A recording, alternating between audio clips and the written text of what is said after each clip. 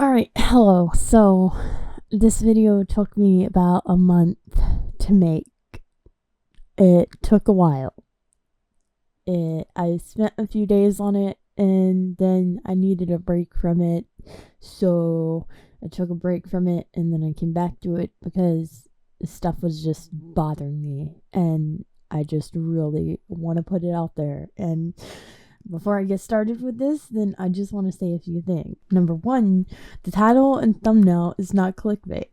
My family actually does hate me and does not care about me. Number two, this video might not be for everyone, and if it's not your cup of tea, then that's okay. You go do you.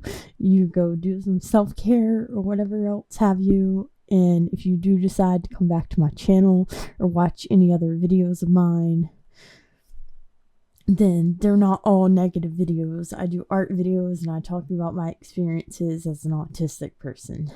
I'm a trans guy and my pronouns are he, him. I will be unpacking almost all of my traumatic experiences in this video because I just want to tell the world. And I'm very immensely tired of just keeping it all to myself and a handful of other people.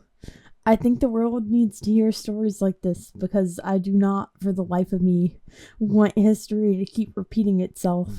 And I was severely failed as a child. And I don't want any kid today or any person today to have to go through what I did. So if you ever see something that looks off, then it might be. And I don't think there's any harm in speaking up about it.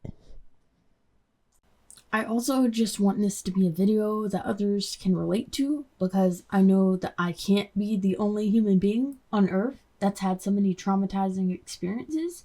In fact, I know I'm not the only one, and I don't think it's fair that most of us never end up getting the justice that we deserve, and we continue living our life with all these dark clouds in our minds, and we live with back-to-back nightmares whenever we're feeling under the weather. I wouldn't wish this. I wouldn't wish any of this on my worst enemy. But with all of that being said, then yeah, let's get started.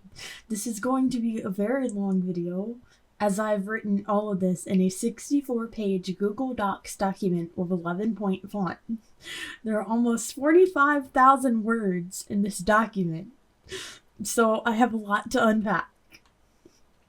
So you saw the title, and you must be asking yourself, why my family hates me.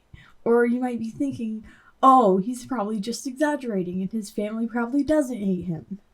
If not one of those things, then I don't know what you're thinking, but hi, and welcome to my little corner of the internet, and I'm glad to have you here. So before I get started, then I also want to say that I don't want people to I quote, feel bad for me or anything along those lines. I just want to share my story because I know for a fact that I'm not the only person in the world who has had things like this happen to them. And my goals of telling this story is A, so that other people who have been through similar situations or are in similar situations feel heard and might not feel so alone. And B, because I've only told a handful of people my full story and I want my voice to be heard and I want to say my story. And I will also say that almost everything I'm about to tell you, then for the most part, I've healed from it. But healing from stuff doesn't necessarily mean that, you never hurt from it or whatever. It just means that, none of it really affects, things that you're thinking of. I don't know. You know what I mean. Right. So we're starting from the beginning. My parents had me when they were teenagers, and my mom always said that she had me so she could move out of her house because her mom was abusive and threw knives at her. I also want to clarify, before I continue, that I do not know if my mom is the greatest person or not, because she never responded to an email I sent her a couple months ago with me saying that I loved her and that I didn't want anything to do with my dad, and I didn't know if she'd want anything to do with me if I didn't want anything to do with my dad. Maybe she didn't see it, and maybe she did. If she did see it, then maybe either she didn't want anything to do with me, or maybe she felt like she couldn't have anything to do with me because of my dad. I don't know the situation. I hope it's the second option because, like, I do miss her, but at the same time, it's like, I don't know. And I just feel like all those years, and to this day, she was taken advantage of by him. She worked her butt off to just be used, and all she wanted was to feel loved by someone, and it just happened to be by a narcissistic jerk that decided to love her. I quote, love her. Even though that man doesn't know what love is, then I miss her, and she said things that hurt me and did things that hurt me emotionally. But at the end of the day, in my opinion, then it's just because my dad has her wrapped around his finger. However, after writing all of this out and everything, then it's like, I don't know. Like, it's not like she ever apologized for anything that happened in the past. So, like, while, like, I miss good memories, it's like, would I really actually want anything to do with someone who, like, never apologized? And, like, I see both sides of the story because it's like, I can tell that, like, she was taken advantage of all those years, and, like, she was wrapped around my dad's finger and all this shit. Like, I can tell that, and I can see both sides, but at the same time, it's like, she never really took accountability and apologized for, like, the things that she did to me, or, like, whatever. And, like, I don't know if that's a thing. Like, why should I sit here, like, missing someone who, like, never really took accountability for, like, hurting me the way that they did? Like, even though my dad had her wrapped around his finger and shit, like, even though, then she had a lot of times where she could have either stood up for me or just, like, been like, when I was in high school, she could have been like, no, like, I'm going to put a stop to this, and I'm going to say that you can do this if you want to do it, and that your dad is not going to stop you, and this and that. But no, she didn't. Instead of doing that, she just listened to him, and she did whatever he told her to do. So, I don't know. I don't know if I should be, like, going on about my life sad that, like, my mom doesn't want anything to do with me, or if I should just be like, okay, well, screw you. Like, you know, I don't know. I really don't know. But yeah. So there's also that. I also really miss my siblings, and since I can't get into contact with my mom, and I definitely can't talk to my dad, then I won't be able to see them or talk to them until I am in my late 20s/early 30s. As right now, they are still not adults and won't be until then. The last pictures I saw of them was a couple of years ago, and they looked like literally anorexic with how, like, little they are probably eating. Let's not even say probably, because I know those kids aren't being fed. But I also can't do anything about it. CPS doesn't care. They don't do their job. And so here I am talking about it. It makes me very angry that when I was 17 and had finally built up the confidence to call CPS, then they didn't do jack. The whole, if you don't feel safe or if you feel like you are in danger, you should call CPS is a lie. And they do not do their job. So I was born because my mom needed an excuse to get out of her house because she would get kicked out if she got pregnant. So my dad took her in. Then I was born. Some of my earliest memories were me being stepped on and trapped under my crib when I cried, and me being thrown around and being yelled at, being told to shut up and shut the fuck up, and being trapped in my car seat in the house for hours because my dad didn't want to take care of me. I was very neglected. There's also a story of one night that my dad was drunk and I fell out of the crib. I quote, I fell out of the crib. And he called my great grandma thinking that he was going to go to jail that night because I had an open gash on my head. And he was so scared that people at the hospital would realize that he was drunk or was rough. So my great grandma did all the talking for him. I don't know the truth, and I never will. I only know that story because my great grandma told me it a long time ago. But I do know that it's odd that at that young of an age, that in the middle of the night, that I fell out of my crib and got a gash in my head from it, to the point of having to go to the hospital. And knowing him, and with the memories that I do have at that young of an age, I can only imagine that he slammed me against my crib or something while under the influence, being the alcoholic that he was. And when I was a child, I did drop my siblings accidentally. One time I accidentally turned away and one of my siblings fell backwards down on their head. I was 10 or 11. Even adults drop babies or let them fall accidentally. I was 10 or 11, alone with one of them changing their diaper. What do you expect? They were fine, and I was way too afraid to tell one of my parents, unless they weren't fine, because I would have gotten verbally abused for it. But they were literally fine, no bumps or anything. So I can't imagine that I would have just fell out of a crib at such a young age in the middle of the night. I do absolutely feel like there's more to that story. But whether my dad put his hands on me or not, then I was neglected for that to even happen, even if he had nothing to do with it. I remember when I would spend time at my great-grandma's house as a toddler, and then I would come back home and start crying. And I did that until I was a teenager, and then I still did it because of how awful my life was at home. Aside from the memories of my dad physically and verbally abusing me as a toddler, then the next memories I have is the first nightmares I ever had when I was either 2 or 3 years old. One of them was that I was laying in bed and there were 3 barrels of fire on both sides of the bed, and one at the foot of the bed, and I was trapped and I couldn't get out and I was going to die. And then the other nightmare was that I was crawling through the hallway and the walls were closing in on me as I was crawling to the living room, and I was gonna die from being crushed by the walls. I also remember this, which was not a dream, that my parents were going to cook me a pizza that I didn't want or didn't like, and they told me that if I didn't eat it, then they were going to cook me in the oven.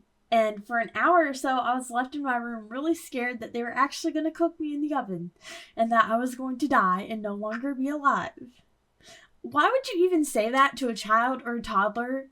In what world is it right to say that even as a joke to a little kid who is gullible and will believe everything that you say? You just say it like that's going to be a punishment if you don't eat it. Can we talk about how freaking absurd that is? Like, hey little Tommy, if you don't eat this pizza that we're going to cook for you, then we're going to cook you in the oven. Like, I'm sorry, what? I'm sorry. You're telling a freaking 2-year-old that? Are you joking? Like, are you being so for real? Are you being for real?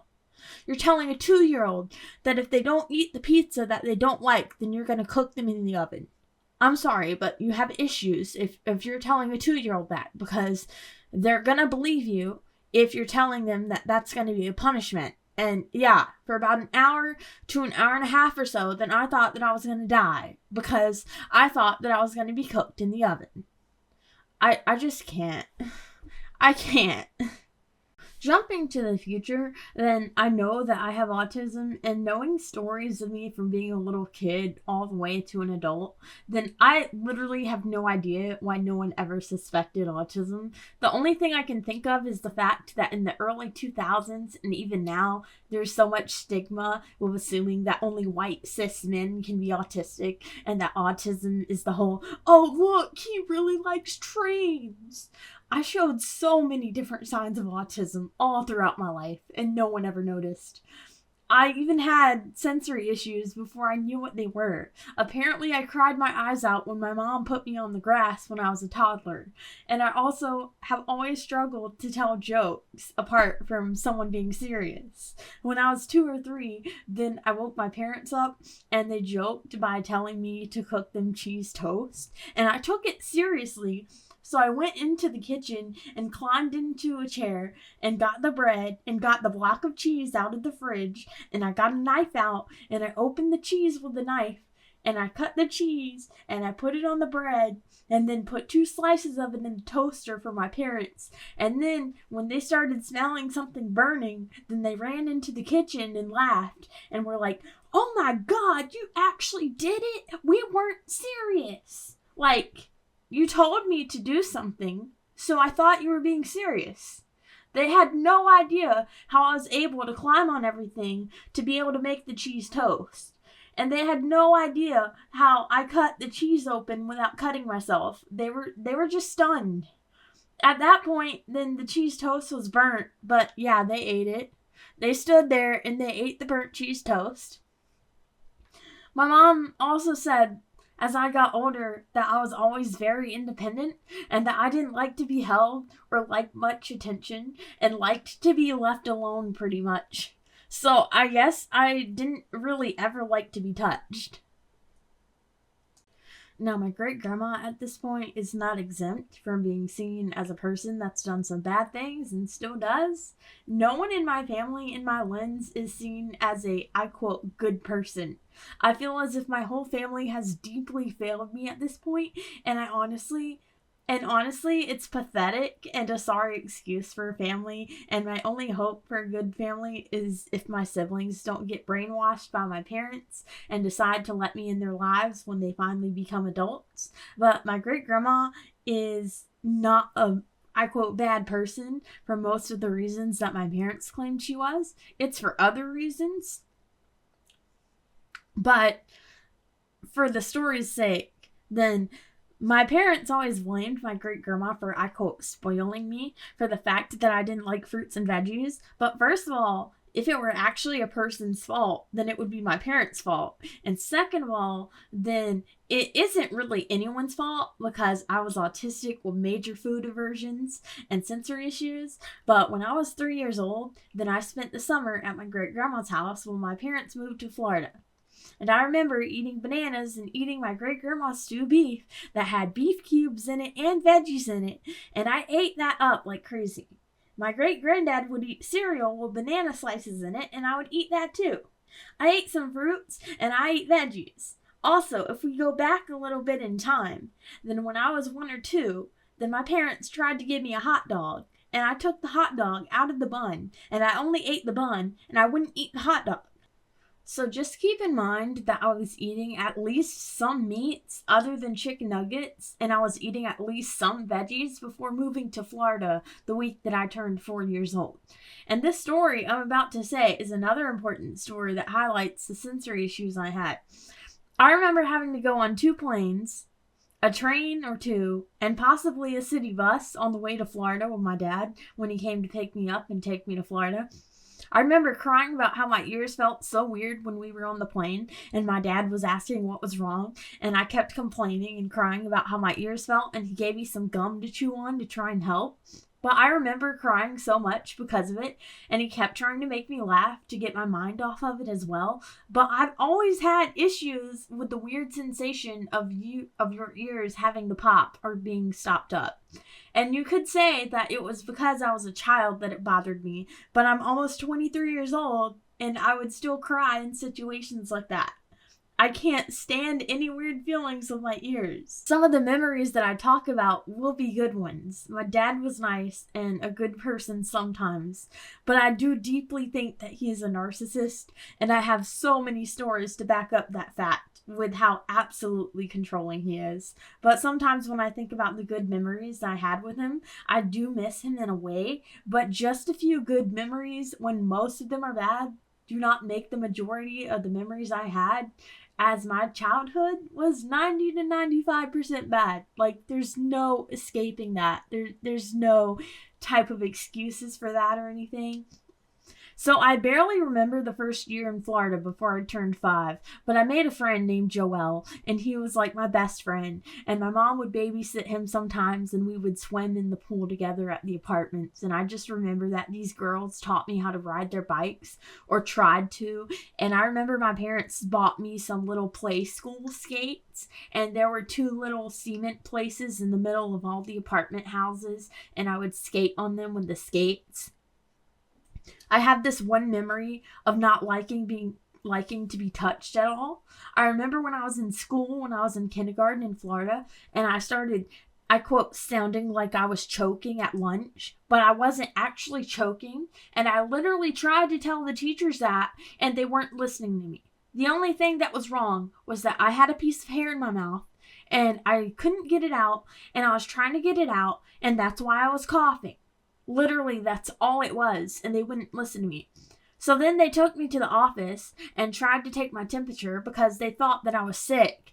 Dude, I'm not sick. I had a hair stuck in my mouth. I was so mad, and I would not let them touch me, and I would not open my mouth for them. So then they tried to take my temperature under my armpit, and I wasn't budging to let them do it. I did not want them to touch me at all. So then they called my mom to come and pick me up because they thought I was sick. And when my mom got there, we were walking home because the school was only like 8 blocks away. So she would walk me to and from school. And then she was pissed that they sent me home when I told her that the only thing that was wrong was that there was a hair stuck in my mouth and that I had gotten it out, but they wouldn't listen to me and didn't believe me.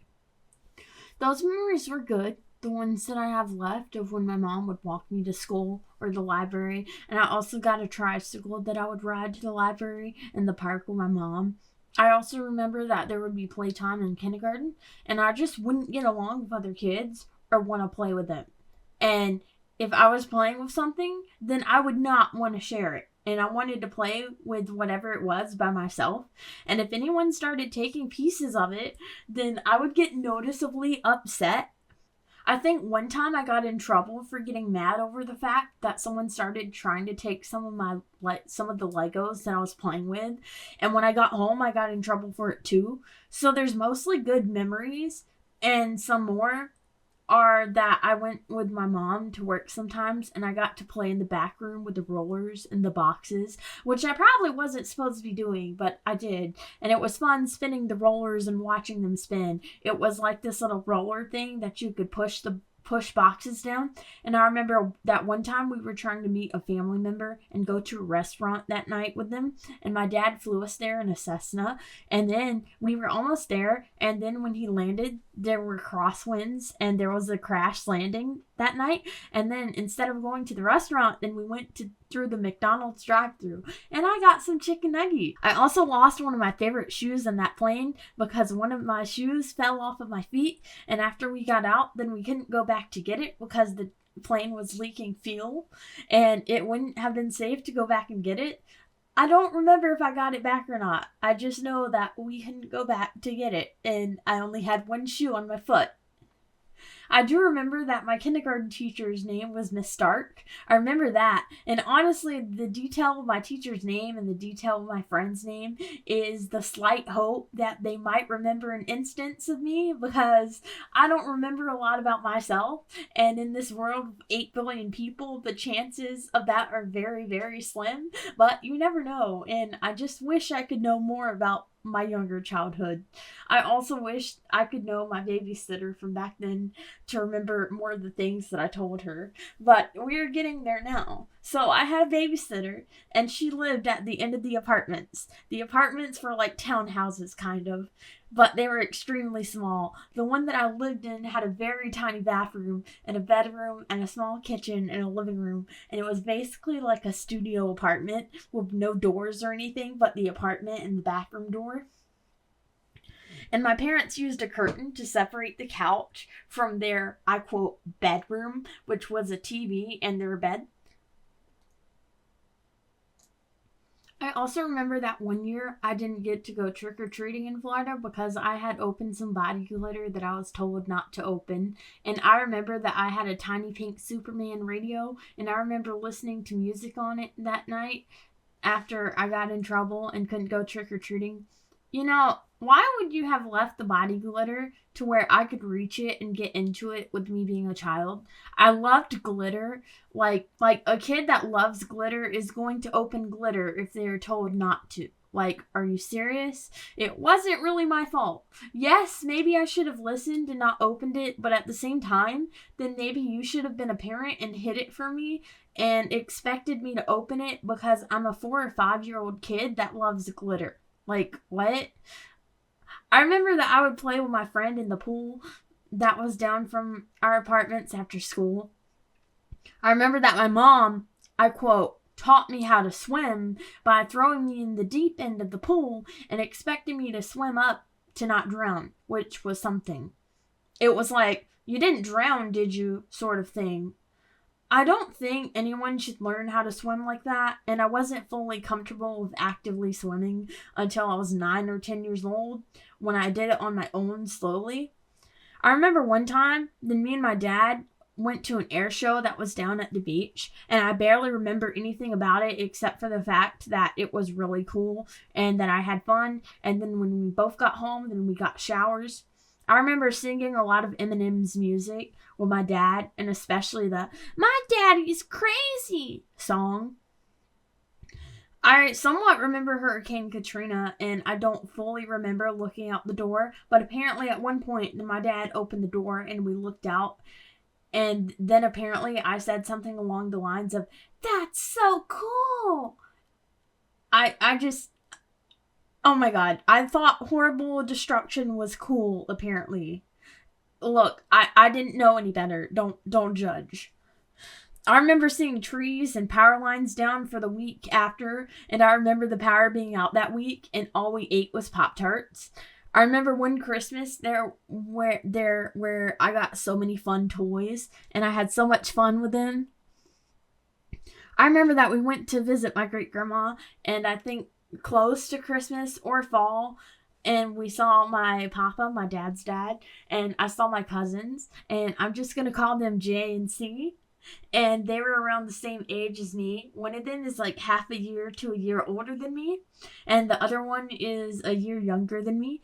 And I miss them too, but I know that they don't want anything to do with me, and neither does that aunt, because we got into it because she started drama for literally no reason, and who I am today wouldn't be accepted by anyone in my family, because my whole family is just Christian bigots except for my mom, who is now an atheist.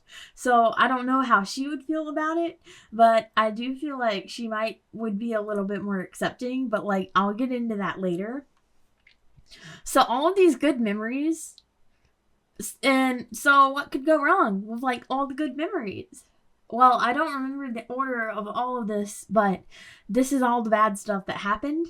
And again, I don't remember exactly the things I said to my babysitter, but I know all I did was tell the truth.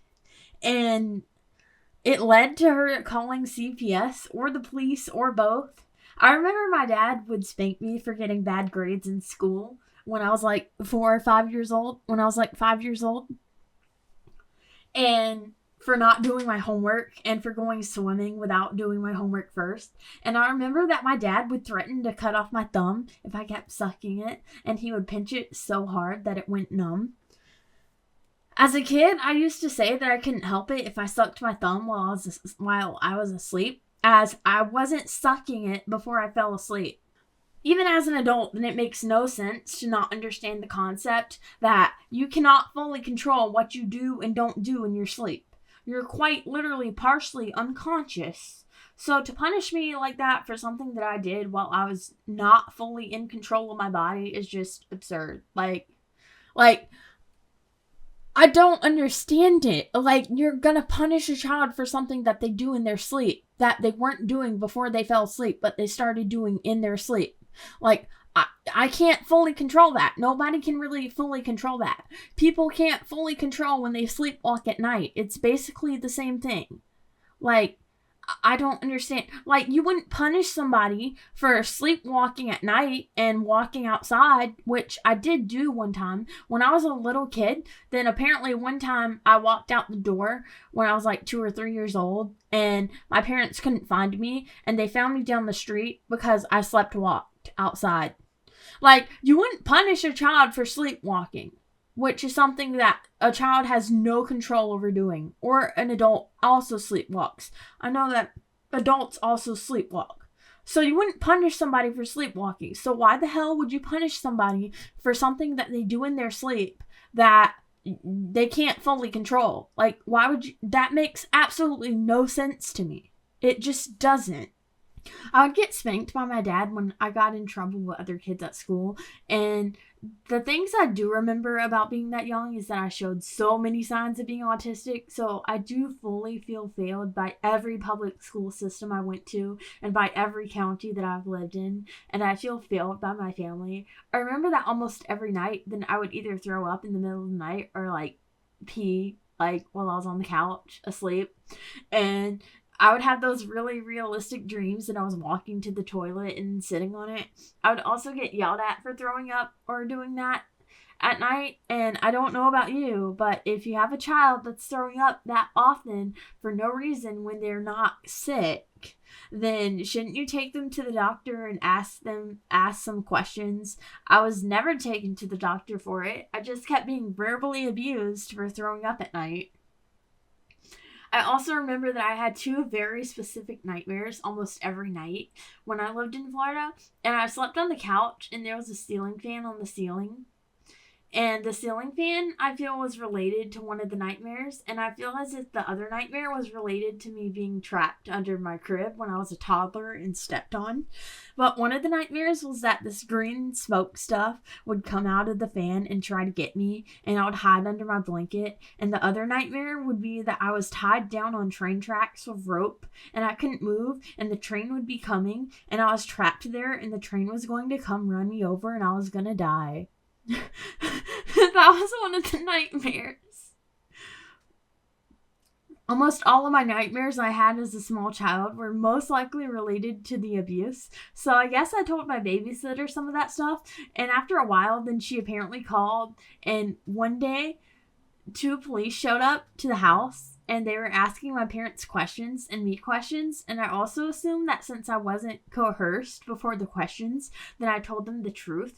But I don't fully remember. But I do know that night my parents were packing everything into the truck and fleeing the state and coming back to North Carolina. So whatever I told my babysitter and the cops was bad enough for them to be so scared that they left the state and scurried back to North Carolina.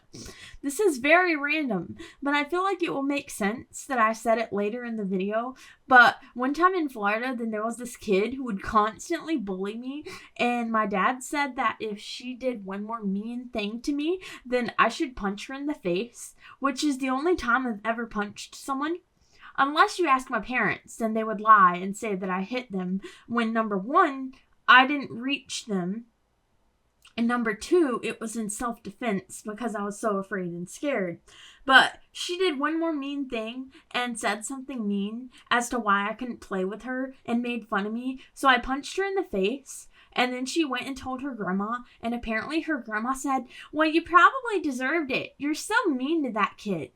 And that's the same kid that put popcorn in my underwear while my mom was babysitting her and her siblings. But being told to punch her in the face and being told that if I did it, that I wouldn't get in trouble for it really contradicts the future when I wasn't allowed to defend myself in any kind of way at all. But for about a week or 2, then we were staying at my great-grandma's house until my dad could find a place to live at. So we moved into a trailer that was like 50 to 60 years old, and it was pretty nice until it started falling apart when I was a teenager. I actually have a memory that's funny. The trailer had brown carpet, brown walls, and brown doors. It was very small, but there was so much brown that the walls and carpet and doors all blended in with each other. So at one point, then I got stuck in what was going to be my room because I couldn't see the way out since there was so much brown, and I panicked a little bit. So yeah, that was a little bit funny.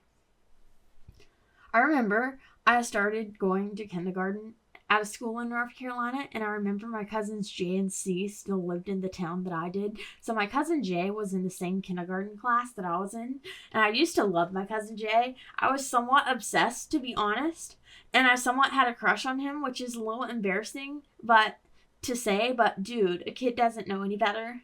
My child self thought he was cute. However, he was also the only kid that was nice to me, because we were cousins and I got heavily bullied. A lot of the bullying started with me picking my nose and scratching my behind when there was an itch. Can you say socially unaware? Because I literally did not know what I was doing wrong. If there was ever an itch, then I couldn't just deal with it without scratching the itch. Those rumors lasted until like 3rd grade, and then I was homeschooled in 4th grade, which was a year of absolute hell. 4th grade was terrible. But after kindergarten or 1st grade, then my cousins and that aunt, my dad's sister, moved to another city about 2 to 3 hours away. So now I'm going to tell you another sensory issue that appeared. There was a girl in kindergarten, and we actually became friends, and she was friends with another girl, and they had some temporary tattoos, and they offered to give me one to do. So I chose a swirly strawberry. I put it on and I freaked out and I got really dizzy and I basically blacked out after laying down. But before blacking out, then I was coughing uncontrollably. Now, I was not allergic to it. It was sensory issues, weird feelings, and that felt so weird. So to other people, it just looked like I took a nap, but knowing myself and how I react to things like that, then my vision went black and I did fall asleep, but I blacked out first. I remember that in 1st grade. Here's a very autistic moment of me stimming and getting in trouble for it. I had this sweater on that had the fuzzy stuff on the inside because it was warm. And I would pull out of the sweater from the inside of my sleeves. I would pull it out from the sweater from the inside of my sleeves. And I had pulled out like 30 different fluffy strings. And I was sitting at my desk and I was throwing them up in the air and I was catching them while the teacher was reading a book. And I was catching them and just playing with them. And then the teacher yelled at me and she said something along the lines of, "What are you doing? Pay attention."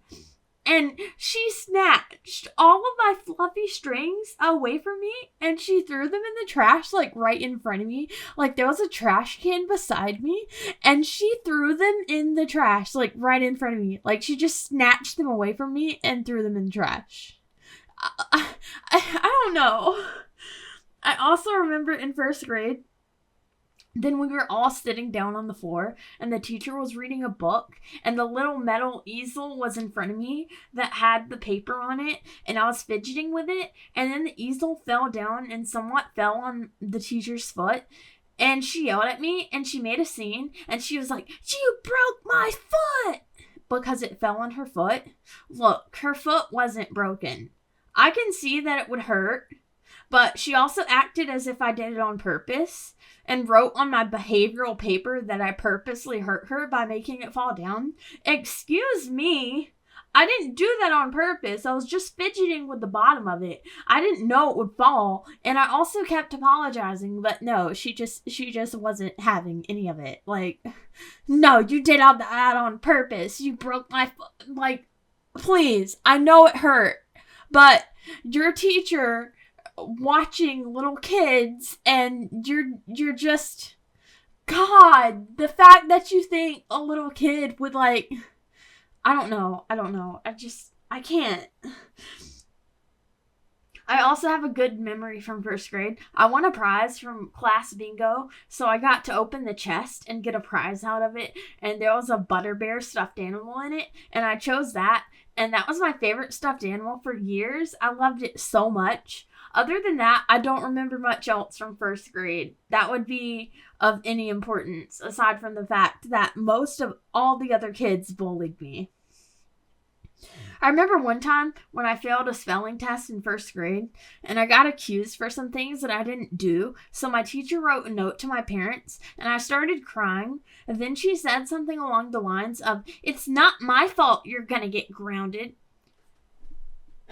Little did she know that I was going to have my butt torn up for things that I didn't do because she didn't believe me. I had my butt beat that day when I got home. My childhood was filled with abusive spankings that I didn't deserve. I also remember, this wasn't at school, but I remember when Lowe's would do this thing where boys could make little wooden crafts. And my grandma, not great grandma, took them to go do it, and I begged to go. But since I wasn't a boy, then they wouldn't let me go because it had something to do with Boy Scouts. I had a complete meltdown, and I was so upset when they came back with toy cars that they made and painted. I didn't understand why I couldn't go, other than the fact that I wasn't a boy, which wasn't a very valid excuse. Like, you can't go make this toy car because you're not a boy. That made absolutely no sense to me, and it still doesn't. Let kids do what they want and stop separating them, saying that girls can't do this or boys can't do that. It's not fair and it's not right, especially since I loved to make wooden crafts and build things. Another thing that I want to add to this, as like me speaking after writing this while recording this, is the fact that I remember that there was this whole controversy of like there were going to be boys allowed to be in Girl Scouts and girls allowed to be in Boy Scouts when I was either in like near the end of elementary school or the beginning of middle school. And I remember that there was this whole controversy with that, and like I just remember hearing about stuff like that on the news, and then my parents and my family talked shit about it and stuff like that, and it was like this whole safety issue of like, oh well little boys can't be with little girls and little boys can't be with little girls and stuff like that. And it's like, dude, they're kids. Like, first of all, kids are not supposed to be like touching each other or doing anything like that anyway. Like, regardless if you're a boy vs a girl, like your kids are not supposed to be doing that anyway, and kids are not like learning that stuff at that age anyways. And it just fathoms me that like all people ever talk about who are like bigots against like boys wanting to do girly things or girls wanting to do boyish things, like something that fathoms me about that is the fact that like people are always like, oh, it's a safety issue, like, you know, the little boys will like touch the little girls and like all this stuff and like stuff like that. And it's no, like, in what world, like that doesn't happen at school. And I'm not saying that like no boy has ever done anything like really weird to like a girl at school or something. I'm not saying that. But what I am saying is that there are boys and there are girls in classrooms at school. Like at school, you do not separate boys and girls. So why are you separating boys and girls in after school clubs and clubs where little kids learn how to build fires or bake cookies or learn sewing stuff? And why are you separating boys and girls with that? Like, that's not an excuse. Safety is not an excuse for that. And then a lot of times then these days, especially, then people will be like, oh, it's just a safety issue. It's not a safety issue. Like, I can almost guarantee you that little kids are not thinking about, oh, well, you know what, I want to be with the girls because most of the times then boys and girls are very like, oh, the boys have cooties, or oh, the girls have cooties, like, ew, gross. Like, kids are not thinking about that. Like, you're the one that's like trying to sexualize like a group of people, a group of humans that don't need to be sexualized. Like, the bigots are the ones trying to do that. Like, nothing about like accepting like if a boy likes to do girly things or if a girl likes to do boyish things. None of that is like about sexualizing anything. So that just kind of fathoms me in general, because it's not like that. Like, that's not an excuse. That's not the reason why. Like, they just want to be bigots for no reason. Like, can we just say the truth? Can we just say that people want to be bigots for no reason? Can we please say that instead of saying, oh, it's about safety? Because it's not. It's not. So can we not do that? Thank you for coming to that TED Talk. In second grade, then I had this very, very awful teacher, and I'm actually going to name drop her for this in case by any chance she ever comes across this, because she was awful, and I don't even know her first name, but her name was Miss Tab, and she was one of the worst teachers I ever had, and she literally bullied me. But at that point, then I was targeted by more than half of my classmates. And there was this boy who would pick on me so much. And he was a troublemaker who broke rules. But he would touch the wall when he wasn't supposed to and then say, "Miss Tab, she touched the wall." And then I would say, "No, I didn't. He did." And then none of the other students would back me up. And they all just let me get in trouble. And some of them would agree with him to get me in trouble. So we had cards, and one card was green, one was yellow, one was orange, and one was hot pink. And if you got to the hot pink card, like it was either the red card. If you got to the hot pink card at the end of the day, then you had to call your parents. I would always get to the hot pink card. Like, there was rarely ever a day that I didn't get to the hot pink card by the end of the day. And because of all the other lies that kids told on me. And the teacher didn't believe me because it was almost every kid against me. Little did they all know that when my card got to orange or pink, then I would go home crying, and I would get grounded, and I would have my pants pulled down and be spanked really hard multiple times. So first of all, I was abused, which shouldn't happen even if a kid does do something wrong. But second of all, then I was abused for things I didn't even do. As a kid, I had no safe place, and my only safe place would be on the weekends at my great-grandma's house. Like, little did all those kids know that, like, bullied me and got me in trouble at school. Little did they know that I was literally being abused at home for things that they told lies on me about. And then the teacher just making me seem to be like this very in trouble kid, like I'm just this troublemaker. And then she didn't know all that shit that was going on behind closed doors. Like, that just maddens me so much that, like, especially an adult, like, if you're a teacher and, like, kids are, like, ganging up on another kid and, like, that kid, you think they're a troublemaker, they might not be a troublemaker. Like, just pay attention. Like, just pay attention to what goes on around you if you're a teacher, because sometimes kids are getting in a lot of trouble for things that they didn't even do just because they're being bullied. And that just fathoms me. Like, it's just so wrong that if you're a teacher that you don't pick those things up. And I know it's very hard to pick it up, but sometimes you just need to believe what a kid tells you. Sometimes if it seems like a kid is being a troublemaker and they continuously tell you that they didn't do anything wrong and that they didn't do it and they're always seeming like they're in trouble, sometimes you should just believe them and just pay closer attention, because you never know if that kid is actually doing something bad or if other kids are just bullying them and telling lies on them. Like, you never know that.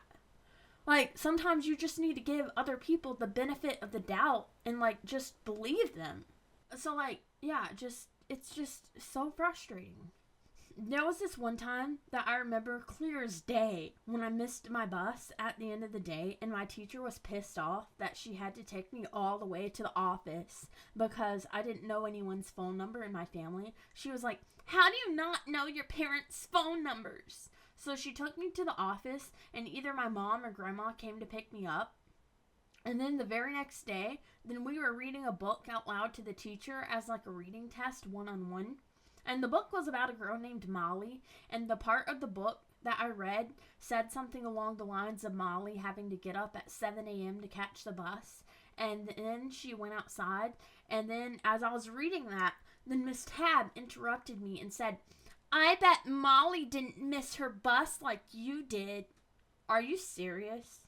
I was anxious and uncomfortable the rest of the time having to read to her. You're a teacher and you're going to say something like that to a little kid, and they can't talk back to you because then they would get in trouble. That was just unnecessary. Miss Tab, if you ever see this, then you were an absolutely terrible teacher, and almost every time I got in trouble in your class for things that I didn't do, but you didn't believe me, then I got heavily abused when I got home. So I just want to put that out there. Yeah, if you ever see this, then I just want to put that out there. So yeah. Oh my god. I do have some saltiness for this. Like, I'm sorry, but I do. Like, it's just absurd to me how I got treated so horribly by teachers. And they just had no idea. And they just didn't believe me. Like, I was just this, like, I'm not trying to put myself down, but, like, I was this poor little autistic kid, and no one knew I was autistic, and I had people constantly telling lies on me, ganging up on me and shit, and no teacher ever noticed it. Like, it just went unnoticed, and I can't. Like, I can't. I don't remember much of 3rd grade. Just that I continued to get in trouble for doing things that I didn't actually do. Also, jumping back to when I started kindergarten, then when I first got on the bus, then that was the scariest thing because none of those kids would let me sit with them. And I couldn't find an empty seat, and eventually I just sat on the very end of someone's seat. But all the people on the bus were so mean to me, and I was also painfully shy. Like, literally, it was like tunnel vision. Nobody would let me sit with them. It was awful. It was so freaking scary. My God. Also, I want to say another thing, most likely related to autism. On my first day of kindergarten. So I ate some breakfast before school, and my parents told me not to get breakfast at school. However, I didn't know where to go when I got off the bus. And if you went into the cafeteria, then you had to get food, because otherwise, then why were you in there? So I was already in the line, and as nonverbal as I was, then I was just doing what the teacher said, and went down the line and got breakfast. And then when I got to the end of the line, then I couldn't get the food because I didn't have the money to. And then after that happened, then either my parents or the school put me on the free breakfast and lunch plan, which... why does anybody have to pay for public lunch and breakfast food at a public school when some kids go hungry? Also, the food used to be good when I was a kid until about 2010 to 2012. And then they started cutting corners and the food just started being absolutely awful to the point of where I just couldn't eat it. Like, just... God. Which reminds me of this story at lunchtime. So my great-grandma would give me money for snacks at school. And on Sundays, when I didn't eat any of the food because I had aversions to it, then I would only eat ice cream, cookies, and chips for lunch that day. And one time, this teacher wouldn't mind her own business and was like, "You can't only eat snacks. It's none of your business. And little do you know, I'm an autistic child with food aversions, which no one can tell, which I don't understand why. And I was so failed as a child by everyone. Oh my God. I also remember that I just severely struggled to talk to people that I didn't know. And sometimes I would be sent to the counselor's office and I would barely talk to them because anything I said was wrong. As an adolescent, then every counselor I ever had, except for one, which my parents made me stop seeing, which is actually another sign of autism and stimming probably, and being comfortable with adults. But they made me stop seeing that psychologist outside of school because they thought all I did was play with Legos, which was true, but since I was allowed to play with Legos, then I was more easily able to open up to the psychologist because I felt comfortable, and the psychologist could tell that. And she was the only kind and understanding psychologist that I had in my adolescence years, and I had to stop seeing her. But every other psychologist or therapist told me how wrong it was for me to feel any other emotion except for happiness. They said that it was wrong for me to ever feel mad or upset. Rather than teaching me how to cope with my big emotions, then they would just tell me that I wasn't allowed to feel emotions unless they were happy ones. I had to talk to some very messed up mental health professionals, I quote, mental health professionals, and they should all have their license revoked for that. Actually, I think the reason my parents thought that I only played with Legos with the therapy was because that was the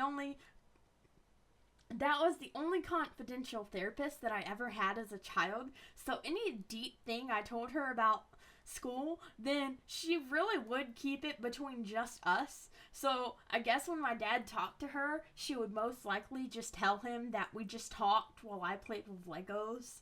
But literally being able to play with Legos while talking about my feelings without being judged was probably so helpful for me as an autistic child, but it got taken away from me.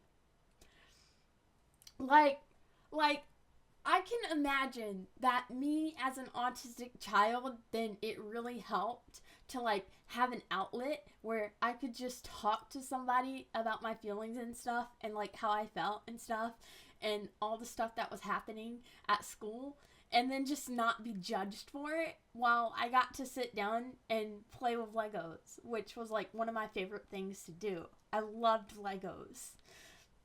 Like, I can imagine that would be really good for an autistic kid to have.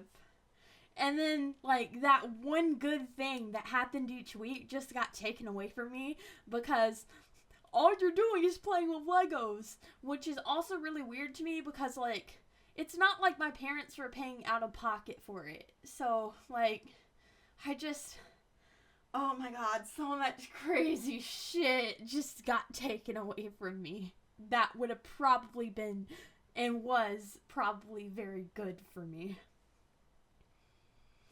I do have some good memories to talk about now after 3rd grade.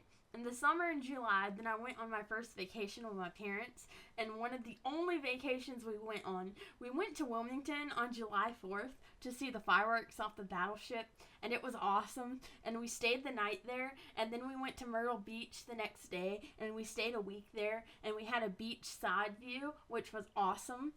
I also have a bone to pick with that vacation though, and maybe it's just another autistic thing, but I was on the beach and I guess I got lost, but I probably almost died and no one knew. I was playing in the water and then a wave came and knocked me down on my back, and I was stuck under the water and I was trapped and I couldn't get my head above the water, and I felt like I was dying and I thought my life was over. I kept swallowing water and just fighting to get my head back above the surface. And then finally I was closer to the sand and I was just laying on my back on the sand, and then I got up and I started coughing and my throat hurt so bad and I couldn't find my parents, and it took me like 10 minutes to find my parents. I don't know what happened and how I lost them. The beach blanket like that, but yeah, I got lost and almost drowned from being trapped under the waves and not being able to get back up. So yeah, I thought that I was dying, and then like I think I told them, but they didn't really care, or maybe I just didn't tell them. Like, I don't fully remember, but like I just know that like I was trapped. Like, I was trying to get up, but I couldn't get up. And, like, nobody came to help me or anything. Like, I don't know. But the vacation was really fun. And I remember us walking the boardwalk, and I got a cool Connect the Dots book and some other cool books from the bookstore. And my mom was pregnant with my baby brother at the time, which is a whole other story. But we went to Ripley's Aquarium and Wonderworks, and we went on the rides at the boardwalk, and all of it was so much fun. And then on one of the last days of the vacation, then we went to south of the border, and we rode some of the rides there, and we got ice cream. And I have a memory that there was a really big thunderstorm when we were there, and I got cotton candy ice cream and a waffle cone, and the power kept going off while we were in there, and my dad was outside smoking, and then a lightning bolt struck just a few feet away from him, and yeah, he put his cigarette out and he came running back inside since it was so close. So we were probably just chilling in there for about an hour or so, waiting for the storm to pass. On the way to the hotel after south of the border, then we were going to the store, and we saw a tornado that wasn't fully touched down, and it was rain wrapped. And I remember being so scared in Food Line that the tornado was going to come and that I was going to die. You know, I don't know how normal it is to think that you're going to die so often in adolescent years. I just know that in my adolescent years and even in my adult years that I thought I was going to die a lot. Like a lot. And it's crazy. Another story that I think fits the description of either ADHD or autism or both is the fact that when we were on vacation, then I just couldn't stand the idea of being inside the hotel room when it was sunny outside and there's either a pool, a beach, or both outside. I just never understood the idea of being on vacation at those places if you're just going to, I quote, relax in the hotel. I would always get so bored inside the hotels whenever we weren't actively doing something. And even things I enjoyed, like coloring, would just be so boring to me because it would be like, dude, we're at a hotel with a pool and it's sunny outside. Why can't we go swimming or something while we are here and spend all the time possible that we have here doing something fun? Like, I just didn't understand the concept of, like, hey, let's like go all the way here to like this hotel where there's a beach and there's a pool, and all we're gonna do is just sit in the hotel and sit on the couch and just like chill. That's all we're gonna do. Like, we're barely ever gonna go outside to the pool or to the beach. We're just gonna sit in, like, I just didn't understand that. Like, can't you do that at home? Like, if all you want to do is just lay in bed and watch TV, then can't you do that at home? Like, I wanted to go outside. I wanted to swim. I wanted to go places. Like, I don't know, man. I just didn't understand the concept, and I still somewhat don't. Another story a little bit related to that is that I remember one time in one of the hotels that I wasn't sitting up straight, and my dad started talking about how I never sit up straight and how I always slouch, and I said something along the lines of it hurts my back to sit up straight, and then he made me sit up perfectly straight for like 10 minutes and it hurt. I know that I have seen/heard a lot of autistic people struggling to sit perfectly normal in chairs or to sit up perfectly straight or whatever else have you without pain or discomfort. And I feel like that would explain the ways that I have always liked to, I quote, sit or lay down. Because most of my life, whenever I was sitting at home, I would either be on the couch or bed leaning on something or just laying on the bed using one of my elbows to prop me up. And it hurts to sit in a chair for too long without proper back support or something to lean on. I want to go back to second or third grade for a bit. So one time there was a snow delay when I there was a so one time there was a snow delay, and it was a 2 or 3 hour delay, and my parents had to go somewhere, so they told me when to go outside and start waiting. They told me to go to the bus stop at like 10 a.m. So I did, and I didn't have a watch or anything, but I was waiting for like an hour to an hour and a half, and I was so cold, and I couldn't take the cold anymore, so I went back to the house, and then when my dad got there, then he was pissed that I wasn't at school, and then the bus came because he heard it come. At that point, it was like 2 hours past the time I was told to go outside. So, was I supposed to stay at the bus stop for like 2 hours freezing cold waiting for the bus? He yelled at me and cursed me out, and he didn't take me to school because my punishment was not being able to go to school. Imagine punishing a child by not letting them go to school. That's absurd. Like, hey, you didn't want to sit outside in the freezing cold to wait for the bus for 2 hours? Like, hey, you're being punished. I'm not taking you to school. You don't get to go to school. You don't get to go learn things. I can't. Also, another thing that happened back then around that time was that I was waiting for the bus, and I waited outside for like 2 hours for the bus when my parents were asleep. And then one of my great-grandma's coworkers drove by and saw me standing outside waiting for the bus. So then my great-grandma came over and picked me up and told me that there was no school that day. So I waited 2 hours in the freezing cold with snow on the ground when I thought that there was going to be a delay. And the last time I checked the TV, it said that there was going to be a delay, and my parents never got up and checked. I would have stayed out there all day freezing cold because of how afraid I was of missing the bus. Another autistic trait that clearly showed itself was that so many different types of fabric were uncomfortable and itchy to me, and there were so many mornings when I was really young in like first grade when it would be cold outside, and I would be wearing all these layers and just complaining about how insanely itchy I was. I also had a bunch of problems with having socks put on because of the seam in them and the way that the seam would feel against my toes. Oh my god, I hate that. Like when you put socks on and then that seam that's like above your toes, if that like gets stuck like on your toes, oh my god, that's the most uncomfortable thing. Or if like one of the sides of them, like either the right or the left side of that seam, goes a little bit too far down the side to where it's touching the side of one of your toes. Oh my god, I hate that so much. That is so uncomfortable. That is like cringe. Oh my god, it's terrible.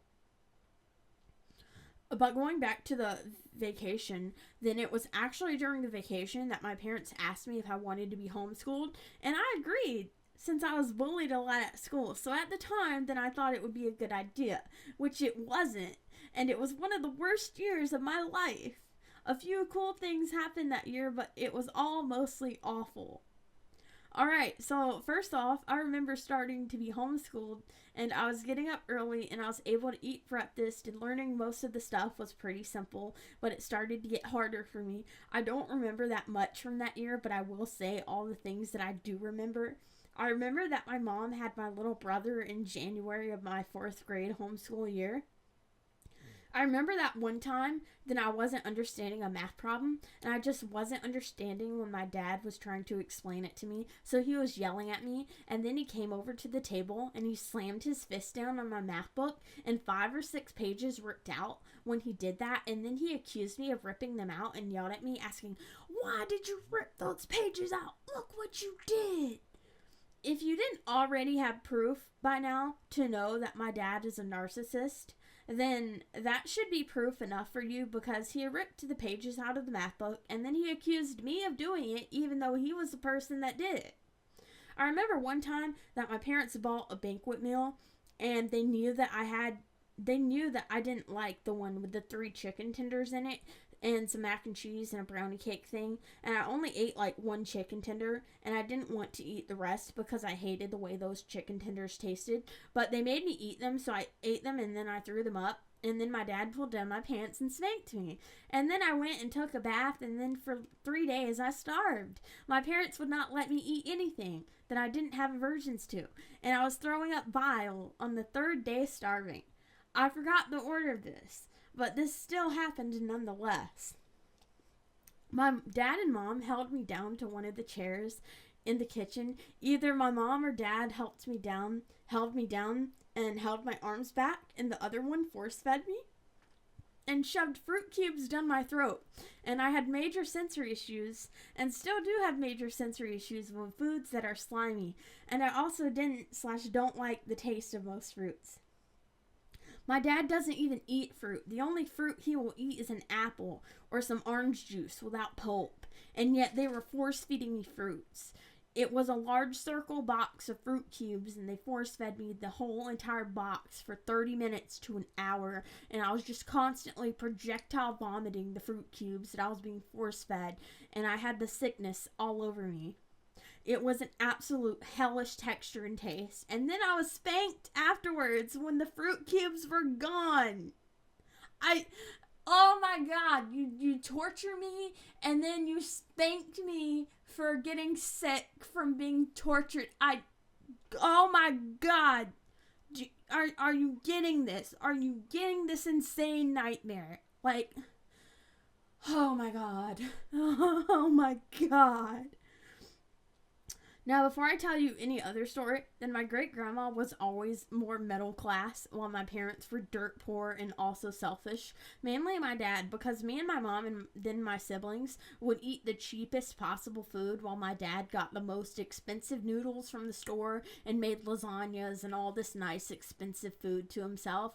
Meanwhile, me and my mom and my siblings were barely eating anything at all. But my mom was the one who was making the money, so I can't not blame her as well, because she did whatever she was told to do, and sometimes she herself reaped the benefits of being able to eat all this expensive food, all this expensive pizza and fast food and nice meals and stuff, while me and my siblings just ate ramen noodles. One hamburger helper and hot dogs. And that's like not all together. That's like just different meals. And to be clear, when my mom also ate Hamburger Helper, then you know how tiny of a box that is, right? A teenager, a 4 to 5 year old, a 3 to 4 year old, and a grown adult split one box of Hamburger Helper. And that was supper. Occasionally with 1 to 2 slices of bread to go with it. Okay, so also, we usually wouldn't use like a full pound of hamburger. We would usually use like half a pound because we would usually like split pounds up and stuff. So, like half a pound of Hamburger Helper with like 1 box of Hamburger Helper to go between 4 people, 2 growing kids, a teenager that's almost an adult, and an adult. Like, you're joking. Like, at most, split up like that, that's like 300 to 400 calories at most. Like, you're joking. You're joking. We were all malnourished, but my great-grandma would buy me food on the weekends, and she would also buy snacks and sometimes even buy food for me to take home. So before anyone gets the idea of, when you're dirt poor, you eat what you have to. In no circumstance were we ever in the financial situation to where I wouldn't have had a choice to eat something or not. Especially with my great-grandma, and especially when there were other cheap $1 banquet meals and freezer meals that I didn't have any issue with at all, and they knew I didn't have an issue with them. I had a list of cheap foods that I would always eat, and they just didn't care and got me foods that they knew I didn't like anyway. And my great-grandma was happy and would have been happy to make sure that I had something to eat. There were even times when she would buy McDonald's or Pizza Hut for me and my dad. And yet, if one very small thing was wrong with one of the items from McDonald's or one of the pizzas from Pizza Hut, then he would be extremely pissed off, and then he would refuse to eat it. So from that knowledge right there, then look. It's an adult who is throwing a temper tantrum about food being wrong and him not liking it and then not eating it since he didn't like it. So you as an adult don't like something and you can choose not to eat it, but you are going to force feed your kid food that they have a problem with? That's extremely hypocritical. So before I get any comments about like, oh, well, when you're poor, you eat what you have to eat and you're being spoiled and stuff. No, that wasn't the case because my dad was an extreme hypocrite and my dad also had issues with different foods, yet he just shoved them down my throat and made me sick and expected me to eat them and then punished me for getting sick with them. So, yeah, no, there's no excuse for that. And if anything, then my mom purposely bought those fruit cubes so that she could force feed me it. It was like what, somewhere between $6 to $8, and the whole entirety of the fruit cubes went to waste because I had and have AFRID and autism and major sensory issues. So they wasted like $8 for what? To torture their child and make them sick and then punish them for getting sick.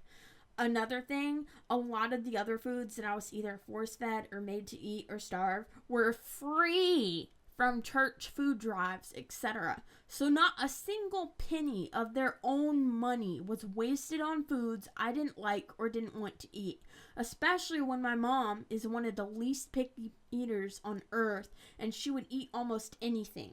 So again, under no circumstances does it make sense to have ever been forced to eat something, especially when we had food stamps ever since food stamps were a thing, with Obama being in office, etc. It was all about control, all of it. It wasn't for my, I quote, health, and it wasn't because they cared. If they cared at all, then again, they would have taken me to the doctor and asked, why does our child get sick when we try to feed our child fruits and veggies? Or why does our child refuse to eat X foods? But no doctor. If you take a child to the child to the doctor like that, then the doctor is probably going to tell you that your child has some type of eating disorder such as AFRID or something. But no, it was all done in spite and for control and to have control over a human being and to make their life a living hell on purpose. Like, there's no way to get around that. Like, there's absolutely no excuse for any of the shit that happened to me at all. Like, none. I remember another time when we went to this car show, and when I got home, then I had to eat the beef rice-a-roni. That one has carrots in it, and I hated carrots, and the taste and texture of them made me sick. And I took a few bites, but ultimately I couldn't eat it. I don't like thinking about foods that I don't like. It makes me feel sick. But I couldn't eat it, and then eventually later that night I threw up, and then I got spanked for it. It might have been that day that I went 3 days after starving. I'm not sure, but it was one of those days. Also, me talking right now, like outside of this while I'm recording this, I do talk about the order more because I did write in a journal when I was a teenager about this stuff when I called CPS, and I wrote all this stuff in a journal. So I will talk about the order more later in the video. But while I was writing this, it's been years since I wrote about it, so it's a little bit out of order right here, but I will go into order when I start talking from like my teenage self. But back to the 3 days of starving. Then on the third day, my dad made me eat some corn where I wasn't going to get anything else to eat still. So I did eat some of it, but I barely ate any of it. The texture was awful and the flavor, but luckily there was a lot of butter on it. And then my dad finally let me eat a Pop-Tart. There was another time. It was a Friday afternoon, so I was going to my great-grandma's house that day because I went to her house on the weekends, and my dad once again cooked me a pizza that he already knew I didn't like, and it was a Tostino's pizza, and I could never stand those pizzas because they always tasted awful to me. But he went to the bathroom, and then I took the pizza, and I was wearing some tallish cowboy boots. They were my favorite boots, and I took the slices and I stuffed them in my boots to where he couldn't see them, and it felt absolutely awful to have the pizza in my boots, but he believed that I ate it. I was so scared that if I didn't eat it or if I got sick, then I wouldn't be able to go to my grandma's house and that I would have to starve for a few days again, so that was my only option. Later that night, I finally took off my boots, and I took them off in the bathroom at my great-grandma's house, and then I threw up because I also hated the smell of the pizza, and it was just awful cleaning it off my feet. And then I told my great-grandma about it, and I asked her if she would clean my boots out because I couldn't touch or smell it without getting sick. So she did. My parents also told me that they would enroll me in gymnastics multiple times that year, but they never did. I went to this church that had this event thing, like once a month, where people who were homeschooled could be in clubs and you could spend time with other kids, and it was nice, as I made a few friends there, but after a few months of going, then my parents just stopped taking me. Phew, I wonder why. They were doing such awful things to me that they probably feared that I would tell someone. So it was basically just a year of solitude for me. And back to my dad tearing out the map pages and yelling and cursing. I remember it like it was yesterday. My mom had already had my little brother, and my mom was sitting on the living room couch with him, and my mom watched it all happen and didn't say a word to stand up for me. And I think that he went to the store and brought me a bag of sour gummy worms and then came to my room and threw them at me to apologize. He wouldn't actually say he was sorry, but his apology was the fact that he bought me a bag of sour gummy worms. There was also this one time, either that year or a couple of years later, when I held up one of the kitchen chairs in order to defend myself from my dad because he kept trying to hit me because of something that I forgot. And it was after him trapping me on the couch and then having his fist really close to my stomach. So when I got the chance to go to the kitchen, then you best believe that I lunged the chair at my dad because of how afraid I was. But if you ask my dad, then no, nothing prompted that. The only thing that prompted that was that I was a dangerous kid and that I hit him with the chair out of the blue for no reason when he wasn't threatening me, which is a complete and utter lie. I was a small kid and I was being threatened. So you best believe I'm going to pick up one of the kitchen chairs to try to defend/protect myself. Like, excuse me.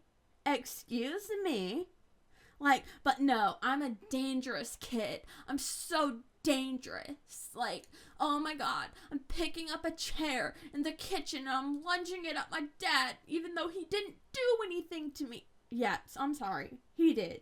He did. And I was just defending myself. I'm so very sorry, but that is a lie.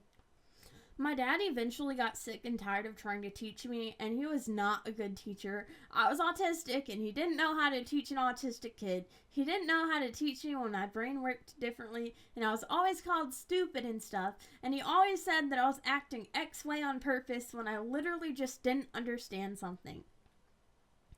The very couple of things that I remember, which I feel as if he still does, is one time we went to South Carolina to get illegal fireworks, but that was a prize thing, which is insanely dumb because it wasn't some special thing. I had gone with him before, and to go more into detail about, I quote, prizes, then there was this dumb cotton candy cup that my dad put like 100 slips of paper into for fun things that we could do. Spoiler alert, once I pulled out one that said zoo trip, and I had never been to the zoo. And spoiler alert, I still didn't get to go to the zoo because he never took me, even though that was one of the prizes that I got. I think another one was the All-Star race, and we did go, but yeah, it was big dumb that he made this bucket of prizes and I pulled out the zoo one, and yet he never took me to the zoo. It was big dumb. Like, here's you some prizes. Like, if you get a good grade on this test or something, then, like, you can pick out one of the prizes. Oh, but wait, when you pick it out, then I'm just going to make 10,000 excuses to never, ever take you where the prize says that you get to go. For fuck's sake, man. But that is the main stuff that I remember from that year. Also, if we go back a few years to like the first grade, then I was in a speech class because I couldn't pronounce some of my letters right, and I had a hard time pronouncing L words and other letters. I'm just going to talk very poorly about the school system right now, but you're joking, right? A child that was in speech therapy, had a very poor attention span, and got really bad grades in math, and had a hard time understanding what was being taught, who was bullied by a lot of other kids in the class, and seen as a troublemaker, and yet no one had any idea that I was autistic. You're joking. Like, I literally showed so many signs, and I was so socially unaware of anything that happened around me, and, like, nobody freaking went like, oh, hey, I feel like that child might be autistic. Nope, no one. I just, oh my god. But when my parents got tired of trying to teach me, then I went back to public school in 5th grade. I do want to go back to 2nd or 3rd grade to say this since it's important for later, but one time me and another one of my friends and another boy were riding bikes down the path, and we had a 3-way collision, and my knee was very skinned and it hurt so much, and I hurt my elbow too, and I didn't cry. I've always had a high pain tolerance, so all the pains that I dealt with as a kid and all the pains that I deal with on my periods, etc., really are absolutely terrible. Back to when I was a little kid, then ever since I was a little kid, then I had really bad leg pains, and guess what? My parents didn't believe that either. But I remember so often as a kid that I would wake up in the middle of the night with horrible leg cramps and pains, and whenever I was at my great-grandma's house, then she would give me some Motrin and massage my legs and put warm rags on them. And nothing would work to make the pain go away, and the pain came on so randomly, and it still happened as a teenager, and it still happens as an adult. And when I was a kid and a teenager, then my parents were like, it's just growing pains. Well, I am a fully grown adult, and I still get random leg cramps later in the day. Most days where my legs hurt so much it is unbearable sometimes. So yeah, it sure was growing pains, alright. Literally almost any issue with pain I had as a kid and a teenager was completely disregarded by my parents. My dad always called me a sorry excuse for a daughter, but he is a sorry excuse for a father, and he doesn't really deserve to be one. So I started going to public school again for 5th grade, and once again, then I was the troublemaker with anger issues, and 6 to 7 kids at a time would make fun of me and call me names and call me ugly and say mean things to me to the point of me crying, and then I would tell them to stop and leave me alone, and then you know who would get in trouble? Me, for causing a scene, standing up for myself, yet I was the only kid crying. I was never believed, and kids would tell lies on me and say that I said mean things when I didn't, or that I was bullying someone else, yet I was the only kid crying my eyes out and really upset. And then they would be fake and say things like, "Oh, why are you sad?" Like, hello? You know why I'm sad. You just bullied me, called me names, and made me cry. And then they would laugh and then accuse me of lying and say that I was lying about them being mean to me. 5th grade was an entire cycle of that. I also had a crush on 2 boys in my class. One of the boys I had a crush on since like 3rd grade, and the other boy I didn't like because he was so mean to me and bullied me, but then he started being nice to me for like a month or so I started liking him. But I got made fun of constantly as well for the crushes that I had on the 2 boys, and one of the boys disliked me for years because of how badly I just wanted to spend time with him. It was really awful because I didn't know how to be social at all like an average person. So I came off as a little bit crazy, and I just didn't know how to act at all because I had little to no social awareness at all because I was autistic. Then a lot of times, then I was made out to be a joke because I just made myself look dumb and idiotic to make other people laugh and did whatever other people asked me to do. I'll also say another thing from around that time in my life as well, though I'm pretty sure that these things happened from 6th to 8th grade. But there was a girl named Desiree who lived in my neighborhood with her grandparents, but then she moved to another state back with her parents, and she was really nice to me, and she was a few years older than me, and I would hang out with her, but then a few years later she started acting awful to me. And there was another girl named Kira, and she was the bane of my existence, and she was probably the absolute worst person I ever had anything to do with in my childhood. And she was also a kid herself. She was like 1 or 2 years older than me. And I'm sorry, but I didn't cover up those names because they were absolutely awful to me. I feel like it was so noticeable to other people that I was autistic, or at least just different in general. So Kira was my only friend because it was summer and I wasn't old enough to have a tablet or anything yet. And she was the only person in the neighborhood that I could play with. And whenever I got something new, then if she liked it, she would gaslight me into giving it away because I told her secrets. Like, my great grandparents let me watch TV when I'm grounded. So she had dirt on me.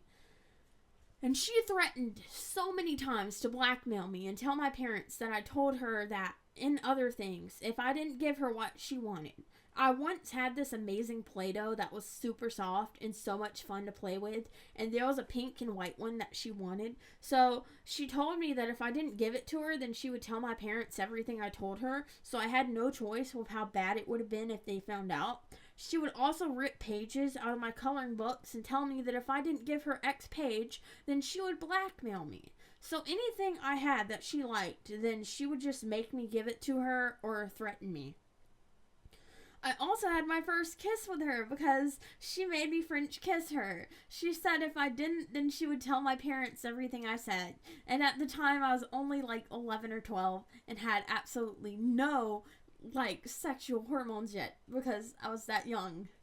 So it was completely gross to me. And then another day, she made me pretend to be the guy in bed when we were having a sleepover at her grandparents' house. She was my only friend, and she had dirt against me, and I tried to tell her that I was uncomfortable with it, but she wouldn't listen. So she basically SA'd me.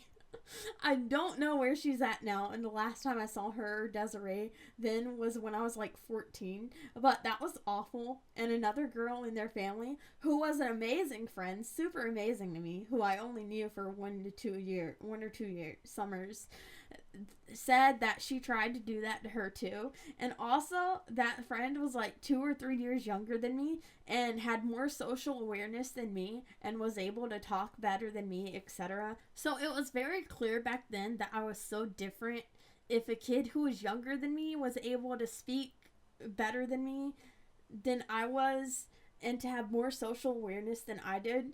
And while I'm not victim blaming myself or saying that it was my fault that I got into the situation that I did with that other girl, then I will say that me being autistic did not help the situation, because I didn't know what was happening and I was afraid to say no or do anything against her. Especially with all the blackmail shit that she threatened me and all that shit, which was just BS. And I've only told one or two people that story, but I'm just saying F it, and I'm telling the whole world my story and taking it all back and owning it. The world cannot and will not mess with me or hurt me. I'm taking back control of any crappy thing that's happened to me, and I'm owning being myself, and I'm no longer gonna fear being myself in life. And it just starts with this video, just saying, like, all the shit that happened to me, and, like, you know what, like, I don't care anymore. Like, I don't care. Like, this is me, and you know what? If anybody doesn't like it, then they can just go on with their lives, and it doesn't really matter, because I'm just trying to live my life, and yeah, I'm just trying to live. Like, I'm just trying to be a human being and live, and this is my story. This is all the shit that happened to me. I remember in 5th grade, literally the only bad thing I did, which I will admit was bad, but what else did I have? Because if I just talked back to other kids, which I did, it got me in trouble. So I might as well have taken it to the next step to at least make them fear me a little bit, which was my 5th grade mindset, because I was going to get in trouble either way, so why not? I would threaten to throw pencils at other kids when they bullied me. And I wouldn't even actually verbally threaten them. I would just point my pencil at them like I was going to throw it at them, but I didn't. I didn't hurt anyone or do anything physical to anyone. Which actually reminds me of something in kindergarten or 1st grade. I had a friend who I ate with at lunch, and she also rode my bus. And one day, we were on the bus, and on the way home, and I barely remember it, so I don't know why she did it.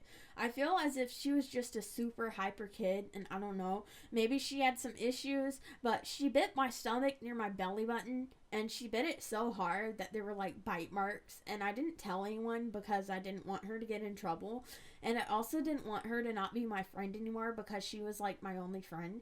But when I got home, then my mom saw it that night, and or something, and she asked me how it happened, and then I told her that I didn't know, and then my dad asked too, and eventually then I lied about it being a guy on the bus that did it because I just didn't want her to get in trouble. But then I got grounded for lying. I feel like my parents should have been more kind about it and put themselves in my shoes. Like, I didn't want my only friend to get in trouble. I don't know. I was autistic. I never thought how everybody else did. Like, I don't know. I just didn't want her to get in trouble, man.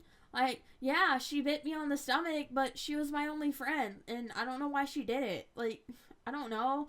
Kids do dumb things. Like, I was very forgiving, and she wasn't necessarily mean to me. Like, I don't know. Like, I just don't know.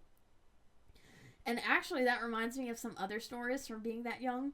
But there were times when I was in the living room as a kid playing with blocks and stuff, and my parents would tell me not to bother them. And they would just stay in their room with the door shut for hours, and I couldn't bother them. Like, I literally heard them kissing and shit. And then one day, a couple years later, then I must have told my teacher or someone that I heard kissing noises at home or something.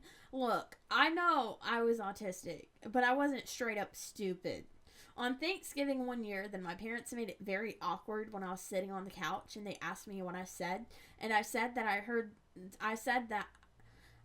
what I said about them kissing, and then they tried to sit there and lie to me and say that what I heard was them drinking drink. I knew what kissing sounded like, and I knew what the other thing sounded like, the thing that I won't say. I knew they were doing it while I was wide awake. There was like a 2-hour conversation to try and convince me that they weren't doing the dirty when I was awake, but like, hun, I'm not stupid. I know what you're doing, and I know I'm hearing weird noises. I'm not crazy. Like, I'm just not crazy.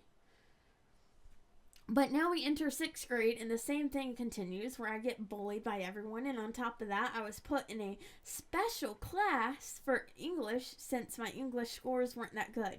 So that class took up an elective, but literally almost everything that I did in that class was just look up pictures of food and Winx Club on Google and play cool math games. Also, my 6th grade English teacher was hateful because I got in school suspension one time because a girl punched me, and yet I got in trouble for egging her on, yet I couldn't get her to stop bullying me. And I was not a bad kid. So it was my first time going in school suspension, and I didn't know where to go. So I went to my first class, which was the English teacher's class, and I was shaking like crazy, having a literal panic attack with tears running down my face and not being able to speak. So then she looked straight at me and she was like, "Dead name, did you forget to take your meds today?" First of all, I didn't take any meds when I was a kid. And second of all, even if I did, she had no right to say that out loud in front of the class, and she knew for a fact that I didn't ever tell her that I took any meds. So for her to say that in front of the whole entire class was just absolutely uncalled for and inappropriate. I have no idea what she was thinking either, because the whole class just laughed, and she laughed a little bit too. So she was literally just doing it for the bit. Like, just bullying me for no reason. God, people are just so evil, and it just goes unnoticed, like, all the time. But I was told where to go, so I went, and that was that. And it was awful having to be quiet all day and not being able to talk. Like, I get being punished, but just not being able to talk, and me being autistic and not knowing how to shut up, then me just not talking was literally the hardest thing about it, because other than that, you just got to catch up on schoolwork and do homework and some busy work like crosswords and stuff. So I don't fully get the punishment, except for the fact that you just can't talk or you get in more trouble. Like, okay, just shut up. Like, shut up the whole day. Like, that's your punishment. Do these crosswords and, like, connect the dots and shit, and just shut up the whole day. Like, just, yeah, that's your punishment. One of the main things from 6th grade that was so exciting, though, was being able to be in band and choose an instrument, and I chose the clarinet, and I was so excited to start playing, and playing music was everything to me. I loved it so much, and I played clarinet until senior year, and then I started playing bass clarinet. I don't remember much from 6th grade except for this major thing that happened, and it was effed up. It was spring break, and I spent the week at my grandma's house. And every year during spring break, then there would be a carnival a few towns over. And my great-grandma would take me there. And I remember it was on the last day of spring break. And me and my great-grandma spent the day at the carnival. And when I went home, then my dad said that he was worried about my papa, his dad. When my great-grandma took me home, so my great-grandma said that she would go check on him. And since I hadn't seen him in a couple weeks, and I wanted to see him too. So I begged to go, and I went. To give a little bit of info about the moment, then he lived in a trailer, but it was a nice one with a really big porch, and he had a really big yard with 2 dogs and his big deck, and he had a swing that he installed, and he had a bench swing as well, as he would have little get-togethers with his side of the family on holidays and stuff. So my great-grandma knocked on the door, and my papa wasn't answering. And at the same time, then one of my aunts went to the house, and it turns out my papa was not conscious and, not alive. So yeah. I don't want to say, like, the other words on this platform, but you know what I mean. But that was my first experience with that. And then when one of my aunts got there, then she unlocked the door, and I remember them not letting me go inside for obvious reasons. And I remember sitting on the swing just distraught and petting his dog, and his dog was sad too, obviously. And then me and my great-grandma left. Then I remember crying my eyes out on the way back home. And then I went to my room, and I was crying for a few hours. And, like, I was doing a paint by number or whatever while crying. And then my great-grandma picked me up, and my other aunt, well, my cousins J and C, came from the other city, like 3 hours away, to come stay at my great-grandma's house that week. And I was at my great grandma's house with my cousins that week, and we went to the funeral and blah blah. And it was just a sad week, but I got to hang out with my cousins, which was fun since I didn't get to see them often. After that, though, then this will prove to you now, if it wasn't already proven, then this will prove to you now that my dad is a narcissist. If nothing else by now has proved it.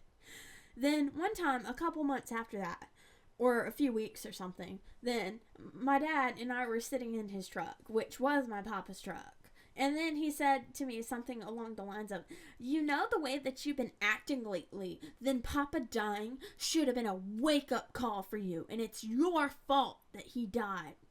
Yeah, you know, I didn't do anything. The way that I've been acting, and how is that? Like an autistic kid? It's my fault that my dad's dad died when I was only 11 years old.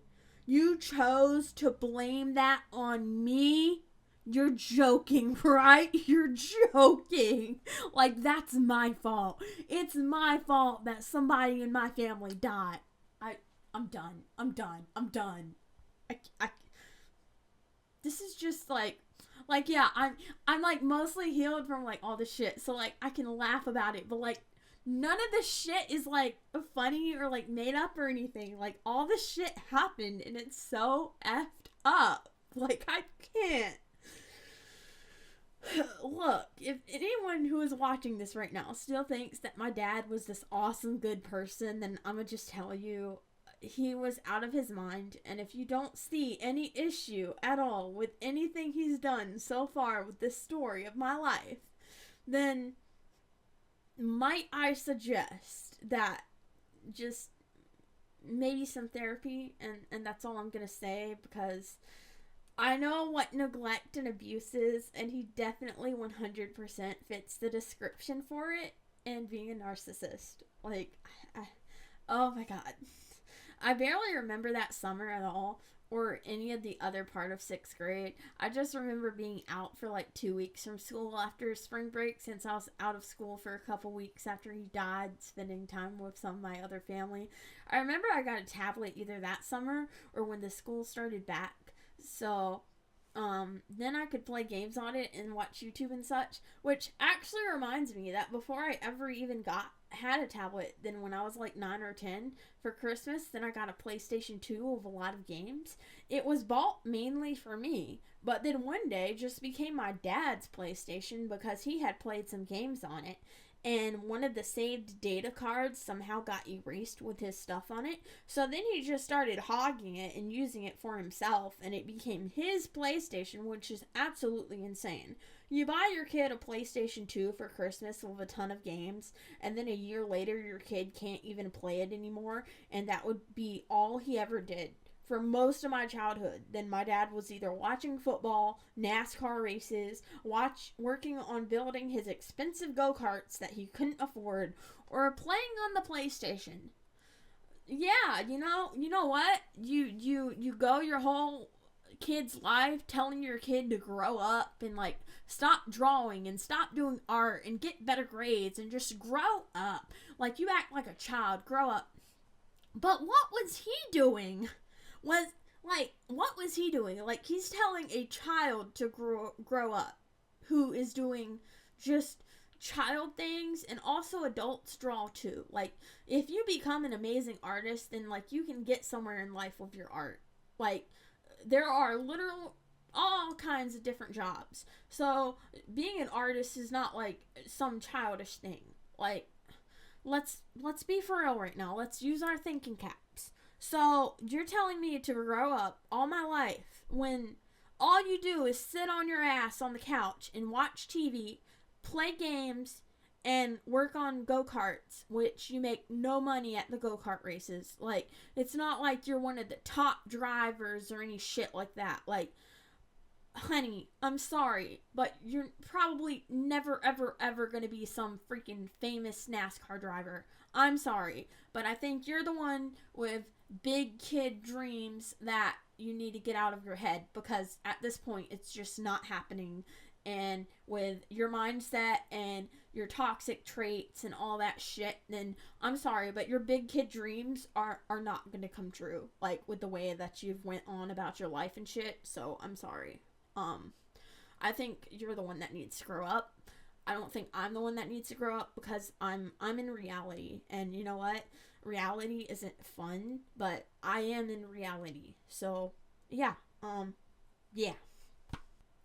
But in 7th grade, then I got a tablet, and we also started going to that church, and I hated the idea of going to the church, which is probably another sign of autism, since I just hated change so much. But I hated the idea of going to that church because I wanted to go to the old church that we went to, and I didn't like new things. I remember I was so anxious there too because of how much I just hate change. But then there was like this fundraiser for the church a few weeks later, and my parents made me go, and it was fun, and I had fun, but I was still painfully shy, but I grew a love for that church. Spoiler alert, I now don't believe in God, and if God is real, then the Bible is fake, and the Bible is just made to control people, to make people obey, in my opinion, because I was a devoted Christian from the age of like 13 all the way until I was like 21, and I can say that God himself has done absolutely nothing for me personally, so yeah. But I really liked that church, and I even got saved one night because I brought it up in youth group. Look, I just want to say that with me knowing everything that I know now, then the statement for asking for forgiveness and welcoming Jesus into your heart is very cult-like, extremely cult-like. Like, you have to say X thing to be saved by God. And I used to wonder how many people in the world don't ever get a church experience or live by a different religion. Then what? Like what? Do they all go to hell for not believing in the right God? Like what? That always confused me. And if there's not one universal God, then I don't think that there is a God at all. I'm just putting that out there. You can believe whatever you want to believe, and I'm not going to judge you for it, and like what have you. But I'm just saying that's my opinion, and no one's going to change it. But I believed in the cult, and I grew close to these people that were in youth group and taught youth group, and I started telling them things that happened in my life and at home, and how my parents cursed me out, and how I would get in trouble at school, and I would tell them all this stuff for like 2 years, and then one day, I told the wrong person. It was the summer after 8th grade, and it was only a couple weeks after I graduated 8th grade, and I told my third cousin's husband, who went to the church that we went to, and it was a very shitty thing to do on his part, to do what he did. But I told him a lot of the stuff that my parents said to me and did to me, and the ways that I got punished, and I'm being vague because I quite literally do not fully remember. When you have so much trauma like that, then sometimes there are blank spaces and gaps where you can't really remember anything, so you can't fill in the gaps, and you don't remember exactly what happened. But I told him all this stuff one afternoon, and I was cooking some mashed potatoes, and then he called my dad to ask him if it was true. If you tell someone that your parents are abusing you, and then don't call them to confront them about it and ask if it's true. You talk to the kid first. Like, wow, you tell an adult that your parents are abusing you and this and that, and the first thing you think to do is call the parent and ask them, hey, your child just told me this. Is it true? Holy shit. Are you serious? I can't. I cannot. That was messed up. That was very messed up to do on his part. Like, I'm sorry, but if a kid tells you that they're being abused, the first thing you do is not going to their parent and saying, hey, is this true? Because then even worse shit will happen to them. Oh my God. Of course, when I was at the stove cooking mashed potatoes, then he went to my room and got my tablet. When I turned around with my bowl of mashed potatoes, then he was on the couch with my tablet, and my stomach dropped to the floor, and my arms went numb, and I was so scared, and he called everyone and told them that I lied. Everyone at that church that I told anything to was told that I lied, and that I was a liar, and that And then my dad gaslighted me, along with my mom, that I was a terrible person for lying to the people at church. I was gullible, so for about 2 years, I wasn't close to God because I just felt guilty for something that I shouldn't have felt guilty for. I was completely gaslighted into feeling like I had done something wrong. Like, I was literally gaslighted into feeling like, oh, you know what? I am very sorry because it was very wrong for me to tell other people what you did to me. I'm so sorry for lying and blah. Like, I was literally gaslighted into thinking that I did something wrong. Like, you telling somebody that your parents are abusing you is not wrong. Like, I'm sorry, that's not wrong. Like, but I was gaslighted into believing it, and I was gaslighted into believing that I was some terrible person for doing so. Like, that was messed up. I remember another story that happened in like 6th or 7th grade one summer. So I was coming home from my great grandma's house. This is yet another sign of autism and a form of OCD. I remember that weekend, then I had gotten some thread for cross stitching, and I was super excited to start cross stitching. I was always creative, and I loved art and crafting, and cross stitching was really fun for me. And I remember that I downloaded a cross stitching app on my tablet. And I really wanted to go back for it because I left my tablet at my great grandma's house. And my great grandma literally didn't have any problem at all with going back to get it. But of course my dad had an issue with it. So I had a complete meltdown. I was also missing my Barbie doll's shoes, which, you know what? I wasn't even allowed to play with Barbies. My dad and mom bullied me for still playing with Barbies and kept telling me that I was too old to play with them. I'm gonna be straight with you right now. If you gave me some Barbies with a bunch of dress-up clothes right now, then I would have an absolute field day playing with them and coming up with backstories for them and throwing them around and making them do gymnastics and cheerleading and stuff, which leads me into another story. I always wanted to be a cheerleader and my parents wouldn't let me do it. And guess what? Their only reason was because they needed me to watch the kids. But guess what? You guessed it. My great-grandma offered to watch the kids so that I would be able to go to practices and stuff. But no, just in spite, then I couldn't be a cheerleader. In 8th grade, I was in pep band, and I could do that. Which leads into another story time. I was in pep band, and I didn't have a phone, and that was in like 7th or 8th grade. And yet everyone else had a phone. So how was I supposed to call anyone to come and pick me up or have tabs on them? I thought that my great-grandma was picking me up from the football game that day because she always did. But plans changed and my dad did. And my dad didn't park where my grandma usually did. And I used my friend's phone to call my great-grandma, but she didn't answer the phone and I didn't know my parents' phone numbers. So for like 40 minutes, I was looking for my dad or great-grandma. And then when I finally found my dad, he was in a place that my great-grandma was never in.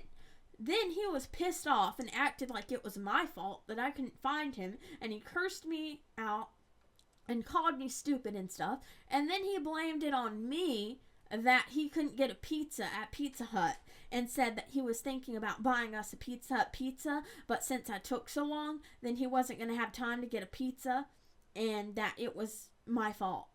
Okay, so number one, he probably wasn't going to get a pizza. He probably just said that to upset me and make me feel worse about not being able to find his truck. And number two, he could have gotten off his lazy butt and came looking for me.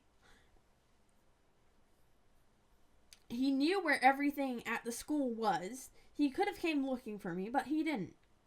But back to me leaving my tablet at my great-grandma's house and me wanting it, then the assumption that my dad had for why I wanted it was that I was a spoiled brat and that I was addicted to the tablet, that I was addicted to the screen, etc., etc. I was never even that kind of kid because I still liked to play outside. And the only thing close to social media that I was allowed to be on was YouTube, to watch stuff on there, which I did not even do signed in. But, like, I was never a kid that was, like, addicted to a screen. The only reason I wanted it right then was because I wanted it just in case I wanted to cross-stitch. And I'm the type of person and type of autistic person with wanting to know that I have everything I need just in case. My plan, even, was to use the tablet to cross-stitch. So you take that as you're being a spoiled brat and you need to stop being addicted to a screen is far from the actual truth. Like, even as an adult, then like if I go somewhere and I don't have everything I need, then I'm panicky and anxious about it because it's like I don't have everything I need. Like, oh my god, like I need to go back and get it. Like I cannot function if I feel like there's something that I'm missing. And if like I need food or something and like I don't have food in the house or something, then it's like I need it to be able to function. I need to know that I have it. If I go somewhere with my phone, then like I need to know that I have my charger just in case I need it. Like, I don't know, like I know that people actually struggle out there with OCD and like I don't know, but like it could be a form of OCD with me needing to feel like I have everything just in case. Like, it's not just a spoiled brat thing. It's a, if I don't have everything I need just in case, then I'm going to panic and have a panic attack that I don't have everything I need. And it is going to mess my brain up. It is going to mess me up. I'm going to panic and I'm going to be panicky and anxious all day long if I don't have everything I need. Like, it's more than that. It was more than that. It was just like a fear thing in me that I didn't have it just in case I needed it, just in case I decided that I wanted to cross stitch. I had a whole autistic meltdown about the fact that I couldn't have it just in case. I didn't even want it right then. I just wanted it as a just in case thing. And I was anxious because if I wanted to start cross stitching, then I wouldn't be able to because I didn't have the tablet for patterns. But no, I was just continuously called crazy and threatened to be taken to a mental hospital for the meltdown. And I was grounded the whole summer for it. Then the next summer, I was grounded all summer for lying to all the people at church, which I did not do. I never told a single lie about my parents. I needed help, and no one would help me. No one would call CPS. No one would do anything to help me. I just had to deal with all the abuse, and there were so many cries for help just to not get any help and be called a liar. Like, it's pathetic. It's honestly pathetic. One of my dreams since I was in 7th grade was to be in marching band, and I was so excited to be in marching band when I was in high school, but after my parents found out that I told the church people everything that I did, then they took that away from me, even though they were already probably not going to let me be in marching band because it was $500, and again, the money wasn't the issue. It was all in spite, as other family members would have happily paid for it. Actually, the same thing happened in 5th grade. There was a class field trip somewhere in Virginia. It was like Jamestown, Virginia. There was a field trip. And my class got to watch how glass was made and got to see a lot of other things and got to learn a lot of things on that field trip. And the field trip was like $65 or $75. And I didn't get to go just for spite. My great-grandma offered to pay for it, but no.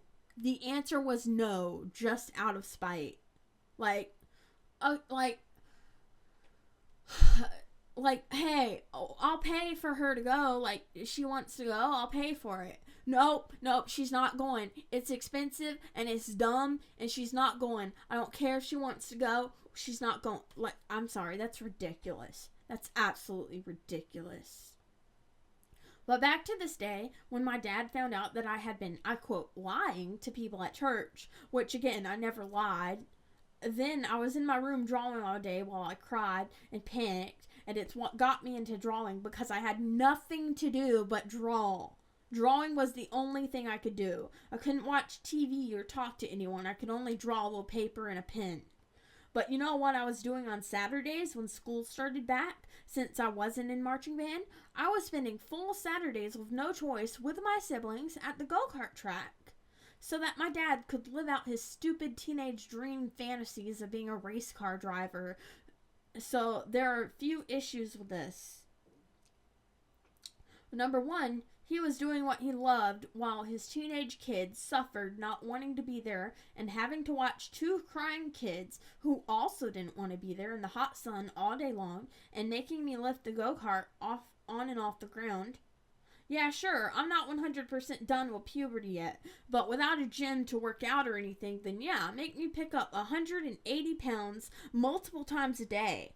Why not? What's the issue, huh? It was awful. I always struggled in the heat because my nose would always be so stopped up, and I felt like I couldn't breathe in all the heat, but who cares, right? My dad was doing what he loves while I get no life at all. Also, my great grandma offered to watch the kids. My great grandma offered to watch the kids when I went to the racetrack. So there was no reason to drag the kids into the heat and make them sit out in the heat all day, eating nothing but snacks and no good food, and just drag them into the heat and then making me deal with their crying and shit. There was no reason for that. My grandma offered to watch them, to babysit them. But no, my dad didn't want them to be at the grandma's house. My dad wanted me to have to watch the kid. It's all so freaking absurd. And then I would have the pain be dismissed once again, whenever it would be really late at night, and I would be crying about how badly my legs hurt, and my parents just didn't believe me and said that I was exaggerating, and yet my knees always popped and cracked. And actually the first time my knee ever twisted backwards and cracked was in 5th grade. I've always had horrible knees, and nowadays, since I have some weight on me, then people might have the audacity to say that I am larger in size. Because I'm larger in size is the reason why I have so many knee issues. But I had an eating disorder in high school, and I was super skinny, and I still had knee issues and bad leg pain. So just because I'm a little bit overweight right now is not the reason why I had pains. I had pains when I was 120 pounds, and I'm 5'7". So just because I'm 200 pounds now is not the reason why I have leg pains. So thank you. And so no, I'm afraid that the reason why I have leg pains almost every day isn't due to me being somewhat overweight, because I've had leg and knee pains for as long as I can remember, ever since I was a kid. That's how high school was for me, though. I never got to hang out with anyone or go over to anyone's house or do anything with anyone, and I couldn't even talk to people when I got home. And there was one instance when I was really upset and mad in 9th grade, and I complained to my boyfriend at the time how mad and upset I was that my headphones stopped working in one ear at lunch one day because it was so loud in the cafeteria, and I was so upset that I had to sit and take all the loud noise of the cafeteria without being able to fully immerse myself in the music. And then my parents read my messages. My boyfriend sent a heart or something at the time, and I cursed in it about me being mad. And then when my parents read it, then they told me how I wasn't allowed to curse and how I needed to watch my language. Okay, back up. Back the freak up. You curse at me almost every day. A human being, and you curse at each other almost every day around me, and I'm a 14-year-old, and you're telling me that I can't curse. You are out of your mind. You are absolutely out of your mind. You curse every single day, and then when I'm cursing about something I'm mad about to a boyfriend or a friend, then you're telling me, oh, you can't curse. If I can't curse, then you should stop cursing too, because you're teaching me how to curse. Okay, you're teaching it to me. So maybe you should back up a little bit. Also, cursing is not the worst thing in the whole entire world. It depends on how you use curse words. If you curse somebody the hell out, then that's very, very disrespectful and mean and rude. But if you're just cursing about a situation and you're just complaining or something, and it's only for a little, then it depends on the way you curse. It depends on if you're cursing about something or at somebody. It depends. It's not always this super duper horrible bad thing. And that reminds me of the fact that I was not allowed to have a private journal as a kid. And when I tried to write about things that I would be upset about, then my parents would read my journal and then punish me for venting in a private journal. I want you to imagine that. You're a kid and you have all these awful things said and done to you every day, but you are not even allowed to vent about them in a private journal, and you are not allowed to write about anything unless it's positive. Like I couldn't even write in a journal that I was sad because my mom did this, or I was mad because my dad did this, because then my parents would read it and they would rip it up and they would tell me, you're not allowed to have anything away from us, anything kept from us. You're not allowed to have anything private. And if you have anything bad to say about us, you're not allowed to. You're not allowed to feel any kind of way unless it's happy. Like, that is so messed up. Okay, so I couldn't talk to anyone in real life about the abuse. I couldn't write the abuse in a journal or on paper. I couldn't write about it on anything, and I couldn't vent it out anywhere. I can't help but to think that a lot of people my age with mental health issues have mental health issues because they had parents like that. When we have boomers telling us that the reason we have mental health issues is because we are on social media or on our phones. I've never heard anything more ridiculous than that. Because if anyone has had parents like this, then I am very sorry that you had to go through that. No one deserves to be trapped in a place where they are not allowed at any capacity whatsoever to air out their feelings or even get their feelings out on paper, which is a healthy way of getting out feelings. My whole life, I was just told that I was not allowed to feel anything other than happy. Any other emotion was wrong to feel, and I wasn't allowed to talk about it or write about it. So now I want to tell you about another teacher that was in the wrong. So I had a track phone that I was hiding, and I was also so hungry in class from not eating all day that I was hiding a Pop-Tart in class, and my teacher thought that I was on my phone when I wasn't, and she was my math teacher, and I swear she was in the wrong. So if anything, then I was sheltered for like a long time because a lot of people my age, a lot of the kids my age already had like not clean feelings, you know, like feelings that are not like kid feelings but like adult feelings, you know what I'm saying. I'm making it awkward, but like I'm not trying to say like just stuff, but we were having like unclean conversations or what have you. Me and my boyfriend were at the time. Okay, so I was just beginning to explore it. Like, I literally never had any type of unclean thoughts until, like, I started dating him or whatever. And I was 14. So then, my teacher freaking thought that I was on my phone. And she took my phone. And I had to give it to her. And then, like, she literally read my phone during lunch. Like, she went on my phone and she read all the shit on my phone and everything. I'm sorry.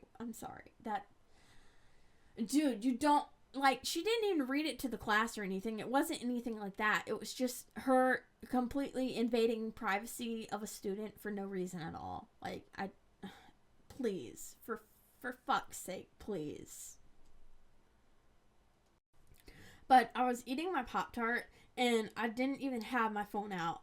But she made me give her my phone, and I had an absolute panic attack because I thought my parents would find out that I was hiding a phone to be able to talk to my friends. I came up with the plan of calling my great-grandma that day to come and pick me up, and to act like I missed my bus so that my great-grandma could get the phone at the office, and it worked. But, yeah, the teacher literally went through my phone and shit, and, like, I'm sorry, what the hell? What the hell business is it of yours to, like, go through someone's phone? And I can guarantee you that I was not on my phone. It looked like it because I was hiding a Pop-Tart. And you were not allowed to eat in the class. And I was very hungry. My stomach was growling. And I was trying to eat my Pop-Tart. I wasn't trying to hide my phone. I was trying to hide my Pop-Tart. Like, I can guarantee you I was hiding my Pop-Tart and not my phone. But, yeah, you know, just just like accuse somebody of hiding their phone and then take their phone away from them and then like go through it, just invade their privacy. Yeah, sure. That's like such a cool thing to do, man. Like, I'm so glad that you felt like it was your responsibility to just go through my phone. Like, I'm so glad that you felt that way. Like, I'm so glad that you decided to make that day of my life a very anxiety-provoking day. God, I can't. And I swear she never looked at me the same again. Like, I know that, like, it's, like, look, I'm an adult now, and, like, this video is, like, not for teenagers anyway, and look, I know that, like, adults should never, ever, ever talk to teenagers in any certain way and whatever, and, like, I know all this stuff, okay? I do. But I was a teenager at the time, just talking about, like, unclean stuff with another teenager that I was dating. So, like, it's not like other teenagers did not do the dirty with one another, because, like, even in 8th grade, there was this girl that was pregnant at my school. And, like, even in high school, then there was a girl that was pregnant at my school. Like, it's not like teenagers just didn't do the dirty with each other. And, like, I never did anything physical with anyone. Like, not that that's, like, some super extremely horrible thing to do with, like, at the time I was a teenager and was talking about this stuff with another teenager. Like, God, like, I don't understand, like, it. And then you also learn about, like, sex education in high school too, and you learn about it even in middle school. So the teacher was looking at me like I'm just this dirty freaking freak, and it's like, dude, I'm a teenager, and, like, I'm trying to, like, explore, like, you know, my sexuality and shit, and like I'm just learning this shit and stuff, and I'm just getting those, like, attracted to people feelings that, like, I've never had before, and, like, it's an awkward time for me, and, like, all this shit, and now you're looking at me like I'm some dirty freak. Like, are you serious? Like, I'm not. Like I'm not. I'm literally just a teenager, and you probably did the same shit when you were a teenager. And my parents also did the same shit when they were teenagers, because you know what? My mom got pregnant at me when she was 16. And you know what? Guess what? I don't judge anyone for getting pregnant at a young age. You know, you do you. You live your life. You make mistakes. Whatever. What have you. It's fine. Like, it's not the end of the world. But, like, I'm 23 and, like, I've never gotten pregnant. So, I don't know if that's, like, a flex or something or what have you, but, like, I'm 23 and I've never gotten pregnant. So, do with that information what you will, but I'm just saying it was all talk and no doing. It was all talk and no doing with other teenagers who were around my age at the time. So I don't really think that it was the worst thing in the whole entire world. I don't. And, like, you just learn sex education in middle school and high school for a reason. So, all in all, I really don't think that it was the worst thing in the world. Like, I'm sorry, but you really can't judge someone for something like that.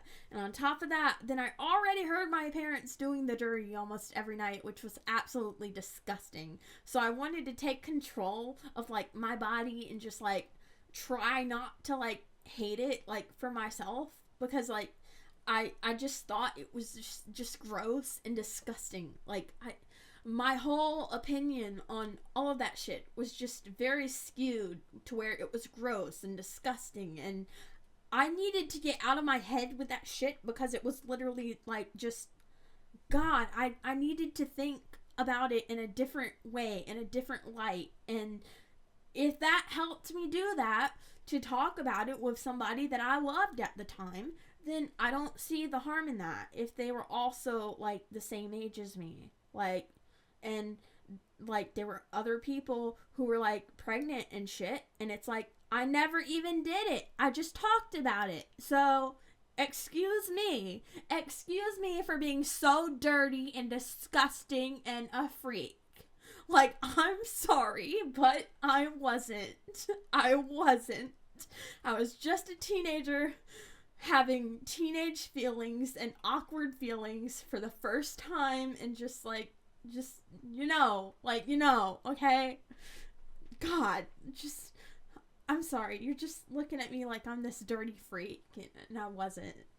And it was just a very invasive invasion of privacy and shit. Like, I don't understand, like, why you have to look through my freaking phone. Like, I don't understand that. Like, I was doing nothing wrong. I was just trying to eat my Pop-Tart, and then you want to look through my phone and read my conversations with my boyfriend. Like, I'm sorry. That's messed up. I also, like, always had, like, a skewed vision of myself, because it was like, I mean, look, I am trans for, like, many other reasons. There's so many reasons, and I could just make a whole entire video about that. But, like, one thing about being a biological woman is that, look, they're just sexualized. Like, even as a teenager, then, like, I was so sexualized by other teenage guys, and it was just, like, all my life I just wanted to, like, be one of the guys. Like, just talk about, like, games and shit, and just, like, have fun. Like, just, I didn't want to freaking be sexualized. But you know what? Since I was bullied so much and everything and stuff like that, then, you know what? I acted hot and shit. So then the guys would want me in at least one way. So then, like, you know, if I can't, like, be like a guy and hang out with the guys like I'm a guy, then if you don't want me in that way, then at least you'd want me in another way, which is toxic. But look, that was teenage me, and that was teenage me just wanting somebody to want me and just wanting to be wanted. Like, it was very hard just to have nobody ever wanting me in any kind of way. And yeah, so, you know, if you're gonna sexualize me anyway, whether I act hot or not, then I might as well act hot. So then I feel like I'm being treated that way because of myself and how I'm acting, instead of feeling like I'm being treated that way just because you want to treat me that way, just because I have tatas. Like, instead of feeling like you want to treat me that way just because I have tatas, then I feel like it would have been better for me to act hot, and then you treat me that way because I'm acting hot and because I have tatas, not just because I have tatas. Like, I don't know.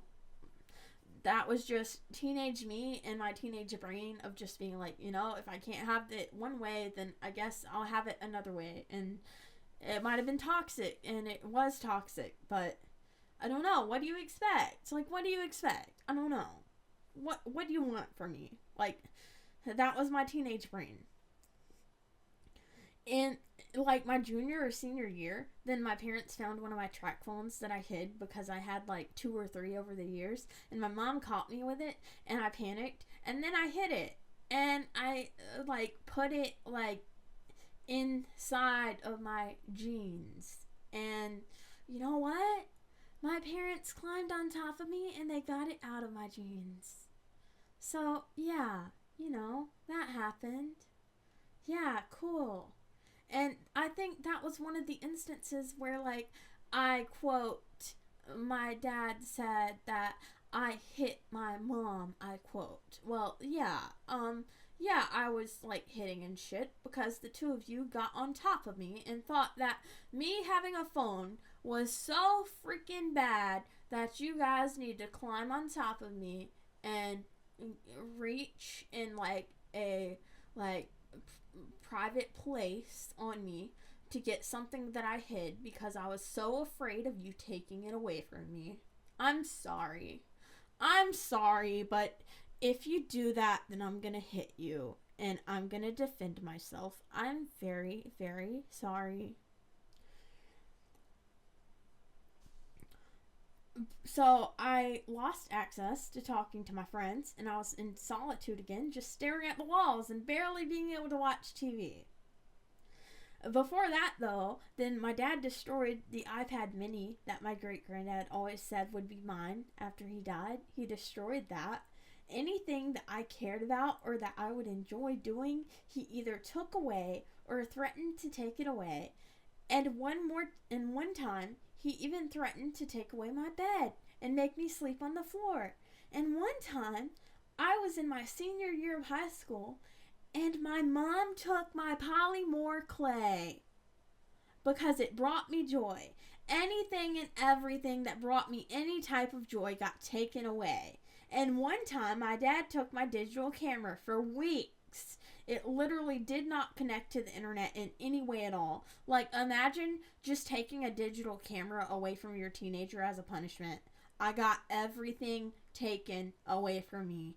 Everything. If anything made me happy, it got taken away. Another thing is that every single Christmas from like 10th grade and on sucked. Even before then, because I was just getting the cheapest shit. And while you would say, well, hey, gifts and Christmas isn't about the money, it's about the care for the gifts. Well, everything that I got for Christmas, most of the times I either didn't like or it was absolute junk. Meanwhile, my parents each had like 40 gifts from each other, and each one was from some expensive, cool place in the mall. And mine was from Walmart and Dollar Tree. I was not treated equally, and my 9th grade Christmas was pathetic because I got a laptop for Christmas, but it was a really old one that they practically got from Goodwill that could barely do anything. And then on top of that, my parents wouldn't let me listen to music at night or watch videos to fall asleep. So many nights I spent in that trailer just pretending to be asleep and just staring at the dark ceiling and just being stuck in bed and hiding a track phone through most of it. So now, unless I think of something else, then I'm going to explain all of high school and everything to you like this. And these are the words that I wrote when I was 17. So everything that I say until I say that I'm not are the words that I wrote in a journal when I was 17 years old, after I called CPS. My parents neglected me my whole life. They never provided clothes and shoes for me, never supported me, never cared about me, and never loved me. I've never felt loved or cared for by them. Didn't get me the help I needed for my period until the other week. They were kind of forced to take me to the doctor because CPS made them in this agreement deal thing. They've always called me stupid, a fuck up, a lazy ass, a sorry excuse for daughter, a B word, a brat, etc. Anything I haven't been able to do wasn't because of money, it was 100% because of control, and for the fact that my dad is the center of the universe revolves around him. The water tastes like metal, but my parents wouldn't/don't buy any water for me to drink. I'm not going to drink water that tastes like metal. My dad drinks, and when he was here, then he would drink every single day. He bought tons of beers, and cigarettes. He goes through at least 1 pack a day. He smokes in the house. Whenever I've complained about the smell in the house, then he said, get over it. All the money he spent on beer, alcohol, and cigarettes. The lighting in the house is really bad. Freezing cold in the fall and winter. I hate feeling cold. The only time I didn't feel like my face was going to freeze off was at my great-grandma's house on the weekends, wearing like 3 to 4 layers of clothes, and still freezing cold, not taking showers because it was too cold to even take 1 layer off. In the heat of the summer before my junior year, and the years that I had to take my siblings outside and watch them outside from like 8 in the morning to 12 to 1 in the afternoon, sweating and tired, the kids whining, wanting to go back in. But if we would have went back in, then my dad would have been pissed, and he always yelled at them and cursed them out, telling them to shut up. All the times I ran down to my neighbor's house having a panic attack, asking her if she could take me to school since I overslept, really scared that my parents would find out, because if they did, they would have been pissed and my dad would have cursed me out. All the times when I was a kid in the winter, there would be delays and I just sat out there for so long in the cold because I had to catch the bus, and my parents never told me there was a delay. Sometimes my great-grandma would come to make sure that I knew, and she'd be standing out there she'd see me standing out there in the freezing cold and tell me that there was a delay, standing out there until my feet felt numb. My dad always buying steaks and good food and meals and making us eat dollar store food and cheap food. My mom, as of now, saying that it's wrong for the kids to have 2 Pop-Tarts in the morning at my great-grandma's house instead of 1. If the CPS investigation closes without anything being done for me, like me being able to live with my great-grandma, then I can assure you that my mom and dad, for when/if he comes back, I can assure you that my mom and him will keep me from her. It will get even worse because her and my aunt are the only ones that love me. I need to be in a home where I don't have to be isolated from the world, where I can listen to music, relax, and get things done, rather than being so anxious all the time and scared, and where I feel chained down from opportunities, where I'm fully stressed out, unloved, and uncared for. I can barely live another week in that house like that, much less another year. Something has to be done. Spoiler alert, me in the future, nothing was done. CPS did not do their job. But let's go back to the 17-year-old me who was writing this. Coming home in 6th, 7th, 8th, and 9th, and 10th, and 11th grade, having to change my siblings' diapers because my dad let them soak fully through. They were probably in them all day. Having missed opportunities like clubs, staying after school to make up work, to retake a test. The band trips I'd missed out on. I can't do it all anymore, not being able to hang out with friends or band kids. All the years where I was grounded all summer, and my birthday present was getting my tablet back, which they didn't even buy. My other grandma bought it, the one that started hating me and completely neglected me by not getting me anything for my 17th birthday and not even calling me to tell me happy birthday. I got grounded this summer after arguing with my dad the day that he told me that I didn't deserve love or care. Okay, so as I'm reading this is future me talking again. I was writing this as and as I'm reading this now, does that not sound like completely insane to you? That I got grounded all summer when I was like 16 to 17 for arguing about the fact that I deserve love and care? Like, you're joking, right? Like, that sounds like really freaking absurd. Like, oh my god, you're arguing with your father about how you deserve love and care while he's telling you that you don't. Oh my god, you deserve to be punished for this. You deserve to have your tablet taken away for this. You deserve to just not have any communication to anybody at all, because you literally do not deserve love or care at all. Like, and you're arguing against that. I'm sorry. I'm so sorry, but that is so messed up. So messed up. But anyway, back to 17-year-old me that was writing this.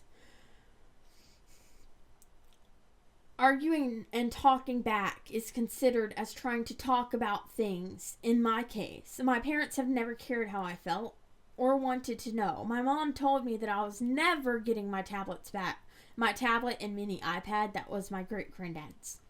My dad bought me a laptop for my 9th grade year for Christmas. Boy, was I disappointed. It was a junk laptop that was very slow and very old, and it was not a new laptop by any means. And it's now my mom's, because I didn't even get to keep it for 3 months after I got it, because I got grounded for oversleeping and calling my great-grandma to ask her to take me to school, because I was scared that they weren't going to take me to school and I was going to get yelled at and cursed out.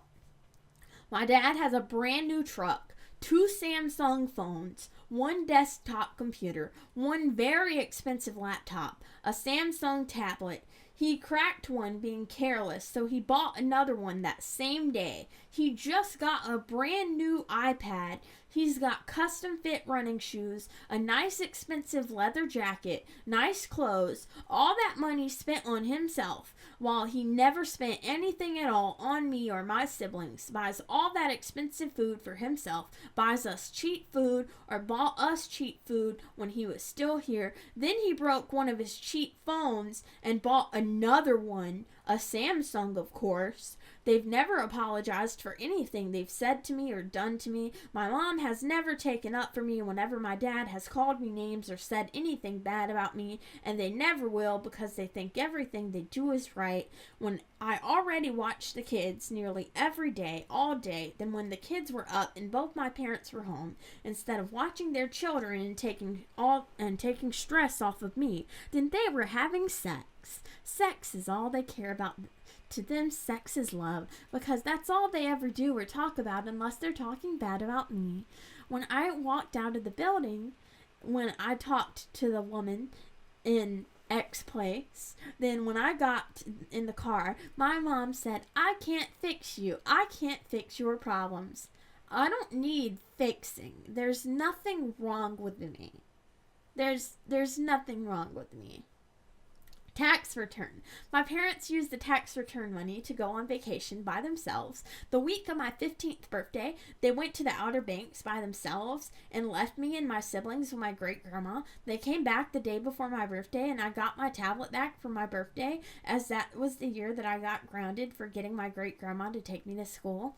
Alright, future me speaking. This is not written in the journal, but I just want to explain to you that my birthday is all the way in August, and I got grounded that year with my tablet and laptop taken away all the way back in January or February. That right there is 6 to 7 months with no contact to people outside of school, and that was when I was 14. The whole summer I couldn't talk to friends, and the only communication I had to anyone was on the weekends when I was at when I would go to my great-grandma's house. And I could talk to them, and I had my siblings, but they weren't old enough for me to be able to have a conversation with them yet. And they didn't want anything to do with me because my parents turned them against me. And the very few times I phone called my friends on the weekend when I was at my great-grandma's house. And that happened when I was in 9th grade. And I remember the only reason I called my great-grandma to come and take me to school was because I overslept that morning in February, was because my dad would have yelled at me and called me horrible things and cursed me out. And let's be real, I would have been grounded anyway, whether or not I called my great-grandma to come and take me to school. That is sick. That is effed up and messed up. Also, that was the only thing I got on my 15th birthday, was getting my tablet back. Getting back something that was already mine. That is sick. That is mentally sick. That is sick. Absolutely sick. Anyway, back to my 17-year-old self. My little sister tells me to off myself, tells me she wants me to go away forever, and she's almost 6 and talking like that young, and no one gets on her about it except for my aunt. Okay, future me speaking again, where do you think she got that from? Like, it's not like my sister just said these awful things to me and knew exactly what she was saying. Like, I don't really blame my sister because, like, she was told this crap. Like, my parents said it. My parents literally said it. My parents said it. My parents joked about it. Like, where do you think she got it from? It's not like my sister just grew up to hate me. Like, my parents taught her to hate me and say those things to me. Like, that's just sick. That's absolutely sick. Back to my 17-year-old self again.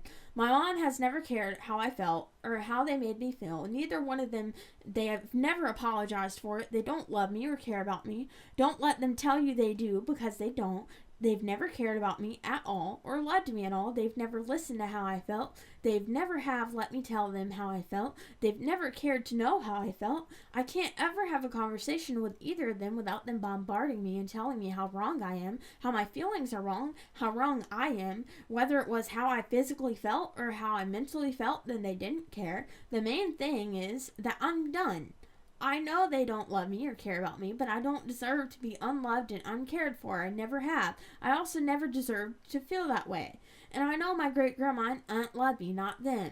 Okay, future me again to tell you that there's a major plot twist coming a couple years down the line. Hence, no one in my family loves me or cares about me. It's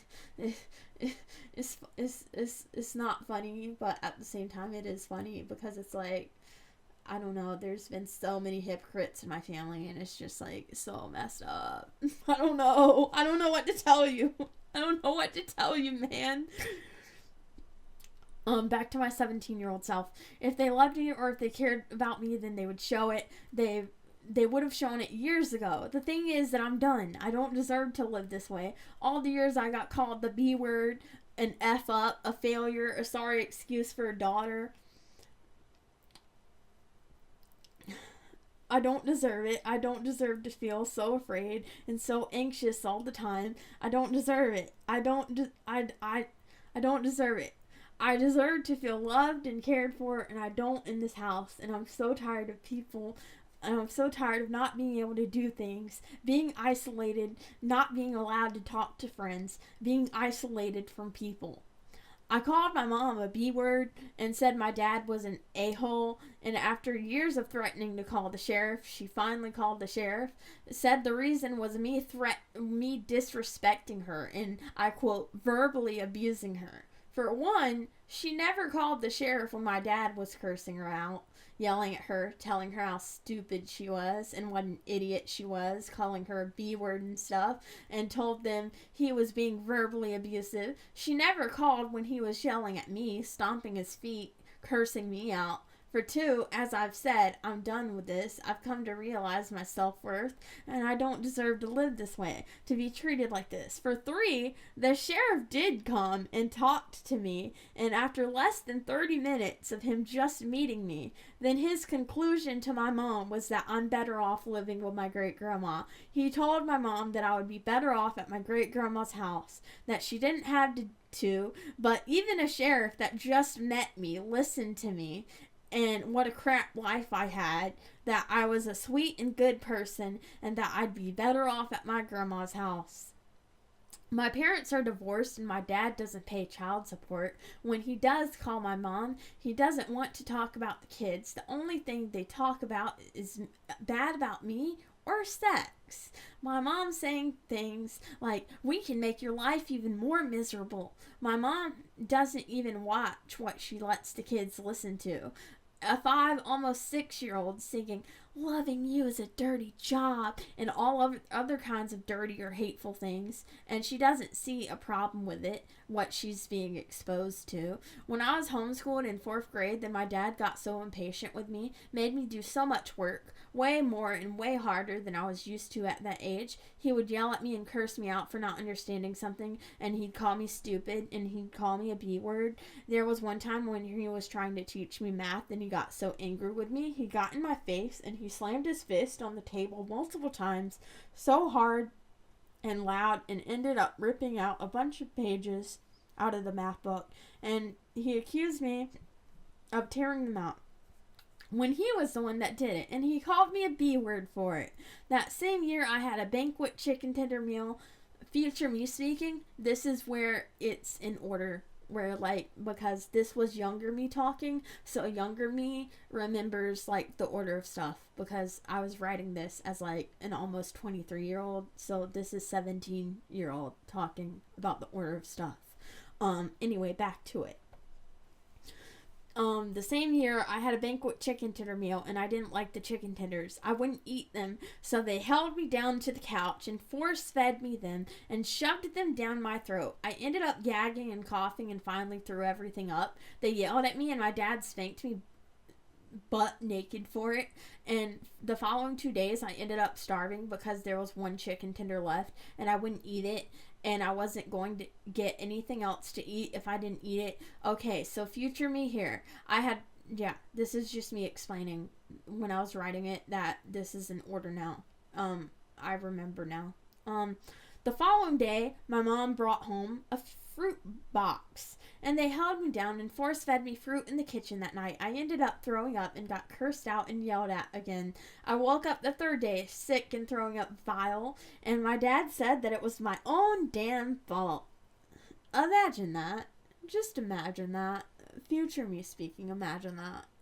Just imagine telling your child that it's their own damn fault that they starved for 3 days because you wouldn't, like, feed them. You wouldn't give them food, and you force-fed them food that they had issues with, and they threw it up, and then you punished them, and then they starved, and you told them that it was their own damn fault. Imagine that. Just, the gaslighting is insane. Oh my god. back to it. The same year, I didn't like Tostino's pizzas, but they still bought them for me. It was a Friday, and my dad made me eat it. Future me here, so actually, I wasn't going to my grandma's house if I didn't eat that pizza. It wasn't just me being afraid to. I was actually told that I wouldn't be able to, which is why I was so afraid. But, I was so scared because said I wasn't going to my grandma's house that day if I didn't eat it. He kept yelling at me and cursing me out, and after about 30 minutes, he went to the bathroom and I stuck 3 slices out of the 4 in my boots as far as I could, really afraid he would find out. When I got to my great-grandma's house that night and went to the bathroom to take them off, then when I was cleaning it off my feet and ankles, seeing the pizza and smelling it, I threw up. I told my great-grandma and she cleaned my boots for me. After my brother was born that year, I took baby milk cans, and they were empty and had all kinds of food in them to make it seem like I had eaten it. And, yeah, I just hid them under my bed. And you can imagine how that went. That same year, I refused to eat an apple, and they punished me and grounded me for all the things like that. And my dad said, "You think your life is miserable now? I can make it even more miserable." In 9th grade, we all caught some sort of stomach bug and were really sick. It didn't last long. My parents needed my great-grandma to watch the kids the next day. She had already agreed to it, but then when I got sick, he called her and told her that she didn't have to anymore because I was sick too, so I could watch them. I didn't set my alarm, but I did wake up about 30 minutes before the bus came, and I realized how good I felt. I was no longer sick. And I was also grounded, so I wanted to go to school so I could see my friends. And I wanted to go to school and not have to stay at home. At lunch, when I was with my friends, then my dad walks in the cafeteria and starts raising his voice at me and tells me to get my stuff and accuses me of having the phone I wasn't supposed to have that I got caught with and he took. But he misplaced the phone I wasn't supposed to have that I got caught with. So he followed me up. He misplaces it. But he kept yelling at me. He followed me upstairs to my class so I could get my stuff, and he was cursing me out and yelling at me and telling me if I didn't give it to him, then he was going to get security when I didn't have it. I had no choice but to go home with him. When I got in the truck, he was still yelling at me, telling me he wanted it now, and threatening to take me to a mental home if I didn't give it to him, and I didn't have it. When we went home, my mom and dad were cursing me out, yelling at me, asking where it was. They finally found it right where they put it. They didn't apologize and said, "Can you blame us for accusing you?" And meanwhile, the next day I had trouble in math because I missed half the class. When we went to church, and a church I loved and grew fond of, and then this is future me speaking again, because I'm literally just not a Christian anymore. I just can't personally believe that there's a God, seeing as I went through one of the most hellish hells that someone can live in, and I'm still trapped in a different way to this day with all the mental health issues and learning disabilities and social skill issues that I have. Then I just cannot confidently say that I believe that there's a God, because if there is one, then that God has never done anything for me. And people say all the time, God isn't a genie and doesn't grant wishes. I never wished for anything. I literally just never had my basic needs met. I was neglected, unloved, uncared for. I starved. My family is Christian, and I am still trapped in somewhat of a hellish life. It's just a different version now. If you believe in God, then that's great for you, and you do you. And another thing, if God is real, then I don't believe that God is a bigot that would send gay people or trans people to hell. That's just my 2 cents. And I also believe that the Bible is a cult and churches are a cult. Okay, you go to church and you sing out loud to a being that you can't see, and you worship something that you can't see, and you give money to the church, which is some sort of non-profit, and yet the people at the church who work there usually live really good lives and have nice cars and a good life, and they're getting paid good. And that's in my experience. I'm not saying that every single person who works at a church has a life like that, but in my experience, every person I've seen working at a church just lives a really good, nice life. And meanwhile, you're poor and side-eyed if you don't put money in the church plate. Nonetheless, if God is everywhere all the time and can be anywhere, then why do you need donations to make the church even more fancier? You could sit in chairs outside or under a shelter. You don't need to go to some super fancy church with 3 stories to worship a God. You don't, that is everywhere and anywhere all the time, if that being exists. I don't know if God is real or not, but I'm just laying out my experience. And if there is a God, then I was kind of screwed over, because no one on this earth deserves to go through what I went through or have a family like mine or anything similar to my experiences. So I'm just saying, man. I'm just saying. That's all. Back to the 17-year-old me. When I was in 8th grade one Sunday morning, before going to church, my dad told me how much he hated my sister, how much he never wanted her, how he begged my mom to get an abortion with her, how he wanted nothing to do with her on a Sunday morning before going to church. My mom wouldn't let my grandma open the door to give my brother his drink. I went to the Museum of Art. My aunt took me there. My aunt said, "We're not trying to hide anything from anybody. We just ate dinner and went to the art museum." My sister said, "Everyone in the family except for dead name. Everyone's in the family except for dead name." Then both my parents laughed. My dad said, "What? She don't speak to nobody anymore?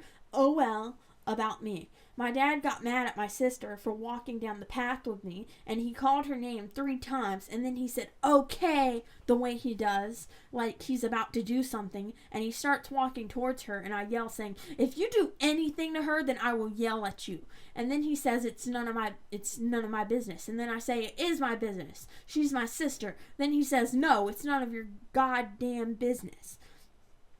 My dad also said the day that I went to the art museum, "I know all of what's been going on here while I've been gone. That's why you're going to a mental home in about 3 weeks. And then he said, "You're going somewhere, but it's not to your grandma's house." But other than that, then I tell him his music is too loud, and he says he's not going to turn it down. I say I have a headache because of it, and he says it's not my problem. I say F you because my mom gets back from wherever she went, and then he tells her what happened, and he says she's got problems, she needs help about me. But when I go in the living room and say, "You two are the ones with problems," then they keep saying how I've never followed up to their expectations, how I've never listened. Then I say, "You two are the only ones who I know who have a problem with me." Then they say, "Okay, we're the only ones that matter. You have no privileges because you have never met up to our own expectations." But after I said F you to my dad, then he said F you too. And the house smells as if they've smoked 1,000 cigarettes. I can't breathe. My nose is stuffy and stopped up. I cannot breathe in this house. Do they care? No, they don't. They think I'm crazy. They always have. They think they're the only ones in this world that are right. They want to make my life a living hell. That's what they have done. My whole life was making it a living hell when I could still be at the museum right now of arts, still with my aunt, smiling and enjoying myself, or at my great-grandma's house, happy. I'm happy when I'm not around them. I'm happy when I'm not in this house. I'm happy when I'm with my other family. I'm happy when I'm with my great-grandma or aunt. I'm not happy in this house. I'm not depressed. Try me, damn it. All he wants is the last word, the win. To not be challenged. They're talking about my birthday in there and how you're supposed to make a list. Well, guess what? There's no item I want. I want to have a normal life.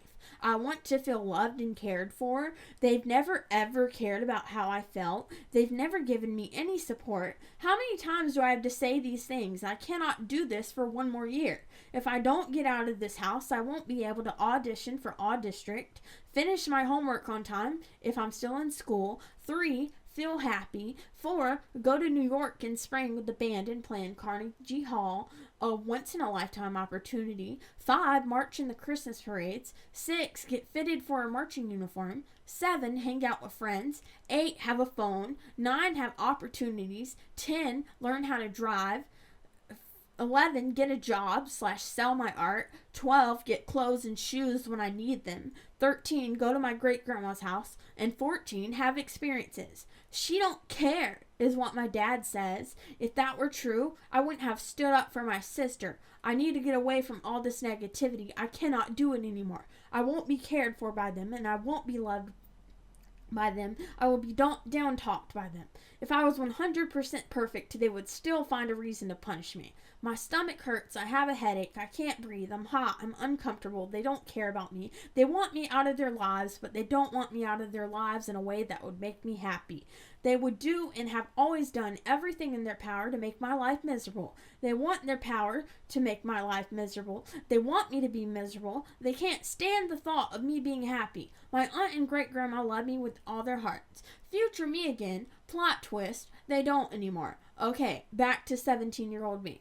My great-granddad loved me with all his heart before he died. My friends loved me. My teachers care about me. Alright, plot twist again. In the future, with future me talking, my teachers never cared about me. They just acted like they did. I had some of their contacts after high school, but they didn't really give a shit about me, and they only cared and still care about students who were successful and are still successful, and it's kind of hilarious because it's like, oh, what? You weren't successful after high school? Okay, I'm sorry. I don't really want anything to do with you as your past teacher because, like, you know what? I'm just not really proud of you or whatever. Like, I don't understand. Whatever. Okay, back to the 16, almost 17-year-old me. It is mandatory to get me out of this negative house and somewhere positive. My great-grandma's house. She loves me. She cares about me. They've treated me badly my whole entire life. They've done it as if it was only to show they had full control. My mom and dad worked as one. I told him how he's always called me a failure, and he said, okay. He kept telling me he didn't have to listen to me. When have they ever done something as simple as ask me what song I wanted to hear, or anything as simple as that? My sister came into my room, and I motioned for her to come here, and I gave her a hug, and then I said quietly, I love you, and then she said, no you don't, Mama and Daddy do. You know they had to put that in her head. My dad wanted to know where she was. She went to the bathroom, but when she got back in the living room, he said to her, I just wanted to make sure that she wasn't brainwashing her. That she wasn't brainwashing you. And that's what my dad said to my sister. Me brainwashing my sister, she was using the bathroom. I wouldn't be brainwashing her. He's the one that told me that he never wanted her. And then when I brought that up to my mom last week, she said a lot of dads never wanted their kids. That's some crap. And even if it were true, then as I've said, he didn't want her. That he would never want her. That she wasn't going to be loved by him. There are two people that don't know what real love is. They never will. They don't know what love is. If they loved me, then they would want me to be happy. They would care about me. They would care if I had a headache. They wouldn't have said, get over it for years whenever I complained about the smell of cigarettes and coughing because of them. They wouldn't have put me down for so many years. I know I deserve more than this. I know I deserve to live.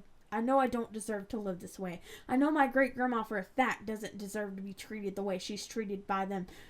They've neglected me for years. He even says he doesn't care and that he doesn't have to listen to me. He said, oh well, I don't give a F. Probably about whether I eat or not. I know I don't deserve this. I don't deserve to live like this. He said he didn't give an F about me before to my mom. I've always been the wrong one to them. Whenever I've been scared in the past, they laughed at me. They get joy out of being controlling, 100% controlling. But then again, how many times do I have to say the same thing over and over again?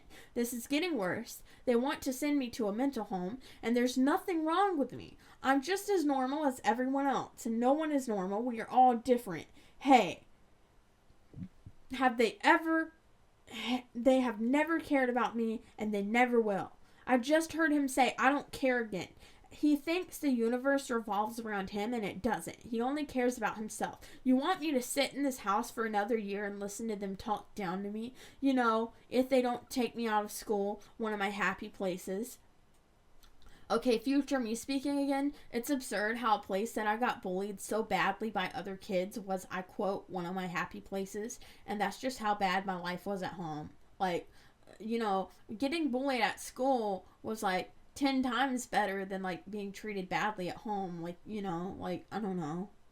I don't know. Back to 17-year-old me again. First, and send me off to a mental home just to make me more miserable. Wonder why my mom drove where she went. Because he's drunk, drinking beer after beer. CPS's job is to help people. If you want to help me, the only way to solve all of this is for me to be with my great-grandma.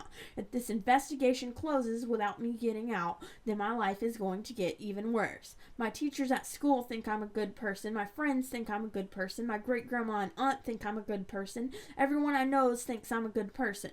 Don't let me keep suffering. Don't let this investigation close without me being able to live with my great-grandma. Don't let my dad ruin my mom any further. She's turning into a monster just like him. I got CPS involved because I want change made. Because I deserve change. Because I deserve to feel loved and cared for. I deserve a comfy bed to sleep in. I deserve to feel warm and cozy on a cold day. I deserve to feel cool and comfortable on a day in the summer. I deserve to feel safe when there's a big thunderstorm. I deserve to feel happy all the time rather than just part of the time. I will be happier than I have ever been in my life if I can live with my great-grandma. I deserve better than all this, a whole lot better than all this. I personally feel like CPS has helped more now, but not by myself. And if the investigation closes without me living with my great-grandma, then I can guarantee you that they will keep me away from her at all costs. I will have to watch my siblings. I will be too stressed to do homework. No device to properly turn in homework online. The school year will be miserable for me, more miserable than any other year. Someone absolutely needs to get me out of this house ASAP. I didn't call CPS for them not to do anything. I deserve to be able to breathe. Even worse, my dad is now playing a song that says, "I won't ever turn it down," and I am taking over. I'm never gonna turn it down. It's only because he wants to get to me. He doesn't care about me. How many times he's said it, in all the different ways he's expressed it, in all the different ways he's said it. He's so self-centered. It's always been about him, all about whatever he wanted. To go even further, he said to my mom that he won't let me ruin his weekend. Yet for the last 2 hours, he's been talking shit about me. Do you think I was in the wrong to stand up for my sister? Do you think it was wrong for me to call my dad an a-hole when that's exactly what he is? Meanwhile, anyone that knows me and has heard things about my dad agree. My aunt is very religious, and so is my great-grandma, but they both think he's an asshole because he is. That's what he is. The fact that I'm happy and I feel so good anywhere else when I'm not around them and I'm not in this house just shows and proves that there's nothing wrong with me, how positive and happy I am when I'm outside of this house. But as I said, they can't stand the thought of me being happy, and they can't stand the thought of me enjoying something. They've taken more things than they've ever given me. It's all take, take, take, and it's never about any give. They've never given me anything of value. He's had the music turned up so loud for over 3 hours now. My head hurts. He doesn't care. They don't care. The kids are just eating supper at 9 p.m. When you love someone, you put the person you love first. They have never once put me first. Okay, future me speaking again. My idea of love has always been skewed, and I think that as of today, I know what love really is, but my idea of love has changed a little bit. However, even the newer definition of love that I have replaced in my head does not fit theirs. As I believe now that it's more important to put yourself first in a lot of situations, because if you are not happy and you're upset, or your needs are not met, then how can you be the best person to the person that you love? But then again, it wasn't like that for my parents. They don't fit that definition. Love to me is doing whatever you can for the person that you love. And whatever you can do is not any certain amount. It's just whatever you can do for who you love and care about. I just wanted to put that there because, like, for so long, my definition of love has been, like, very skewed. But, yeah, even that definition of love does not fit them at all. Back to 17-year-old me again. My dad was telling my mom on Saturday about how, and I quote, how I talk shit about them. And he told my mom how I am, I quote, in a fucked up environment, referring to me being with my great-grandma and aunt. So apparently, going to the art museum is being in an, I quote, effed up environment. and to be in a house where all of your good childhood memories, aka my great grandma's house, and feeling safe, loved, and cared for, there is an, I quote, effed up environment. Apparently. That's what they think. The way that I talked to him Saturday when I cursed at him, which was less than a day, not even an hour, he said to my mom, if I would have talked to my daddy that way, then I would have been effing unalive. He used another word, but you know, it's YouTube, it's internet. I don't want to say that you know, yeah. What about the way that he has talked to me and treated me all my life? A father that won't even turn his music down, that you can hear all the way from outside, that won't turn down his music and doesn't care that his daughter has a headache because of it, and that says it's not my problem, I don't have to listen to you, is not a good father. He said, I don't need a permit. Last year, I made 2 or 3 C's throughout the whole entire school year. The rest were A's and B's, and most were honors classes. My dad said on Saturday night this exactly to my mom. And you see a person with these kind of grades behind a car? No, she's effing insane. I only got 2 C's last year. He kept repeating, she's effing insane. To think that I was so happy and relaxed and enjoying myself, not doing anything at all wrong. And when my aunt answered the phone at the art museum and it was my great grandma, then I nearly went into tears right then and there. My dad was so pissed that he didn't have control and he wanted me home. I did go into tears in my aunt's car on the way back to my great grandma's house. I was so upset I had to see him. I was so upset. With the CPS investigation going on, nothing has changed. It has only gotten worse. And it will keep getting worse. And I feel like CPS has barely done anything to, I quote, investigate anything. The social worker said she'd make weekly visits. That hasn't happened. No one has called my aunt or great-grandma. I called CPS for help, not to make things worse. I need to get out of that house. I need to hear that someone will get me out of that house, and I need to hear it now. My dad thinks and said she's effing insane. He thinks I'm insane, but he has always thought I was insane, and I'm not. I'm perfectly normal. He called my great-grandma a B-word, and she's known by many people, and everyone thinks that she's a good person. She is a good person. Plot twist from future me again. She's not. But back to 17-year-old me, and she loves me and cares about me. My dad said about my great-grandma, I don't give an F about her eye. He called me a B-word too, but what's new? He's always called me a B-word. And after all that money she has spent on him, and for him to call her a B-word, he called me a B-word on Saturday night, saying it to my mom. And he said, this is war. He told my mom to stop being nice to my great-grandma, but she hasn't even been being nice. And he told her to stop being nice to my great-grandma because she is a B-word. He told her to stop being this nice girl. He said to her, be a B-word if that's what it takes. He is turning her into a monster just like himself. A grown man telling his lover, since they're divorced, to be hateful and to be a B-word to his own grandma. A few months ago, my sister told him, I want to be like Dead Name. And my dad told her, no, you don't. No, you're not going to be like Dead Name. You don't want to be like Dead Name. I didn't eat Saturday night because I didn't want to be around them. So then my mom said, what are you doing to yourself? If you don't get me out of that house, I'm going to automatically fail all of my classes, not having a device to do my own work on when I need to, not being loved or cared about by my parents. I have hope right now in self-worth, but I have hope right now because of the investigation. If the investigation closes without my great-grandma getting custody over me, then I will lose all hope and care for wanting to do good. I will start thinking no one cares, because if you care, and you, CPS, wants me to be happy, then I need to get out ASAP before that investigation closes. I don't have much longer, but that isn't the point. This is my chance to live. At 18, everything gets harder. Do I deserve to be able to have any fun, to be able to take opportunities, to audition for All District, to have a once-in-a-lifetime opportunity to go to New York and play in Carnegie Hall, to do something as little as hang out with friends. Alright, so that's all I wrote in my journal when I was 17. So that's everything I wrote in my journal when I was 17. So I didn't get out of the house during the CPS investigation or when it closed. The only thing I got out of the CPS investigation was that my mom had to take me to the doctor since I had such terrible pain on my periods, and I got put on birth control, which helped my period pain tremendously and made them lighter.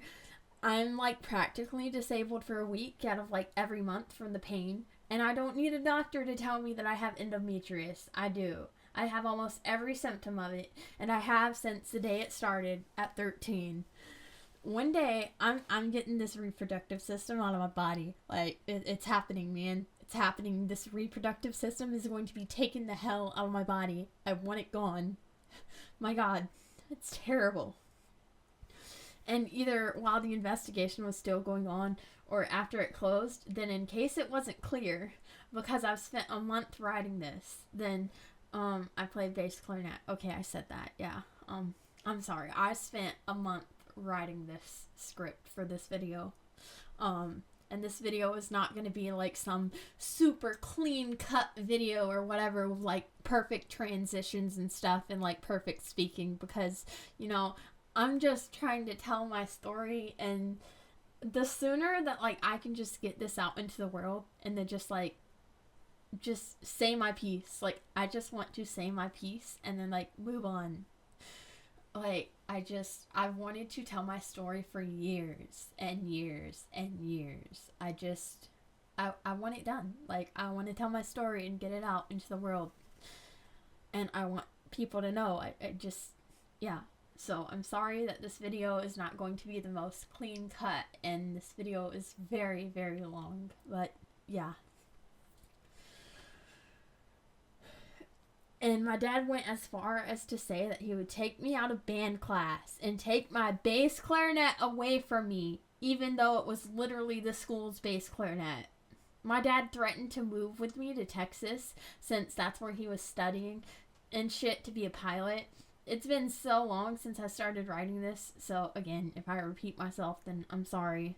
But he's literally a walking computer. Like, okay, my dad is like super, super smart. He got a master's degree in like pilot flying and stuff like that. And like, but his attitude just will not take him anywhere. He has a terrible attitude, and like this very like, I'm the most important person in this and that, and like I'm everything, like I'm the best of the best at everything, and like his attitude just will not take him like where he would want to go. Like, he just no. But like, he spent so much money and so much time getting a master's degree to be a pilot, and he didn't get promoted in Texas, so he basically threw a temper tantrum and quit. Like, that's basically what happened. After Christmas/winter break, when I was like 17 in my senior year, then I finally got to move in with my great grandma, because my dad had a girlfriend in Texas, and that was going to move in with my parents in the trailer, and they finally wanted me gone. So the night I came back from my great-grandma's house, that I remember my mom telling me that I could move in with my great-grandma. And I remember barely sleeping that night, and my toes literally freezing in my bed because the insulation was so bad, and my parents barely used the heat and only used it in the living room in their room. But the next day when I came home from school, then my aunt picked me up, and my aunt and grandma emptied out everything from my room and took it with me to my great-grandma's house. And then when my mom got home from work, then she was like shocked that I already packed everything and gotten everything from out of my room. And she was like, "Wow, you already got everything out? Wow. I didn't know you would do it so quickly." "What do you mean you didn't know that I would do it so quickly? Of course I would do it quickly. I want to get the hell away from you people. Of course I would. I want to be out of this house ASAP. Like, that was just funny. That was very funny. But, she also gave my great-grandma my birth certificate and my social security card finally.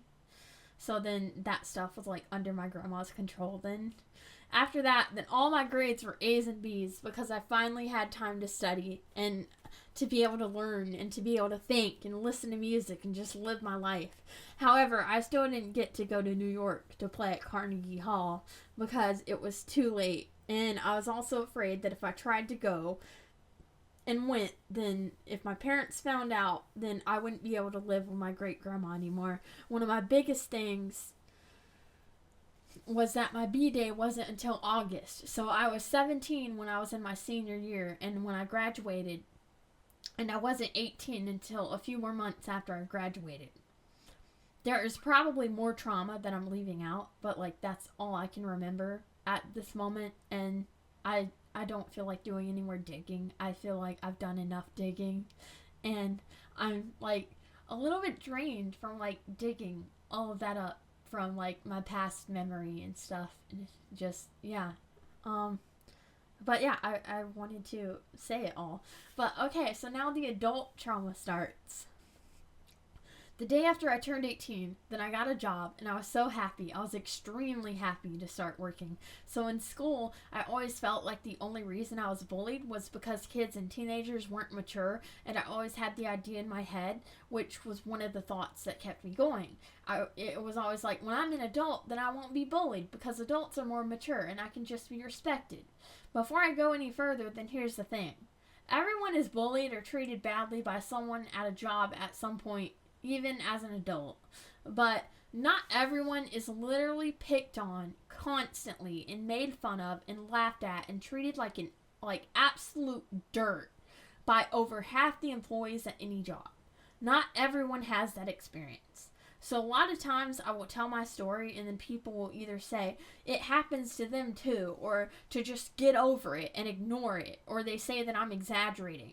My hopes for this YouTube channel is to curate an audience that also has autism or is neurodivergent, has ADHD, or has been through similar issues, so that I can help others to not feel so alone and such, or just to help educate average typical people about autism and neurodivergency and how it can affect someone's life or how someone acts. And I also want to share my art and share gameplay and just share my personality, because I'm not perfect by any means, but hey, I'm a cool trans boy, and I feel like people would like my personality, and I want to show more of my personality. I'm just beginning to dip my foot in the water. There's more personality, and it's just going to take a little bit to get in and to get into it and be comfortable showing it to the world. I say that hopefully a lot of people that see this video, so that hopefully a lot of people that see this video can understand what I mean when I say that I'm treated like dirt in the workplace, and I'm treated very poorly. Although, I'm very sorry if anyone else has had to deal with that, because it truly isn't fair, and no one deserves to be treated such a way just because they are different and they think and act differently. Like, that's just, there's no excuse for that. There's no excuse for people to just treat you like absolute dirt. Literally none. So I got my first job, and I was super happy, and I realized that I couldn't talk to people, and I didn't understand why. I was really good at making drinks because I was a very good listener, and while every other employee was talking, then I was really quiet, and I just listened to the orders, and I got the drinks ready. The one manager that wasn't against me in that workplace, and that stood up for me, said that I was the best employee in that workplace, that stood up for me, that I was the best employee that he had ever had making drinks, and even customers would compliment me and say things like, whenever you're working, then my drinks are always ready by the time I get to the end of the line. But on my second day of working there, then this manager already didn't like me, and she accused me of calling her a B-word and told the main manager that I did, and then I got called into the office, and I was in there for about 30 minutes trying to explain that I didn't even say anything close to that, and that I was just repeating what I had to do to myself, about what I had to do or what have you. That manager, along with 3 to 4 other people who were in their later 20s to 30s, constantly bullied me to the point of crying. And then the first day that I ever drove myself to work after I got my license, I got sent home unfairly. That was, oh my god. That morning, then the coffee pots weren't working, and sadly, the only manager that stood up for me wasn't working that day. So I told the manager that the coffee machines weren't working, and nothing was done about it. And then I said something again about 15 minutes later, and I didn't have the coffees ready because the machines were not making the coffee. And then the manager that hated me said, "Why didn't you tell anyone?" And then I said I did, but when I did tell her, then she said, "Don't talk to me." And then she started cursing me out in front of a long line of customers. Then she was cursing and yelling at me, and I didn't even raise my voice. Then the other manager came to the front, and then guess who got sent home? I did, not her. She showed her butt to me in front of everyone, just making a whole ass scene. And then I'm the one that got sent home. About a month later, then I quit because I just got sick of her and everyone else there treating me poorly. I will also say that whenever I was off work for a day, then the next day there would be one less coffee pot. Or two, because no one paid attention to the coffee pots. There would be one less coffee pot in the morning, and they got hot and they got shattered because no one would pay attention. I pay immense attention to detail, and I'm really freaking good worker. I'm a really freaking good worker. But literally no one cares because people just want someone who will do a half-assed job and be able to talk to people. And another thing, then both employees and customers would always think that I had a problem with them because of the way that I looked at them or something. It's like I never had a problem with anyone. I just can't control my facial expressions 100% of the time. And also, when someone is thinking, then sometimes they tend to look like they are rolling their eyes, but they are not actively purposely rolling their eyes, but people tend to look up when they're recalling something, and that kind of thing. Being accused of rolling your eyes happens a lot to autistic people. I've learned that recently. So, like, I was always accused of, like, rolling my eyes and shit when I didn't. And I have recently learned that actually happens a lot, like, to neurodivergent people especially, because, like, whenever you're recalling something, then you usually look up, and then when you turn your head or something, or you look down, it makes it look like you're rolling your eyes when you're not. So, like, dude, I have rarely ever purposely rolled my eyes at customers, and I would just constantly get told, "You rolled your eyes at me, you're so rude," and stuff. And it's like, no, I'm not. Like, I didn't. I did not actively, purposely do that. Like, I did not have the intention of, like, ever rolling my eyes. Like, what? I then worked at Claire's, and again, I struggled to talk to people, and the manager said that she would make me a key holder, and she helped me to be a little bit more social, and I was giving all of me to that job, working my butt off for $9 an hour. And one morning, I didn't have to, but I went to work at like 4 a.m. to help organize the store and make stuff neat. But then that manager left, and the people who were working there were also going to leave as well. And the district manager said she didn't see any potential in me. No, the district manager didn't see any potential in me. Yet, she would always compliment my work and say how good I did. And she kept saying that I could become key holder, but she wasn't making me one. Then one day I was, I quote, late to work because they changed the schedule without telling me. And I was 40 minutes late, and they were all pissed off at me, and they told me that I was unreliable even though I was on time every other day. So I quit that job because I was treated poorly, and no one believed in me or saw any potential in me. I then started working at Michael's, and let me tell you, it was one of my dream corporate jobs because, you know, I'm an artist, and working at an art store with art supplies all around me and helping people find art supplies they needed would be awesome, but it sucked. I was treated horribly, and the management was very, very poor. One time there was a Karen who read a sign wrong that some scrapbook paper was 70% off, and the mistake wasn't the fault of the stores, but the fault of her looking at the sign wrong. And I tried to tell her it wasn't. And then when the manager finally came up there, he just marked them off for her, even though she was a total butt to me. And then I looked dumb for telling her they weren't on sale. The management there definitely didn't stand up for their employees. But nonetheless, the biggest issue was that I wasn't even being paid right, and they kept leaving out pay. I had a planner at the time, and I wrote everything in it. Every last hour I worked, everything.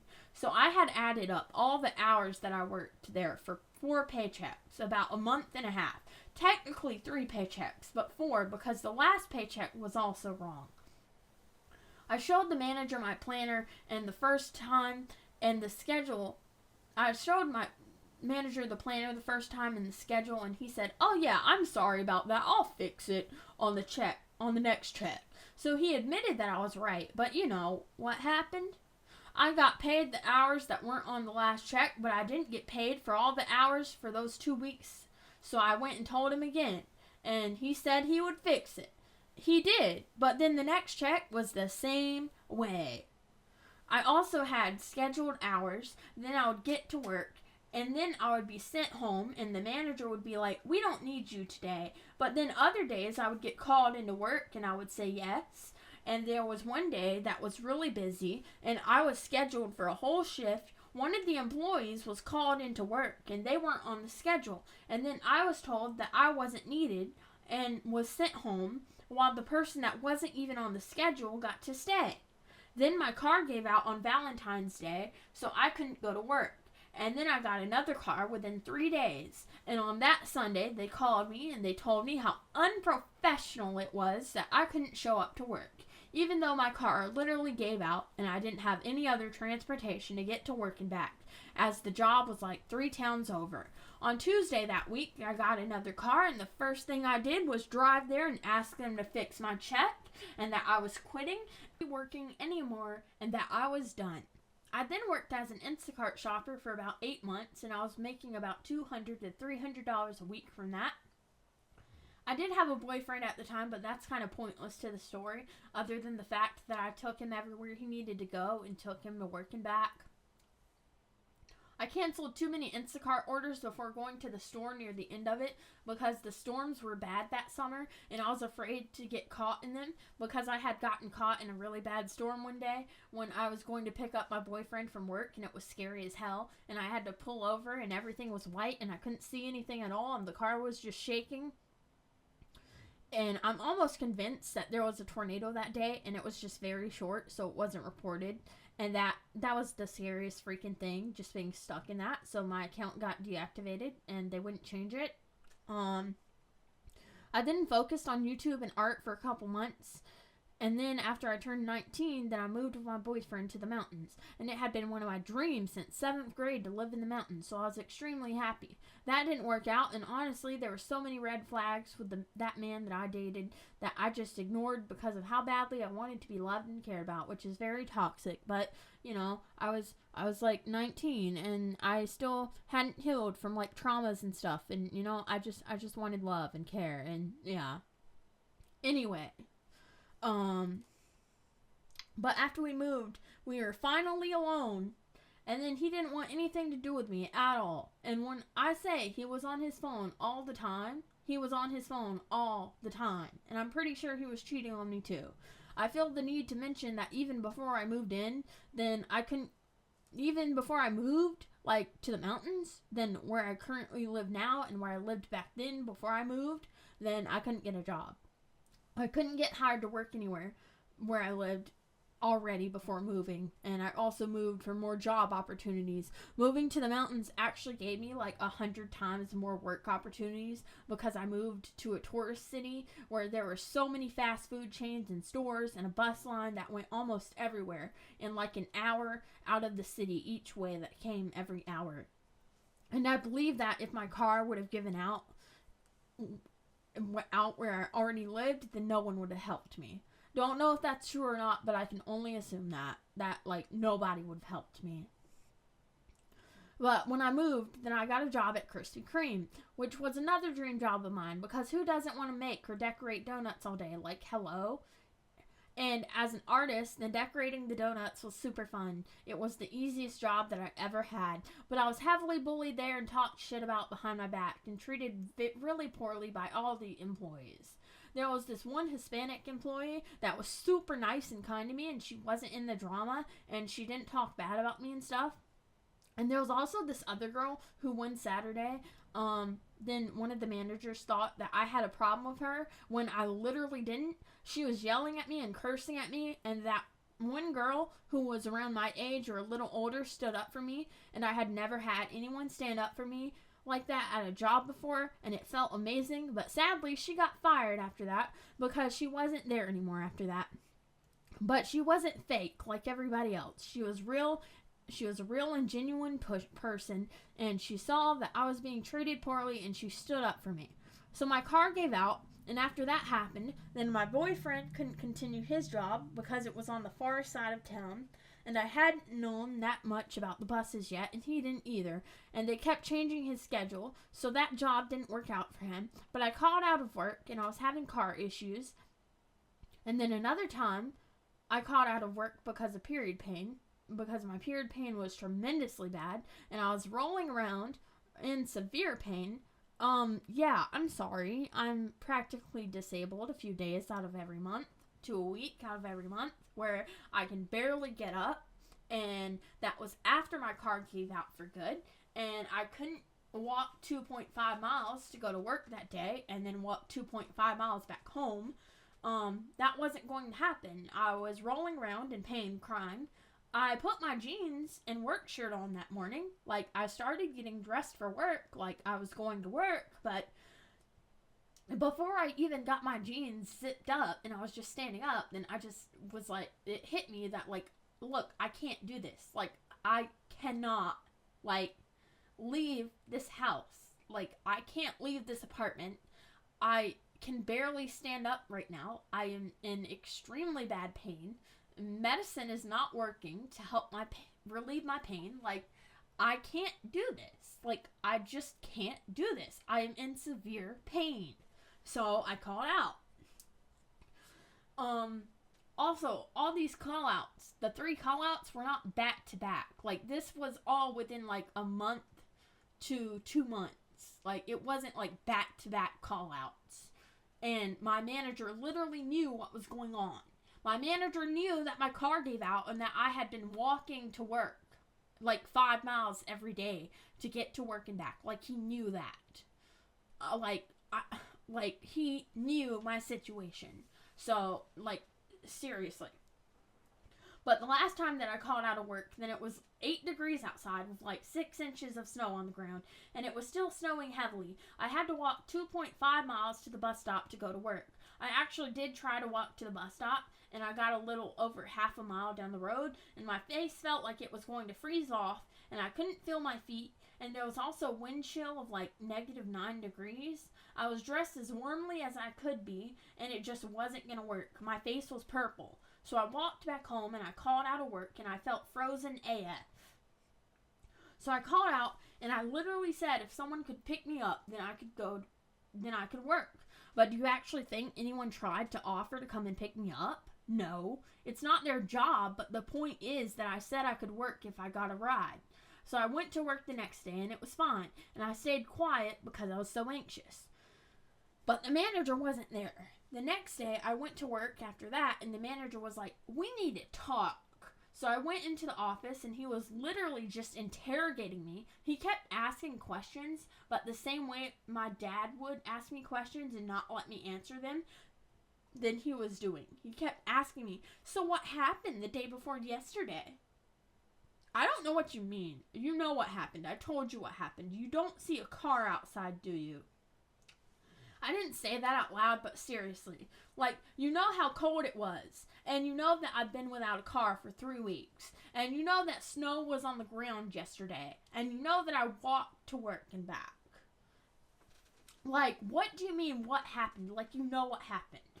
Like, what? You think I'm lying or something? Like, what? I'm not lying. Like, seriously, I'm not lying. I'm just a human being. Like, I don't know what you mean by what happened, but I told you what happened. There's no underlying, there's nothing between the lines. It's exactly what I said. I say what I mean.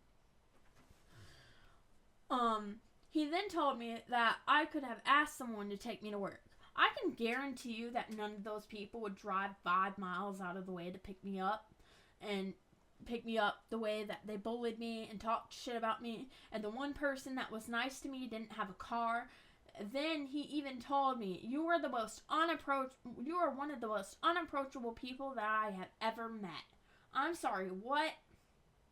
I'm so confused because the reason I didn't talk to other employees is because they constantly talked shit about me behind my back. And I have ears and I can hear what they're saying about me. So I'm sorry. What? Anyway, I got fired that day. This leads into my aunt hating me. But before I say that, then I want to finish talking about all the dumb stuff that happened at Krispy Kreme, because there's even more lore. So one of the supervisors that really didn't like me lived with another employee, and that other employee said that the supervisor started working at a craft store. Look, I can only assume that it was a lie and that they were all plotting against me because of just how absurd it was and how badly everybody treated me. But the supervisor never said anything about quitting her job. One day she just wasn't there. Then 2 weeks later, I get fired. And then about a week later, I went to go pick up my last check. And then guess who was there? The supervisor in her work outfit, working behind the counter. I highly doubt that she quit. Like, look, you can say that, like, I'm just making things up or whatever or what have you, but it's like, I just, none of that makes sense. It doesn't make sense that somebody would, like, I quote, quit their job, and then 2 weeks later, they're back at the same job working, but it's after you got fired. So, something about that just isn't adding up for me, especially when no one else at that job except for one person was, like, nice to me or, like, kind to me or whatever, or liked me. So, like, I doubt she quit. One more story from Krispy Kreme was that one day when it was snowing a lot, when I got off work and it was super windy, then my umbrella broke because of the wind. I went back into Krispy Kreme as well because I missed the bus. Then one of the employees said that she would take me home on her break. Not that she might, but that she would. I waited 2 hours and her break had came and passed. And she did not take me home. So I went and caught the next bus. Then I walked 2.5 miles back home that day with no umbrella and snow falling all over my face. And yeah, I was freezing. And yeah, that was just so fake. Like, hey, sweetie, I'll take you home. Like, yeah, you shouldn't have to walk in all of this. Like, yeah, I wasted 2 hours of my life just sitting in there waiting for her to take me home, and she lied, and she didn't. So, yeah, so how did my aunt start hating me? So this is also one of the surefire things about me that proves I'm autistic. Well, the day that I got fired from Krispy Kreme, then I was majorly upset, and all I wanted was to talk to my great grandma because she always made me feel better whenever jobs did me dirty. So I called her, and she was having an ear infection, and it was very hard for her to hear anything. So I was already upset. And getting fired was like the tip of the iceberg with like everything that had happened in like the last month. So my other aunt was at my great grandma's house, you know, the one from like 3 hours away with my two cousins, that one. She was visiting and she heard me on the phone, but I was really upset and I just wanted to talk to my great grandma, and she couldn't hear me. My great grandma couldn't hear me. So I was crying and having a meltdown and yelling, and I wasn't yelling at her. I was yelling at the fact that I couldn't talk to her because she couldn't hear me, and I was already emotional and distraught, and everything that was happening was just everything. Like, and this was before I got any help for my mental health and before I learned to control my emotions to any extent. Well, my other aunt heard it, and the one that was visiting, and apparently she told my other aunt. And then my other aunt stopped having anything to do with me, although even before that, then she stopped having anything to do with me, even before that. I also need to say a backstory because the other aunt, the nosy aunt, like the one that was from 3 hours away, that was visiting my great grandma, somehow found out that like I was talking to my parents. which was like none of her business. And I don't know how she found that out, because it's not like she had anything to do with my dad. Like, my dad's sister doesn't like him, and he doesn't like her, and they don't talk, so that doesn't really make any sense. But back to the current day of being fired and calling my great grandma and not being able to talk to her because she couldn't hear me or understand what I was saying, then yeah, I had a complete meltdown. So I'm an autistic person that doesn't know I'm autistic yet, but within the last month, a lot of shit has happened, and I just lost a job that I loved wrongly.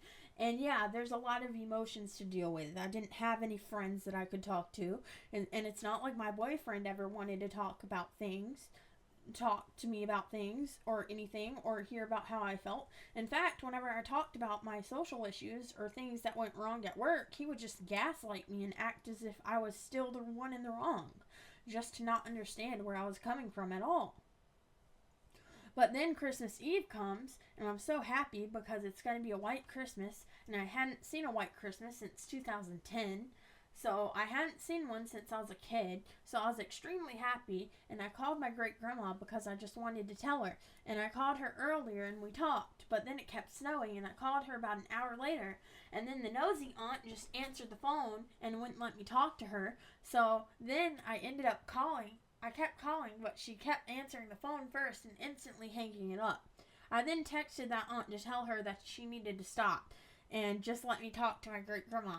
But then she went into all this drama shit and talking about how I left my great-grandma to move away, and how for the last month and she's been taking care of my great-grandma and blah blah blah.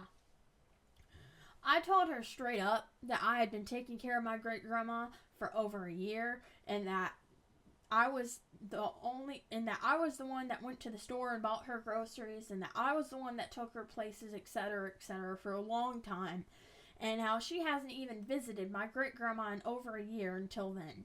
Then she went on about how I had been going behind everyone's back to go and see my daddy and shit, which was no one's business. Who I see in my family is no one's concern, but my own. And I wanted to be able to see my siblings and have something to do with my siblings anyway. So Christmas that year in 2020 was like really depressing. Like, yeah.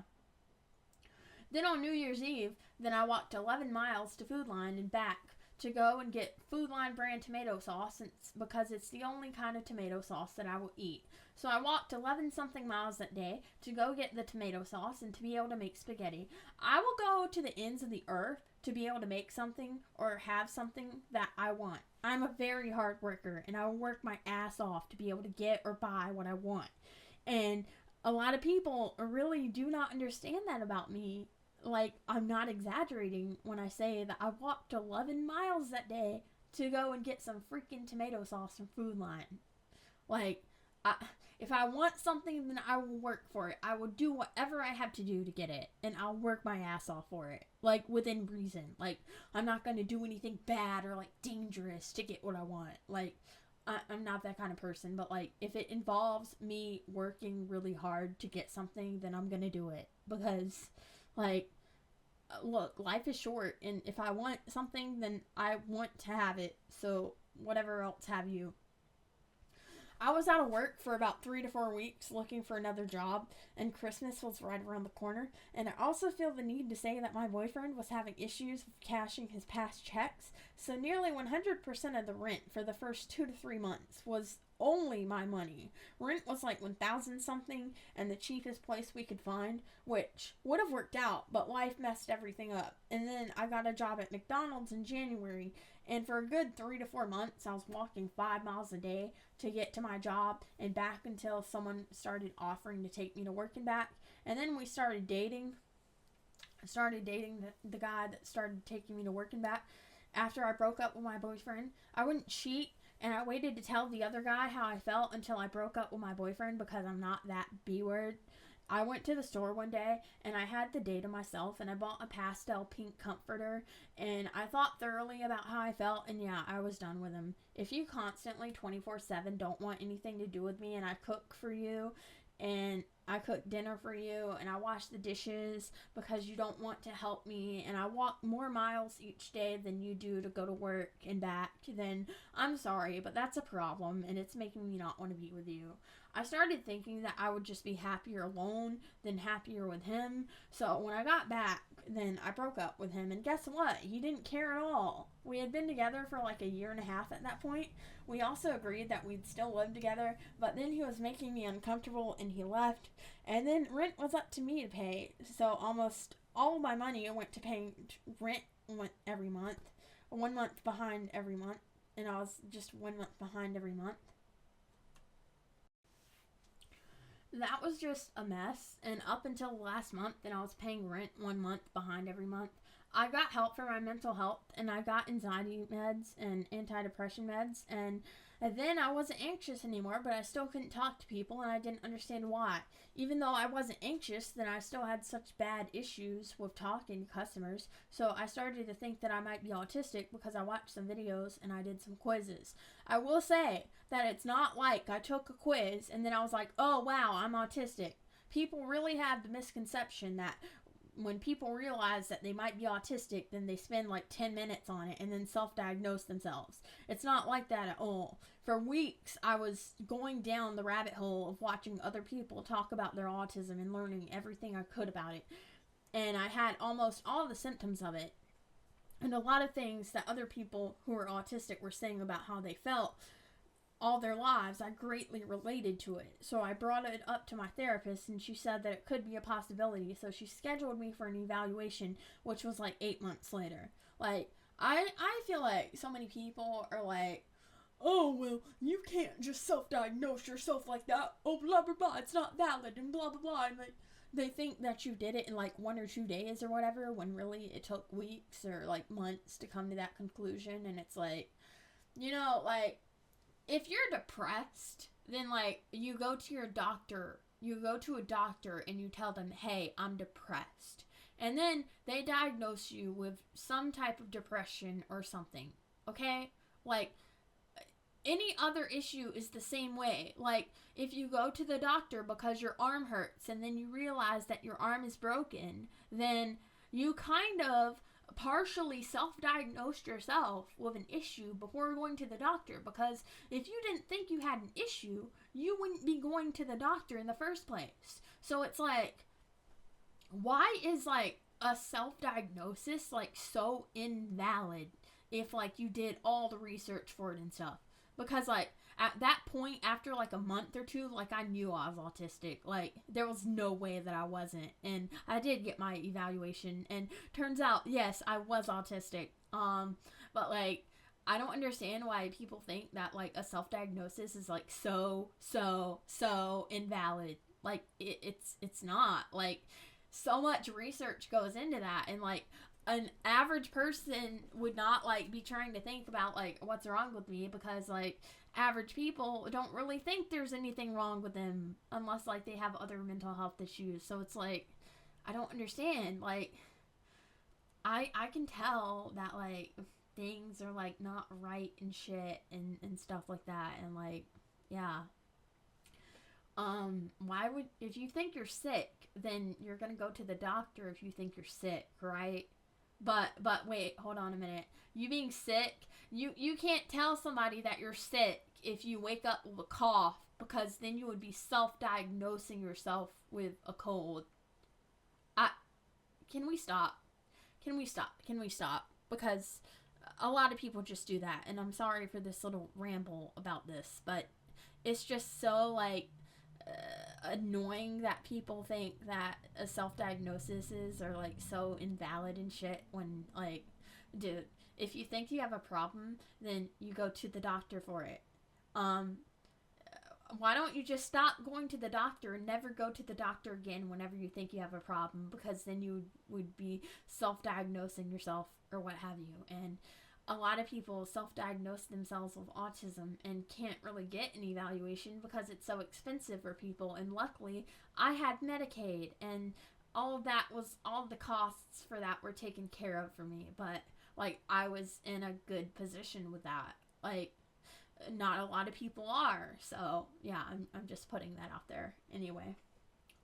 But McDonald's made my life a living hell, and he broke up with me after like 2 months. And in today's time, then I can understand that. But some things I never understood and still don't understand because there just wasn't enough communication. But I really did eventually.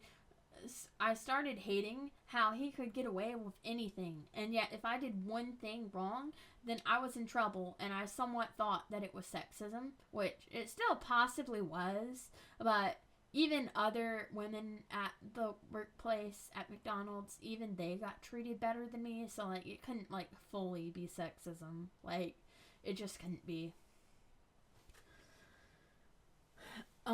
But he was so much better at talking to people than I was, and my communication skills were terrible. But even then, I think I was treated horribly. He wasn't yelled at and cursed out like I was, and he could work any position he wanted, and I couldn't. It was a whole mess, and if you want to hear more about the McDonald's story, then it's in one of my other videos.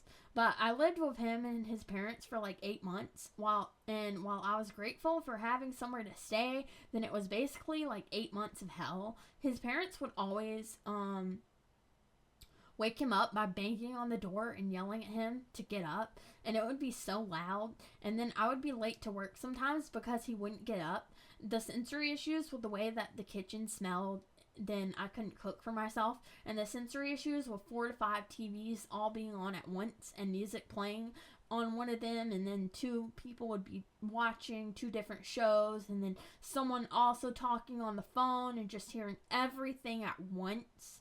Living in a small / medium-sized house with 5 to 6 other people is nightmarish when you can hear everything. And my friend would leave and go out and do things, and I would just be stuck there hearing all of the noise, and it would just be, it would be really, really, like, frustrating, and, like, I got another job after McDonald's. I started working at Claire's again, and I got promoted to key holder, and I had to quit that job mainly because I couldn't watch parents abuse their kids anymore and say things like, because I told you to, or other demanding remarks. It reminded me too much of my trauma just to watch that happen in front of my eyes all day, every day. And plus, one of the employees had a problem with me, and I could never do anything right. Like, I was always in trouble. Like, that employee would literally, like, seek out anything that I do and just try and make me feel bad for something that I didn't even do wrong, and it would just feel awful. So I just couldn't deal with her anymore. And I was working 4 to 5 days a week, and I was only getting paid $11 an hour. One of my biggest issues is that while yes, I had a roof over my head, then like, yeah, like, thank you for the help, but like, I had to pay his dad $300 a week, which was like half of my paychecks.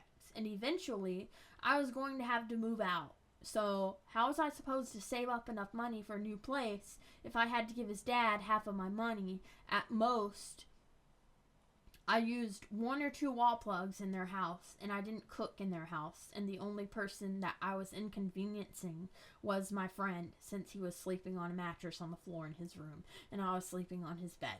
$300 a week when you have a low-paying job and you are buying your own food to eat and your own soap and self-care products and everything is a lot of money to pay to have half of a small room to yourself and to have to hear 15 different noises all at once 24/7. But I digress. Looking back, it just kind of feels like even though I was helped with a roof over my head and a warm place to sleep in, then it's like it wasn't only out of the goodness of their hearts. It was also, how much money can we get from this person that we're helping? Because if they were truly helping, they would have let me save up money for when I was going to move out. So that whole 8 months of me being there really didn't help me that much. I just really can't stand people who act like they want to help you, and they help you, but then they want something out of it. I don't understand why some people can't help others without wanting something in return. Like, if you're going to help somebody, then help somebody out of the goodness of your heart. Don't help somebody and then expect stuff in return when they... Why are you helping them? If somebody can give you something in return, then they shouldn't need help. So, if you're helping someone but you expect something in return, then just why even help them at all? Like, you know that they can't give you anything in return at the time. And maybe if they're like a good person, then down the road when they're successful, then they will most likely give back to you to thank you and to tell you that they appreciate you for when you helped them, when they were low, when they were at a low point in life, then they will give back to you and be grateful that you helped them. But to expect something from somebody that you are helping in the current moment is just, that's just messed up. Like, I'm just telling you point blank, that is messed up. To expect something from somebody in the moment that you are helping them. There's no words for that. It's kind of selfish. One cool thing they did was get me an Apple iPhone 13 because Best Buy and AT&T screwed me over and messed up my credit because I bought the phone with a payment plan, and then I had to I bought the phone with a payment plan, and then I had to return the phone because they messed up the phone number, and then they told me that they would send a brand new SIM card to fix it, but instead of sending me a brand new SIM card to fix it, then they sent me a SIM card that was linked to someone else's car account. Like, what? So AT&T said that they couldn't do anything about it, and I had to return the phone to Best Buy, and then Best Buy told me that they couldn't prove that I had returned the phone, so they wanted to still charge me for it and all this shit, and then finally they just left it alone. But now I wouldn't be able to buy anything with a payment plan at Best Buy or any other place because they never fixed my credit with the account being linked to that person's car account. So that messed up everything. So his dad got me the phone that I wanted. Of course I had to pay payments for it, but that didn't end up happening. But now a few months ago, then the phone just stopped working, unrelated to them. But do not buy an Apple iPhone because my Apple iPhone 8 Plus still works and my Apple iPhone 13 barely works, and I can't listen to music on it without Bluetooth headphones. The speakers on it doesn't work. It won't play videos without having Bluetooth headphones connected, and I can't even record videos with it now. So, like, art videos are, like, on hold for, like, physical art. It's basically a brick now, and I can barely take pictures of it, and I can just use texting apps. It's literally like a brick. If you like pink or pretty colors, then just don't go for a cute colored iPhone. That only works half as good as any other phone that's way less money. Like, they literally scam you and give you a worse product just for something that's cute. Like, I 100%, I 1000% understand where you are coming from if you like Apple technology because it is cute or because it comes in cute colors. I 1000% understand because I was in that same boat, but I'm done. I'm done with the scamminess of Apple. I'm done. But yeah, that's one TED Talk. Yeah, thanks for coming to that TED Talk. You're buying the brand of Apple, not the quality. Alright, so to further prove that, like, how done my parents are with me and stuff, and, like, how much they hate me and stuff, then to further prove that, then I sent this email, like, about a week or two after I found out that I was autistic, after I got the evaluation results back, and this is what I said. I'm going to tell you what I said in the email, and I'm going to tell you what he said back, which wasn't much. I sent this very long email that explained all my feelings, like, very, like, non-aggressively and stuff, and then he just sent me this email back with whatever he wanted to hear out of it. But I said, this is what I said. I said, "Dear Dad and Mom, I have to start this out by saying that I do have good memories, and the good memories are still there, and I'm not guilt-tripping either one of you. I'm just doing what I have to do for me and to try to get better mentally, because lately it's been an absolute hell in my head, and when I say things that I'm about to say, then it was the early 2000s, and less was known in those years, and the both of you had me at 17 and 18, and weren't exactly full of knowledge for raising a kid. No one would be, and I have a certain way of thinking about people. I feel that I'm really moral and that I see everyone as a human being and that no human being is perfect and that we all make mistakes. But I have to address it, and I hope that it helps me in some way, shape, or form to tell both of you how I feel and the emotions and feelings that I've been holding inside for years now. I just don't want the two of you to be mad at me for feelings and emotions that I don't control. First off, then I have autism, and you were both raising an autistic child the whole time and didn't know it. No one knew it.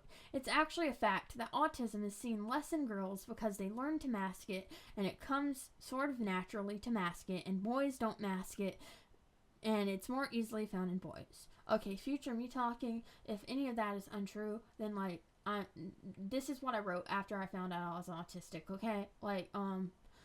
This is just the stuff that I was hearing and stuff and whatever. I know that we keep learning more about autism and stuff. But anyway, back to the email that I wrote. And boys don't mask, and it's more easily found in boys. It explains all of my issues with different textures of foods, different textures in general, and all of my sensory issues with things feeling so weird to me, not being able to let anyone else paint my nails, freaking out when there's a new hole in my ear from getting another piercing, and my major issues with my emotions. I hate talking about my emotions and feelings, and it just makes me feel majorly uncomfortable. The fact that every guy I was ever with, it was just high school. Who cares? LOL. Not any forever shit. But the only person I've ever been able to completely open myself up to, or anyone for that matter, is blah blah blah. I'm not saying that. I'm not saying that because I'm just talking about the guy that I liked, which was the person that I was living with. My friend. Anyway. Let me see.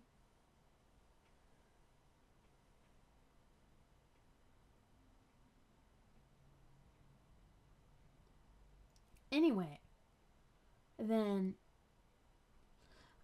I was talking about how I did so much for my ex and how he didn't really care and he didn't really care anything about me and he didn't whatever and blah blah blah. And then I'm like, so I just say that, and I'm not going to, talk about that, because I don't want to talk about him. It's ugh.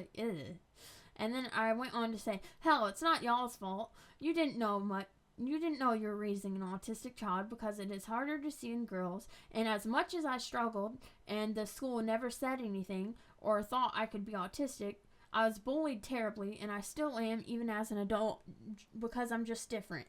I've always felt different from other people. It turns out, though, that being social is extremely exhausting for me and wears me out more than physically working would. It still is just as hard for me to make friends, and people leave me out of social groups, and social cues are hard for me. None of that got better with taking things away from me. I'm an adult that doesn't do drugs, doesn't drink, and doesn't even smoke. I take anxiety meds and antipsychosis meds for bipolar, which isn't happy, mad, happy, mad, happy, mad. And a large portion of my bipolar was mania, being overly happy on top of the world with grand ideas, big feelings, feeling like, yeah, let's go attitude. That was extremely bubbly and positive, and going on spending sprees, but after spending money, then feeling depressed that I bought the thing or this thing, unless it was something that was planned. But I mean spending a whole check, spending money on dumb shit, which didn't really start until last summer around September, October. Before the mania, it was just depression and more depression and excessive anxiety, being scared to even go out into the world because of being so afraid of people and the mindset that I was in. For the last several months, then I'd go weeks feeling on top of the world with grand ideas and everything being great, and then spend a few weeks feeling depressed and it being hard to go to work. But with that being said, then to this day, I still have nightmares about having things taken away from me. I'm an adult in control of my own life and what I do and what I don't have, and I still go to sleep at night, and I don't get adequate sleep because of having a phone taken away from me, etc., when I was just trying to be a functioning teenager having contact with a handful of friends. I did and do forgive the both of you, but it was traumatizing. It was traumatizing being force-fed food, traumatizing being grounded for every little thing. There was a reason I said things to my friends at the time. It wasn't normal. None of that happened in any of my friends' lives. Having my great-granddad's iPad completely destroyed, probably the person I was closest to and the most liked, I wasn't able to express how hurtful it was when he died, or able to express how much he meant to me, as my feelings and emotions are complicated, and I was in and out of the midst of severe untreated depression and anxiety. Being bullied every single day tore me apart, and then not being able to tell anyone how I felt and having to deal with it all by myself. I still get bullied because I'm different, and I have people in my life who care about me. For the last 6 months, I've been living at blank parents' house and in his room and blah blah blah, and at the time I was talking about how we were going to get an apartment together, which that didn't happen. But despite having autism, then those experiences and many others were traumatizing for me. You add me being autistic and not accommodating how you decide to teach me things, and then it makes them even more traumatizing. My whole life I didn't have a mom to go to and tell my feelings to, or a dad. I wasn't taught to talk about my feelings or emotions. They were disregarded when I did. I am an individual person. Whether blank did her stalking or whatever to find out that I was talking to my daddy, you, and mom, and then told grandma, like, can we stop acting petty? I'm not on anyone's side. The whole thing is petty as shit. I am an individual. I can talk to who I want to, and I'm never talking to her again after getting up in my business in the first place. I had a relationship with you and mom, and then a relationship with grandma, and I'm not into this petty crap of choosing a side. I'm already done with your mother, dad, because of how two-faced she is. She's been to me my whole life, and it was too much drama.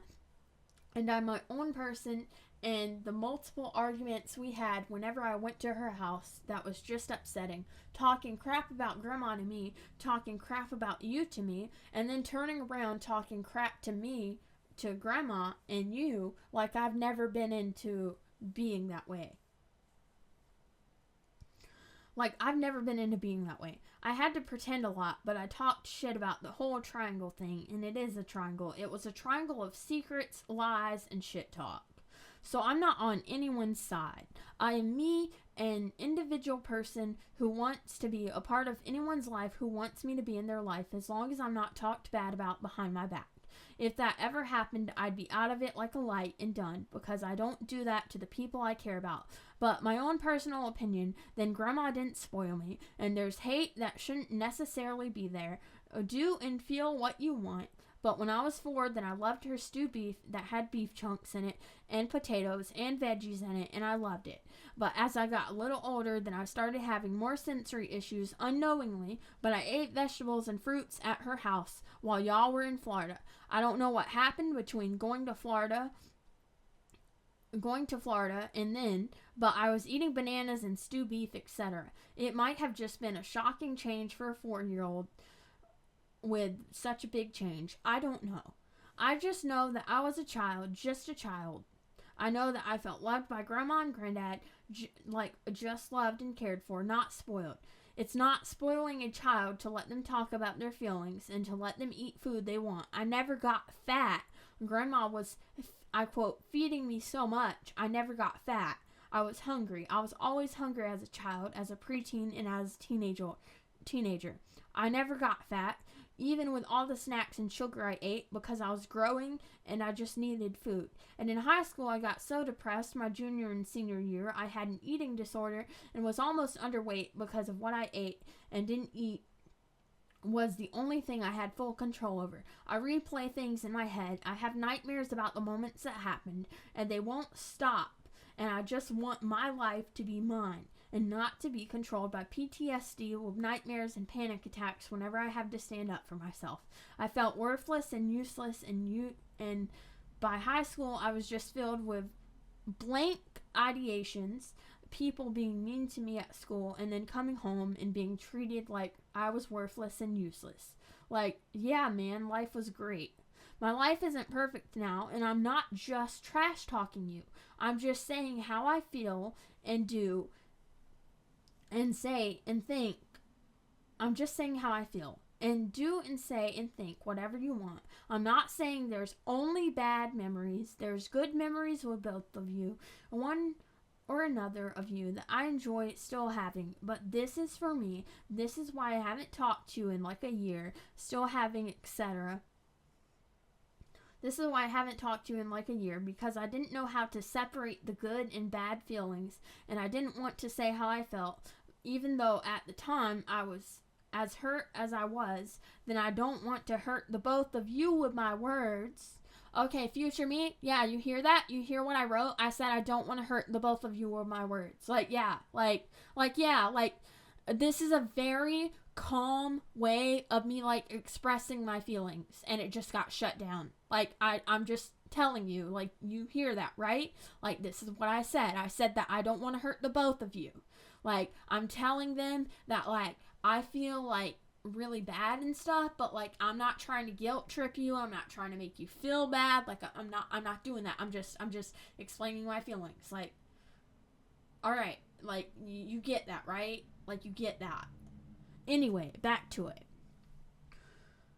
I'm not trying to hurt. I don't want to hurt you with the both of you with my words. We all make mistakes, and we're all human beings. I'm sorry if any of this hurts, but seriously, I have to tell the both of you either understand. I'm sorry if any of this hurts, but seriously, I have to have the both of you either understand.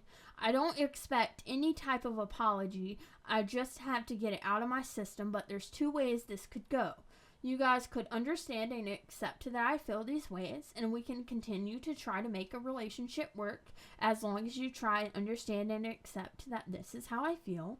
Or I'll have to move on and find a way to move on from this, even the good memories, because I can't keep doing this to myself and keeping all of this inside and not letting it out. I need to get control of my life and stop having nightmares, and I don't know what else to do. One example that I found when I had a meltdown because of how specific I am about things when I got upset, and how upset I get when plans change, even to this day.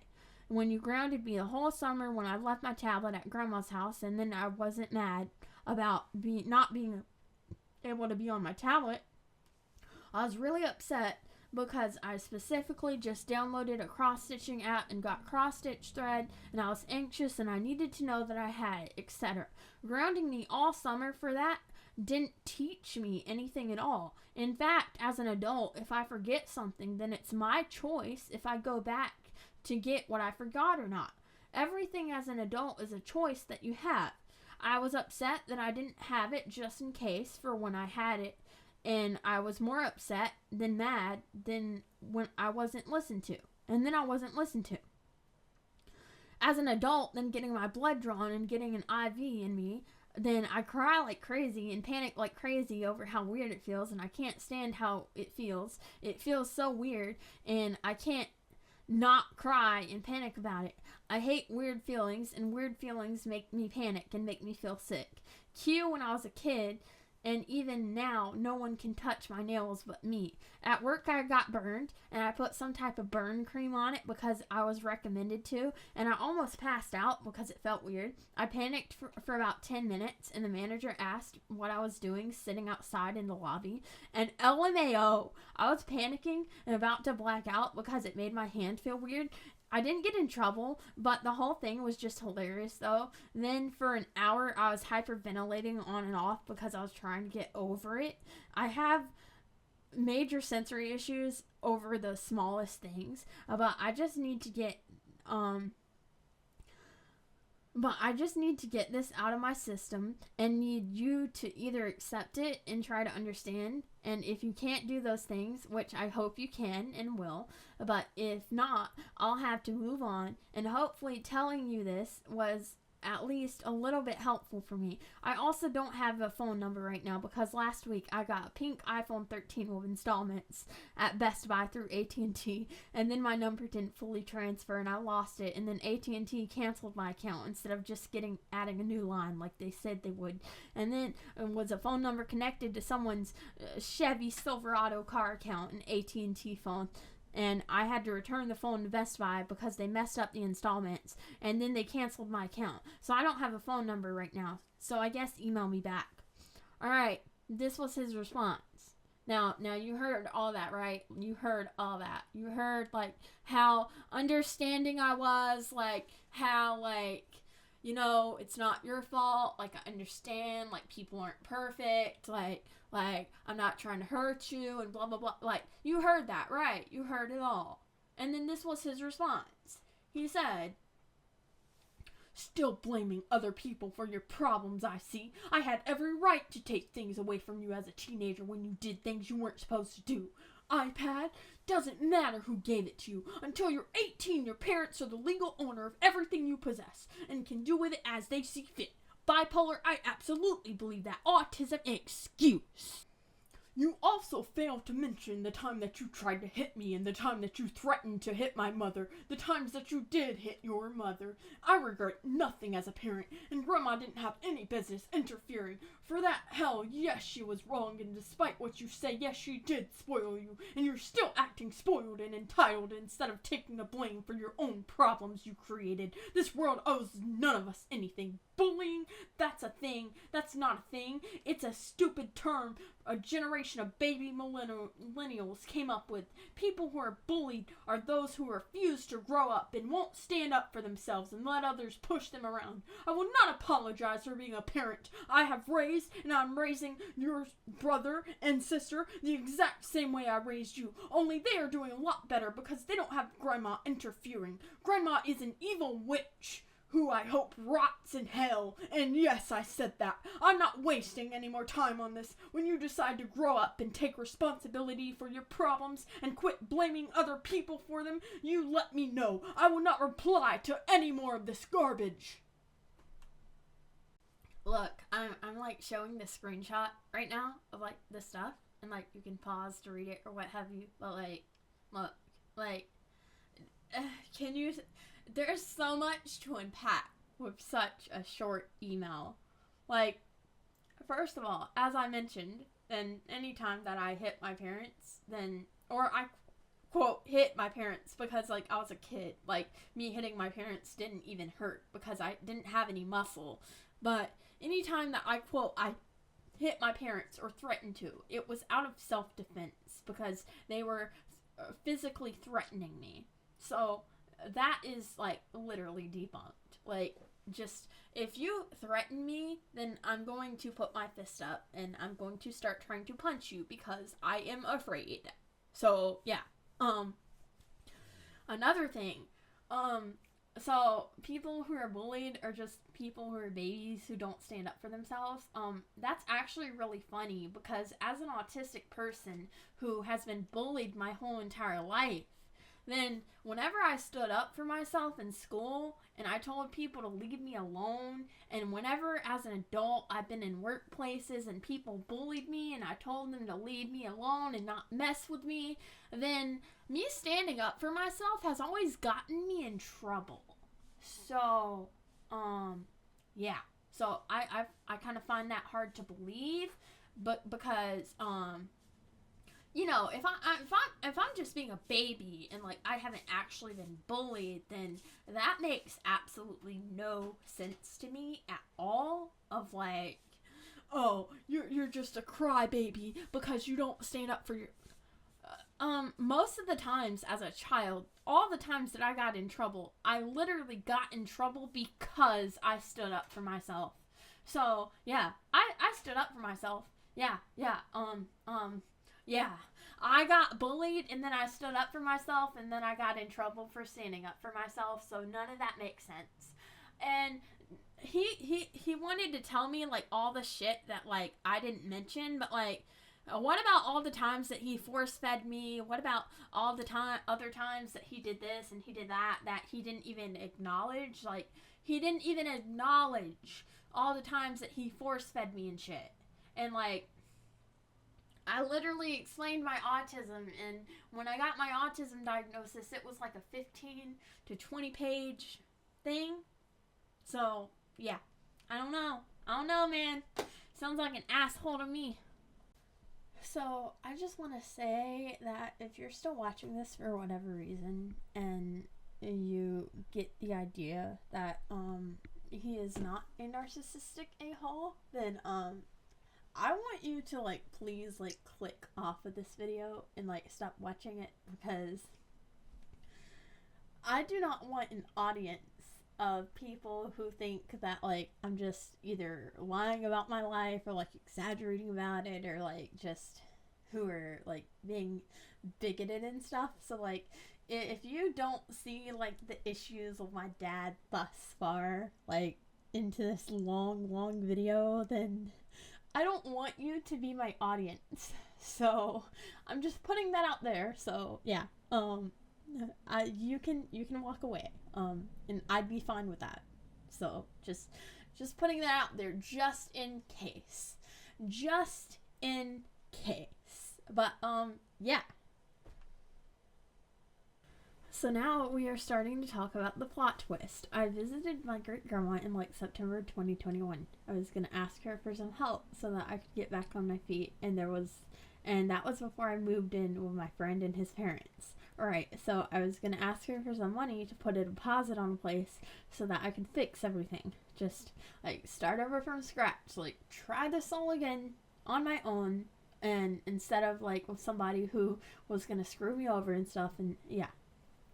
So, when I asked my great-grandma for some money, and she told me that all of her money was tied up because something from my great-granddad's will interfered with her will and blah blah, which at the time made no sense to me. It'd be so for real. Like, I don't think that's a thing, and every other adult that I said that to said that I should look more into it because it just didn't sound right, but me being gullible and autistic, then I believed it. I believed her because, why would my great-grandma that loves me so much lie directly to my face on purpose, Why? Like, why would they do that? So you know what? I believed, instead of questioning it. She told me that she couldn't help it all, and she also told me that I was no longer on the will, and that the house wouldn't be mine when she died. And with me having so many good childhood memories in this house, then that felt like a brick, and I was crying my eyes out for a good 2 to 3 hours, and she kept saying how sorry she was, and how she was so sorry that it all happened like that, and all this shit, which was 100% fake.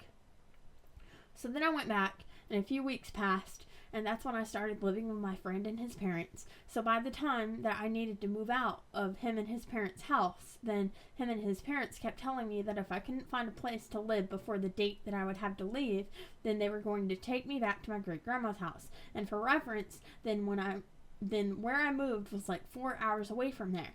For one, then I really didn't want to have to do that because I thought if I moved back, I would have nothing and no chance at succeeding with a job, with no transportation to get anywhere. No one would help me with how awful the job market was, and no one to help me with how awful the job market was where I once lived/live current day, today. Which is true. The job market where I live is awful and discriminatory AF, with someone who doesn't have a car and doesn't follow social norms, not knowing how to talk to people. Everything I imagined about moving back here was true 100%. Where I live is awful to be able to get any opportunities to change my life around. Like, it literally is. But I called my great-grandma to ask her if I could move back in with her, and she flat out told me no, with all this BS about how her health wasn't good and she couldn't be around another person and all this BS. So that's another reason why I couldn't move back, because I wasn't wanted. I told her that I was about to be homeless, but she was just like, I wish the best for you and I wish I could help and shit. So I found a place to stay, and the person had 2 cats, and I thought that she was nice, but she was awful and disgusting. Another thing is that my friend completely stopped having anything to do with me after I moved in to this person's apartment. So I was walking again, and this time it was in the heat of the summer, And I would walk about 1.5 miles down the road to go to the bus stop and be throwing up on the way there with how sick the heat makes me feel. I couldn't save up money because I couldn't cook for myself in the apartment because of how awful her kitchen smelled, and she wouldn't wash her dishes when she used them. And with my sensory issues, then I can't wash my dishes if someone else's dishes with food that I have sensory issues with is in the sink, or I would physically get sick. And her cat's litter box was in the kitchen, and she never emptied it out, so it smelled like cat shit in the kitchen as well, and it was sensory hell for me. So I spent most of my money on getting DoorDash and Uber Eats so that I would have something to eat, since I couldn't cook for myself in her dirty kitchen without getting sick. I also walked downstairs one day, and there was literally like cat poop on her rug, and it was, oh my god, freaking terrible. I found another roommate, and there were red flags, but I was so desperate to have somewhere to live and somewhere where I could cook for myself. So this is funny and sad, but it was an old man who was like 78 years old and cool. And we met, and then I moved in because I needed to get out of that woman's apartment. He helped me move all my stuff from her apartment to his house, and I was so happy, and it was like the week before my birthday. And plus, his house was only a couple blocks away from the bus line, so it was perfect, and I didn't have to walk as much. At first, the only bad thing about him was that he was supposedly a nudist. So, yeah, that was something. That was something that I didn't know before I moved in with him. Yeah, that was something. Yeah. I didn't enjoy the idea of seeing a not clothed old man every day, but then I had visited my great grandma, and the weekend that I did, then he met this homeless woman and brought her into his house and let her sleep in a tent outside. And she was a hard pressed vegan and only fed her dog vegan food, and he was very, very skinny, the dog was. But he lied to me and didn't tell me the whole story. And then, at first he was like, oh, this is my old friend, and she was falling on rough times, so, I kind of needed to help her, and blah, blah, blah. At first he lied to me after I came back. That's what happened. But, about a week later, then he told me the whole story, because at first he told me that it was one of his friends, and he even called the police on her because of her dog, and then she kept letting her stay.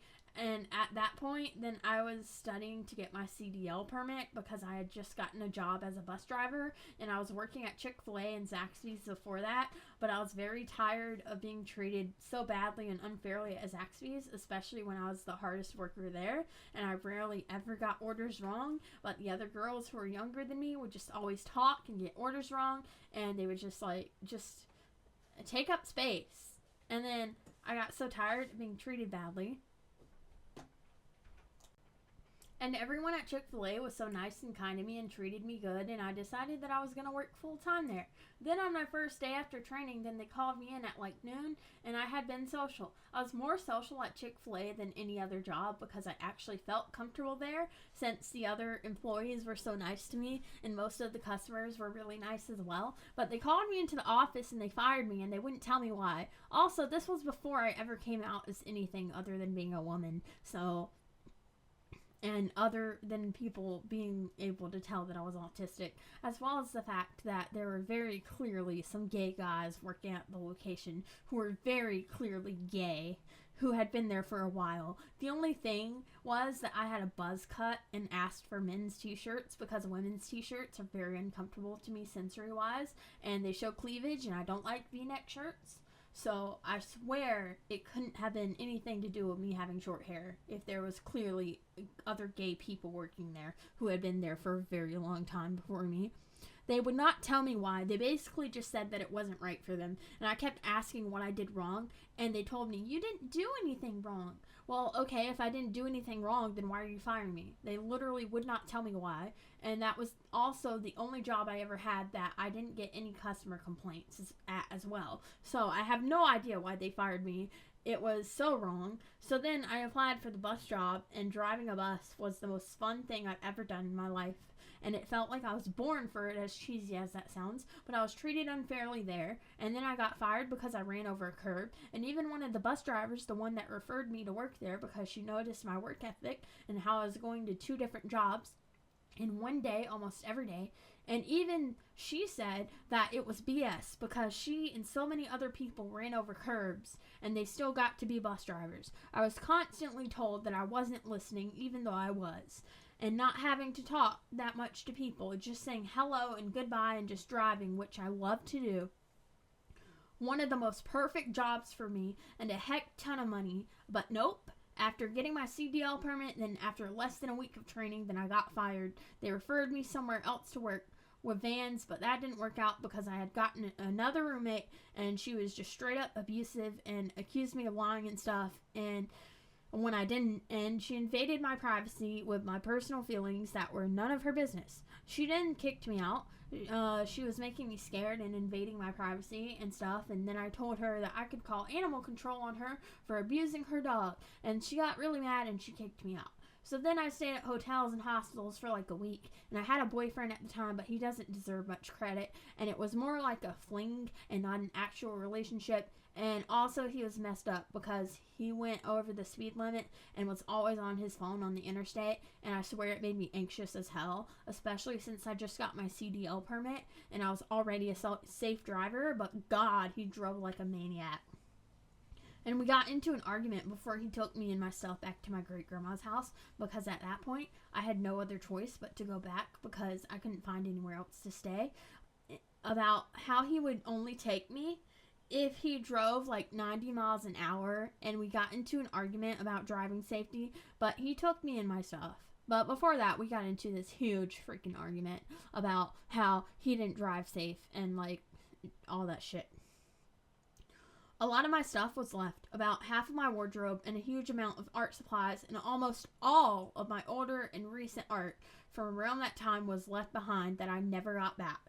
I lost my 150 set of Prisma-colored pencils, and I lost my watercolor paints and my inks and a lot of my markers, and I also lost a lot of sketchbooks and art papers and a lot of my clothes and shoes and bags from other artists. I also had a frog hoodie that I purchased from Rainy Loon on Instagram. She's an amazing artist that loves frogs, and I lost that, which was very sad because I loved that hoodie.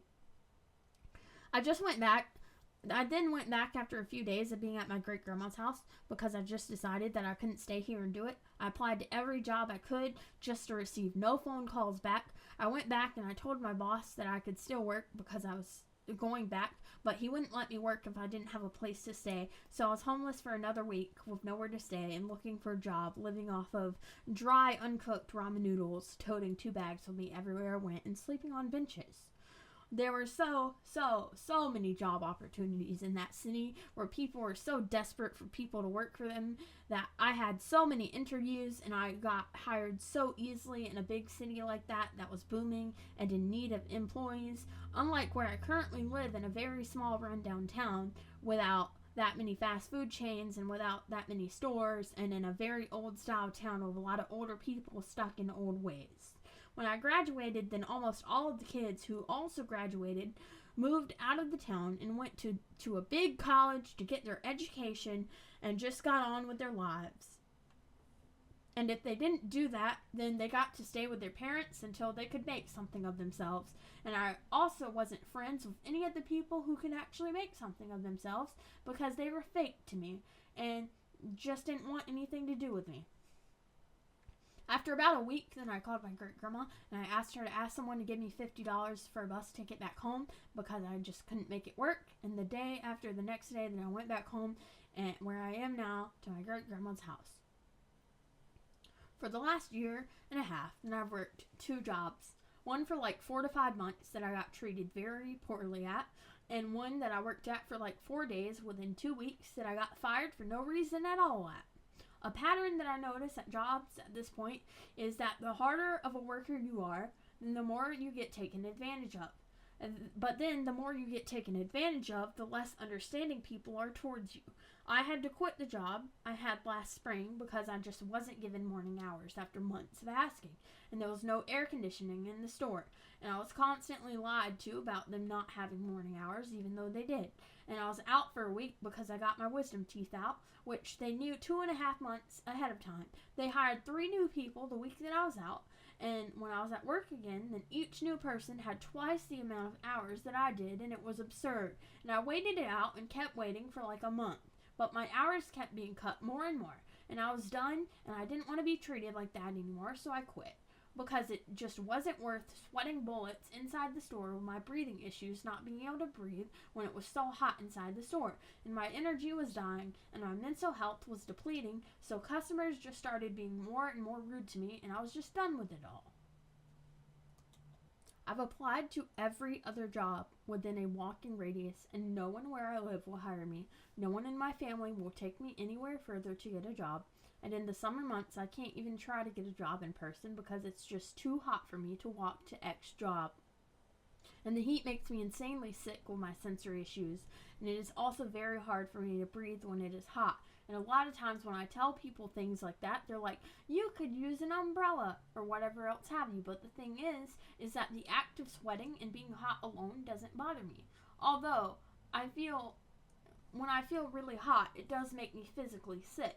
But sweating and being hot in general is generally not an issue for me. The issue is when it is very hot and the air feels thicker and it is denser, which in return makes it harder for me to get air into my lungs. And then I am unable to breathe and get air in, and I feel like I am suffocating and choking. Therefore, I can't walk in temperatures above 80 degrees, and especially above 85 or 90 degrees, because I literally cannot breathe, and I feel like I am suffocating.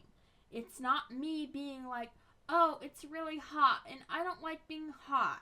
It's an actual matter of me not being able to get air into my lungs regardless of how hot I am or not.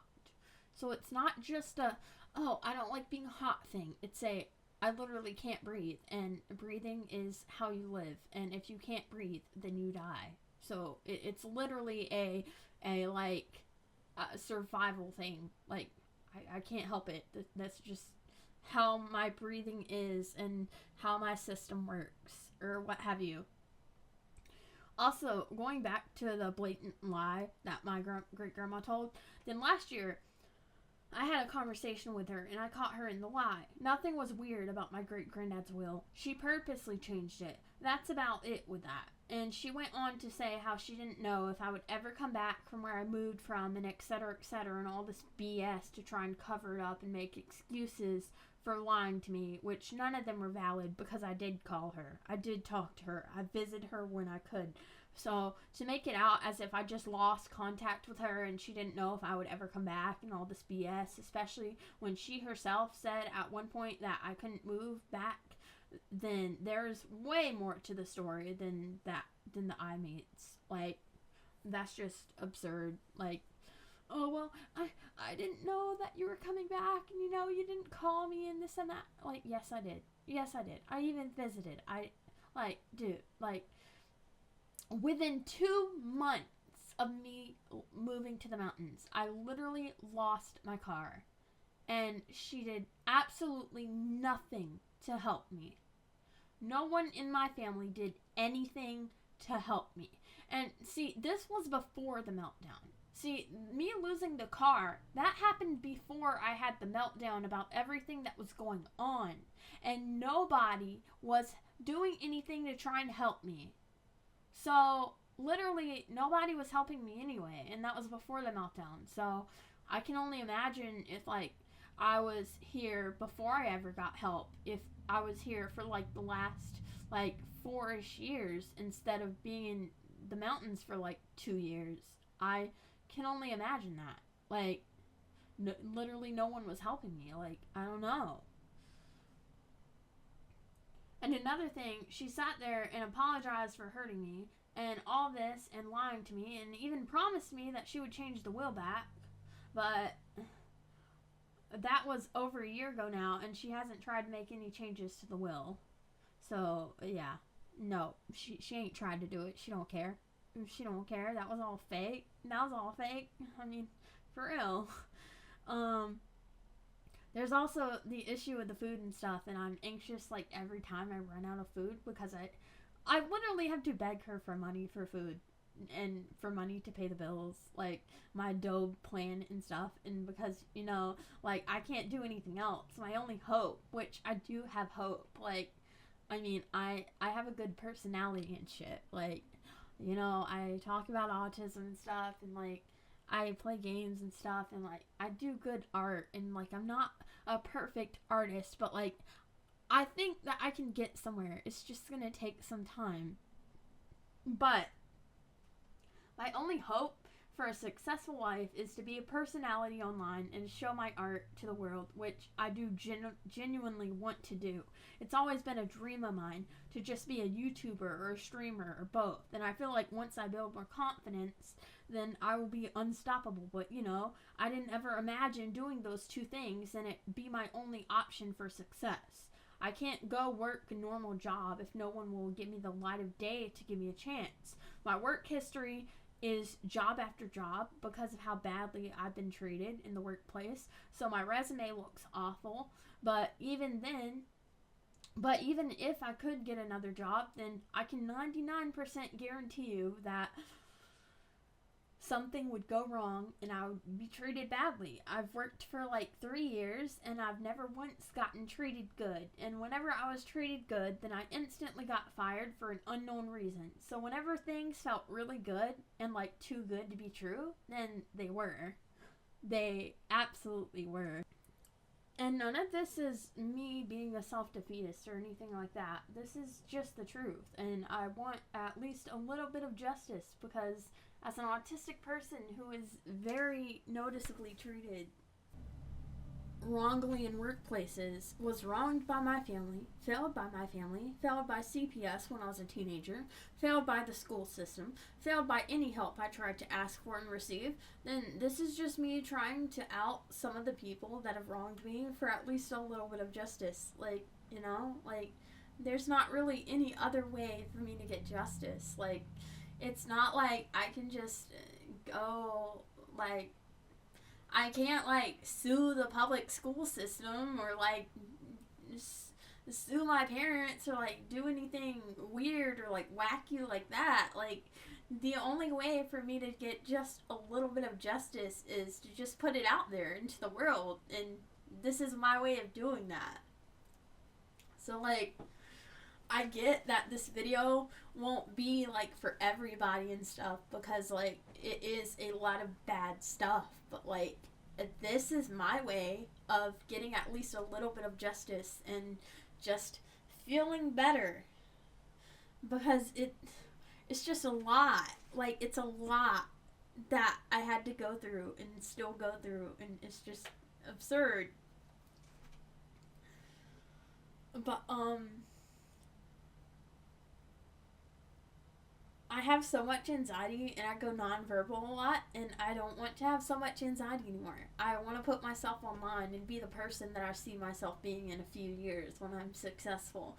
The big corporations can do what they want, but the big corporations are not friendly to autistic people. And in all reality, then no big business cares that my whole life I've been wronged. The big businesses don't care that I'm very socially deficient.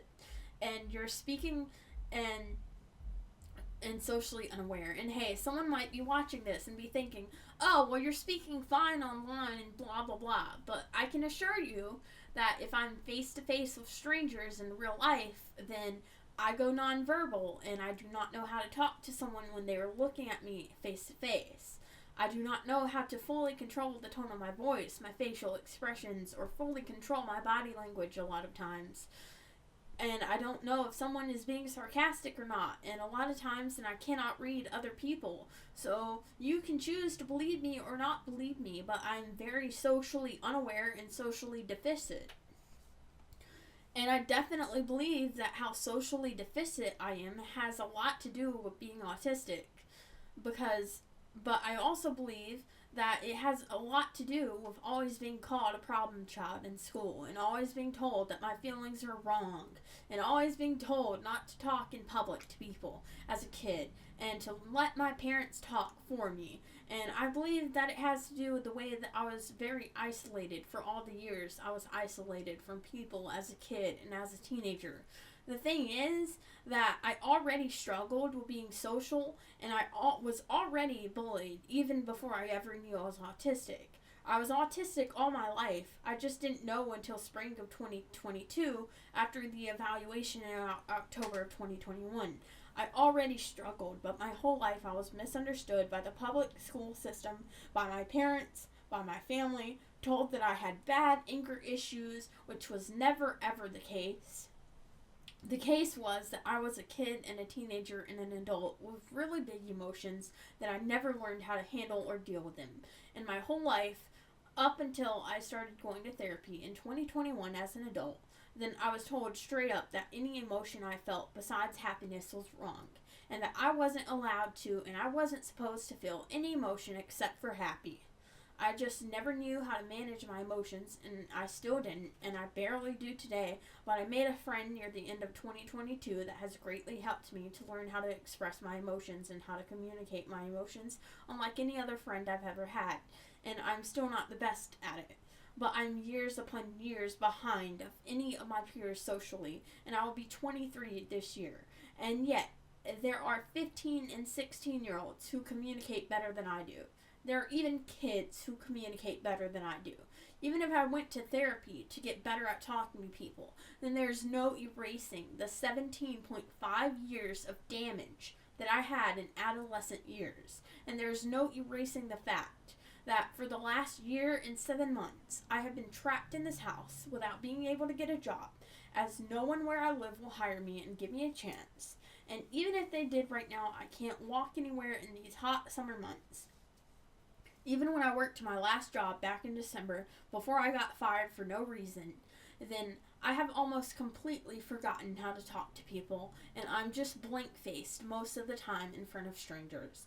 For a year and 7 months, I have not been around people other than the, "Hey, how are you?" basic interaction sometimes when walking to a store to get groceries.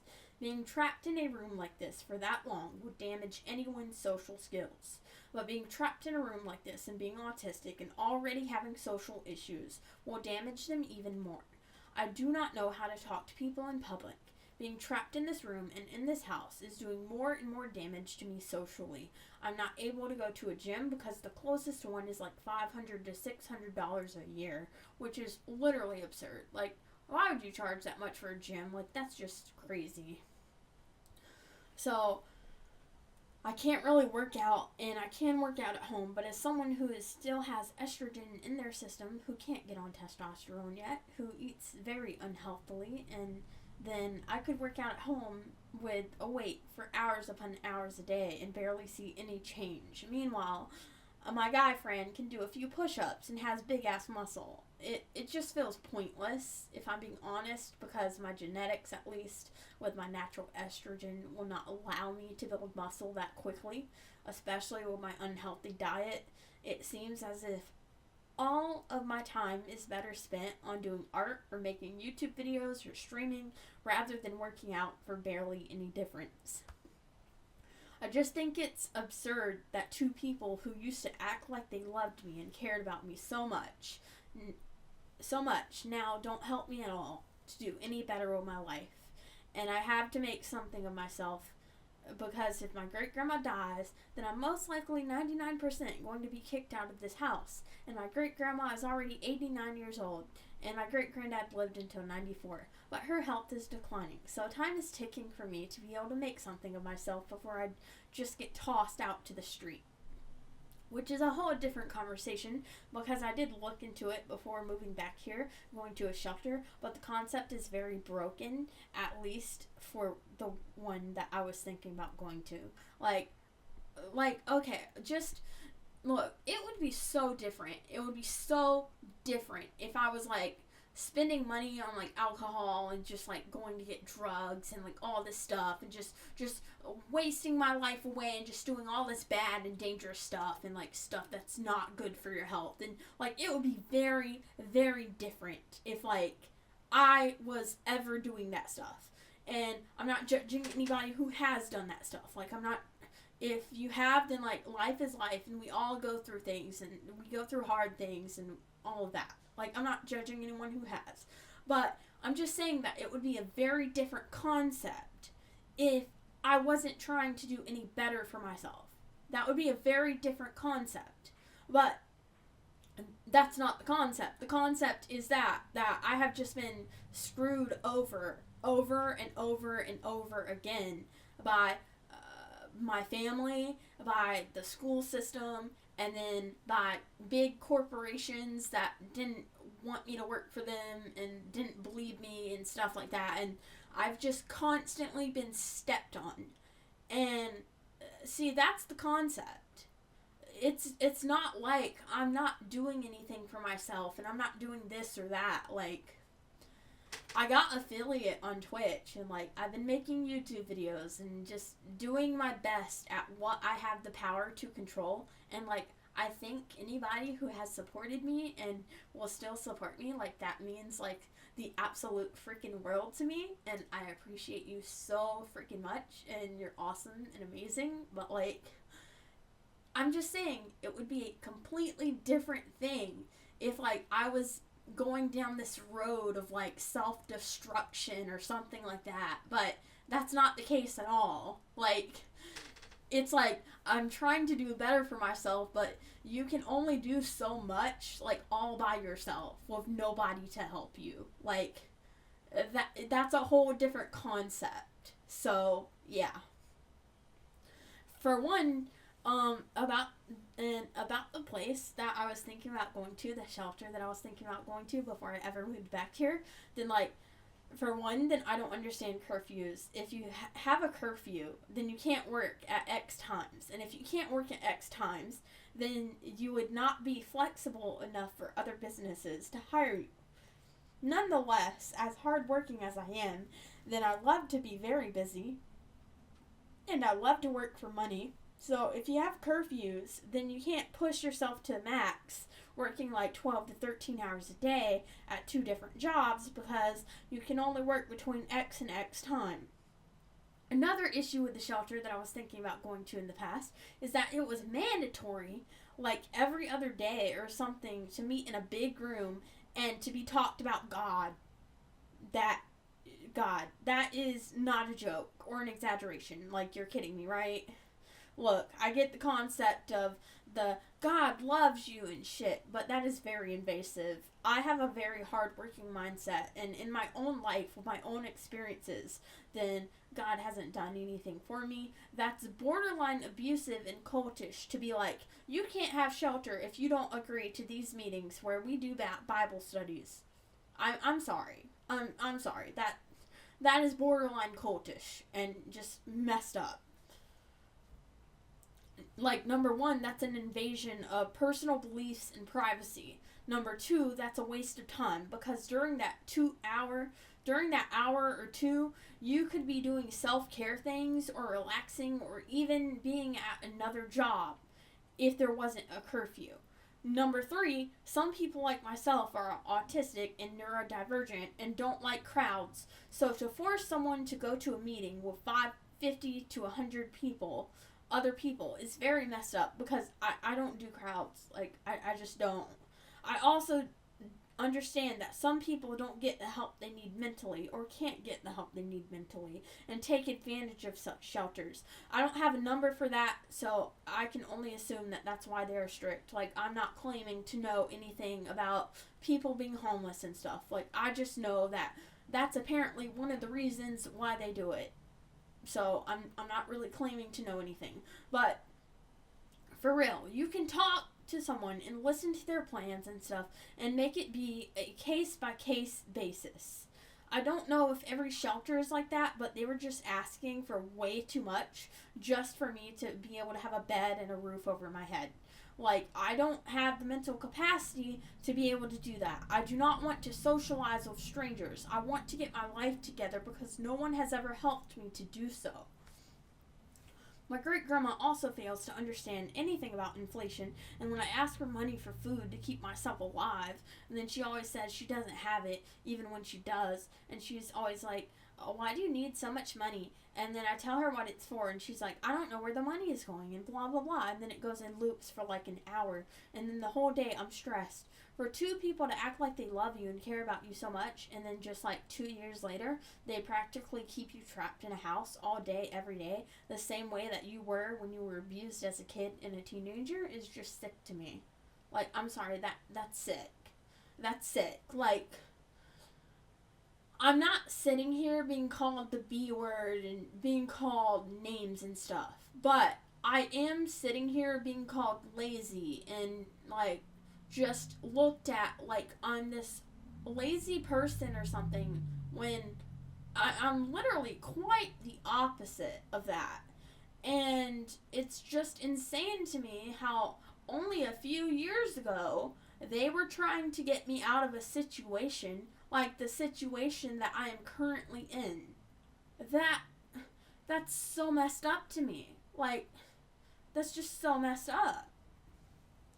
And then they talk shit about me and about how I have no job and how I just sit in my room all day and this and that, when I've applied to every single job. I've even applied to online jobs and nothing back, no emails or anything. And I also have a potato for a computer, so it's not like I'd get very far with online jobs at the moment with a really bad mic and a really slow laptop.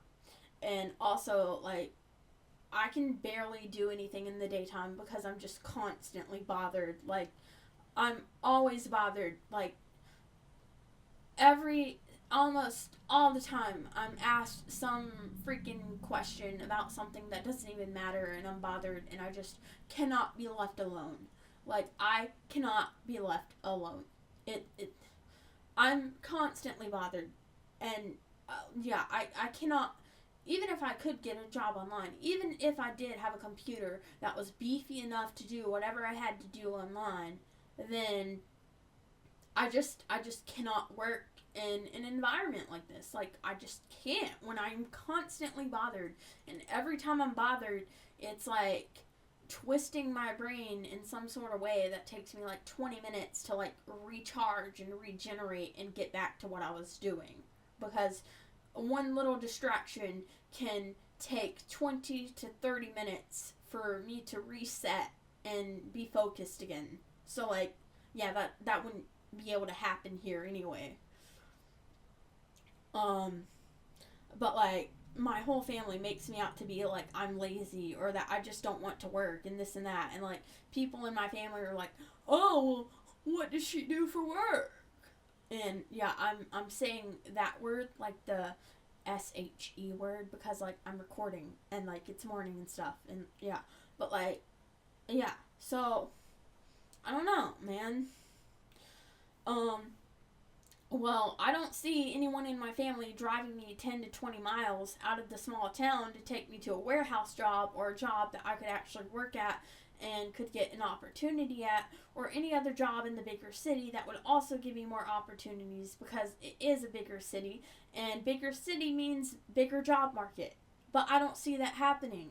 I don't see anybody offering to take me further into a different city or into a bigger city so that I can have more job opportunities. I don't see that happening. So I'm doing all that I can, but all that I can is by myself is not enough.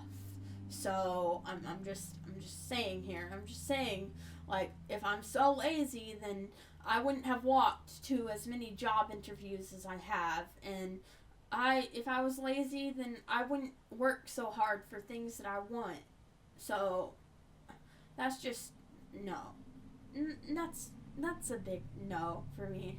That's, like, so untrue.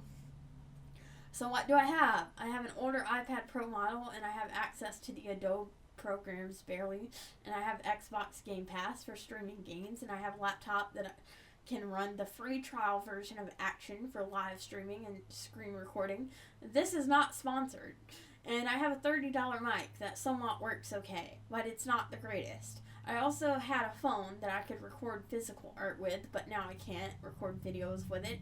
Now that's no longer an option. I'm doing what I can. I'm making art. I'm trying to make some cute emotes and emojis for Discord and Twitch to sell. And I'm trying to start making some art and coloring pages to sell and so forth. And I'm streaming. And thanks to some very kind and sweet people, then I got affiliate on Twitch so I can start making some money on Twitch. And my next goal is to get monetized on YouTube, and I believe that I can. I got affiliate on Twitch, so I believe that I can get monetized on YouTube. The only other thing I really want to say is that it is hard to have as many ideas as I have and to be held back creatively with what I can and can't do and what I can and can't share with others, and to be in an environment that makes me so uncomfortable and stresses me out. And to rely on someone that hates me to get groceries each week so that I can have something to eat.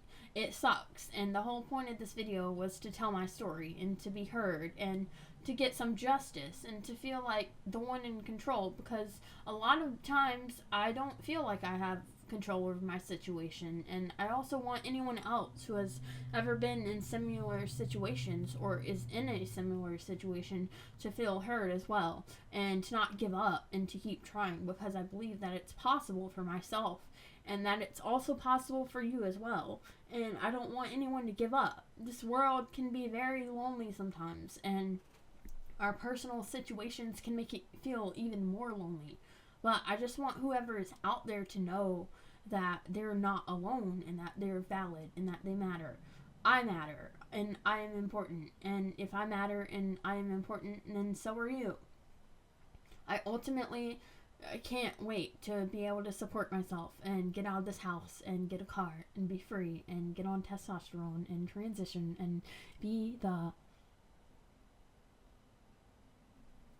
and have almost no limitations in what I can create or make, and to be confident in who I am and to be the person that I see inside myself. But that is afraid to come out and to have a voice. I want to give the inner child inside of me that voice, and to be able to be heard from the rooftops, to be able to say "freak you" to any large corporation or person who has done me wrong, and stand up on my own 2 feet, and also say a major thank you to anyone who has supported me thus far and anyone who decides to support me in the future. I want to be real. I want to talk about issues that I have as an autistic person. I want to educate others. I want to spread my cute pastel art with the world. And I want to not be afraid to be myself. I want to get out of the situation, and then I want to inspire and help others to get out of their situation, because for so long I felt alone and like I had no one to help me, and I hate the idea of anyone else feeling that way. Because I think another major thing for me is that I think I have situational depression. First of all, then I would never be able to go to a mental hospital because of all the trauma that I had in my adolescent years. The idea of having my phone taken away and any electronic device that would help me to regulate my emotions by talking to a friend or listening to a song, absolutely horrifies me. I could never. So going to a mental hospital to help me with my depression, first of all, sounds like a nightmare because of all the trauma that I have with having devices being taken away from me and being isolated and not being good at communicating with strangers. Number 2, I see a better future for myself. So while I sometimes have dark thoughts, then no amount of time at a mental hospital would help me with that, as all the dark thoughts I have are due to my situation. Like, what? Go get help for my sad thoughts and then go right back to the house into the situation that makes me feel those thoughts? I can almost guarantee you that if I lived in my own space where I had almost no limitations with what I could do creatively and could financially support myself, then I would be very happy, because the only thing that saddens me and stresses me out is the fact that I'm around people that do not love me or care about me or support me at all. And at that point, then it's not me or my brain chemicals that need to be fixed. It is the people and environment around me that has to change before I can get any better mentally. So my only option really is to just ignore it and just make myself get out of bed and be productive and work towards changing my situation. And honestly, then music helps a lot with that. Listening to music helps me regulate my emotions a lot. But that's my story, and I'm hoping that me telling my story will take a weight off of my shoulders and help me to feel like I took back control of my life by saying it all out loud and telling the world. I want the world to hear my story. I don't want my story to be repeated in history, and if you see something that seems off, then say something. If you see someone in your workplace getting treated poorly by someone else, then speak up. If you see someone being bullied, then speak up. If you see a parent being controlling to their child, then speak up to someone. Sometimes it is very hard to tell, because a lot of times it all goes unnoticed because of how discreet people are with it. But nothing makes me angrier than other parents abusing their children, or people getting treated badly in their workplaces, or people getting bullied just for being different, or bullied for any reason at all. It maddens me to my core that I was so failed by everyone as a child, and the amount of times that CPS was called on my parents. But they didn't see any of the telltale signs that I was lying for the sake of my parents, because that's what my parents told me to do. It maddens me that my whole life I was seen as this child and adult with anger management issues, when in all reality, I just had autism, and I was never taught how to manage my emotions or how to express them, and the way that I bottled up my emotions led to extensive meltdowns. It maddens me that the teachers I had in school never once noticed that all the other kids were ganging up on me and bullying me extensively to the point of making me cry. Yet when I stood up for myself, causing a scene, then I would be the only one that got in trouble, rather than all the kids that took part in making me cry. It maddens me that my family did what they did to me with no remorse for their actions, and that to them I am lazy, and to them I don't want to work. When that couldn't be further from the truth, because I'm incredibly happy whenever I get a job, and most people are not that happy to get a job or to have to work. But when I got my first job and every other job, I was extremely happy that I got the opportunity to work. It maddens me that I have sent in application after application and gone to interview after interview just not to get hired, or to get fired just a couple weeks later for unknown reasons. It maddens me to know myself to be such a hard worker who is very detail oriented and quick to do whatever I can to make a customer happy, and I'm seen as the opposite, as incapable or not good enough, or somebody with just an attitude problem. Another thing that I feel is worth mentioning is that I've been called childish in my adult life by many older people online for all of my pastel art and rainbow art and all the cute art I do and all of my likes and dislikes. And I hate to say this, but as much as I love pastel colors and cute pastel rainbow things, and as much as that defines me and my brand more than anything else, then I'm not one to assume that people have and haven't I'm not one to assume what people have and haven't been through, but something that makes me happy, the way that color does, almost the same way that music makes me feel, as if I'm in another world, then I guess all those cute pastel colors and rainbows distract me from what's actually happening in my actual life. Like, I know what goes on in real life. I'm not childish. I'm not dumb or whatever else have you. But when you've gone through all this shit I've been through, and you need some kind of outlet where all the dark thoughts just escape you, and all you can think of is happy thoughts, I'm not living in an augmented reality.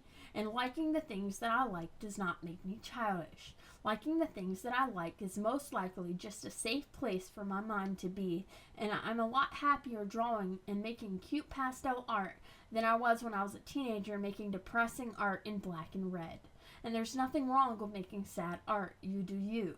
But for me, making cute pastel things gets my mind off of everything that I have to deal with. So it's really ironic to be called childish for liking pastel rainbow things, when those same people who make judgments like that have absolutely no idea what I've been through in the first almost 23 years of my life.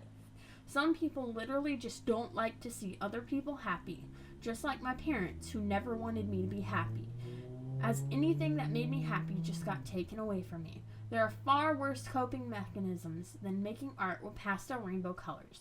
Like, come on now, give me a break. It's actually insane to me how much people judge others for their likes and dislikes. I just wish that people could mind their own business if they don't like something that someone does and just let others live. Just live and let live.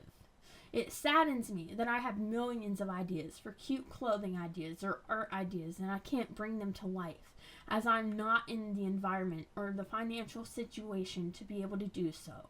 I just did not want to stay quiet about my feelings anymore. My feelings hurt, my feelings are heavy, and I have held in how I felt for so long, and I've told so few people about my life story, and it's time that the world knows. It's time that I flip a switch and give my all to becoming the person and creator that I want to be, and to stop being so afraid of putting myself out there. I'm here, this is me, this is my story, and I'm thankful that you listened, and I'm grateful for your time, and I hope that you too become successful one day, and don't let anything stop you. I believe in you, you are awesome, you are valid, and whoever you identify as, and I wish you all a very happy Pride Month this year. I'll be back soon with some more videos, and I apologize for how long it took me to make this video. I spent days writing about the past, and then I took a break from it, and then I came back to it a few days ago to finish it up, and I didn't want to post any more videos until I got my story out, as getting my story out and that being the next video was very important to me. Thank you so much for watching, and thank you so much for the support, and yeah, I will see you in the next video with a more positive video. Thank you for the support. Goodbye.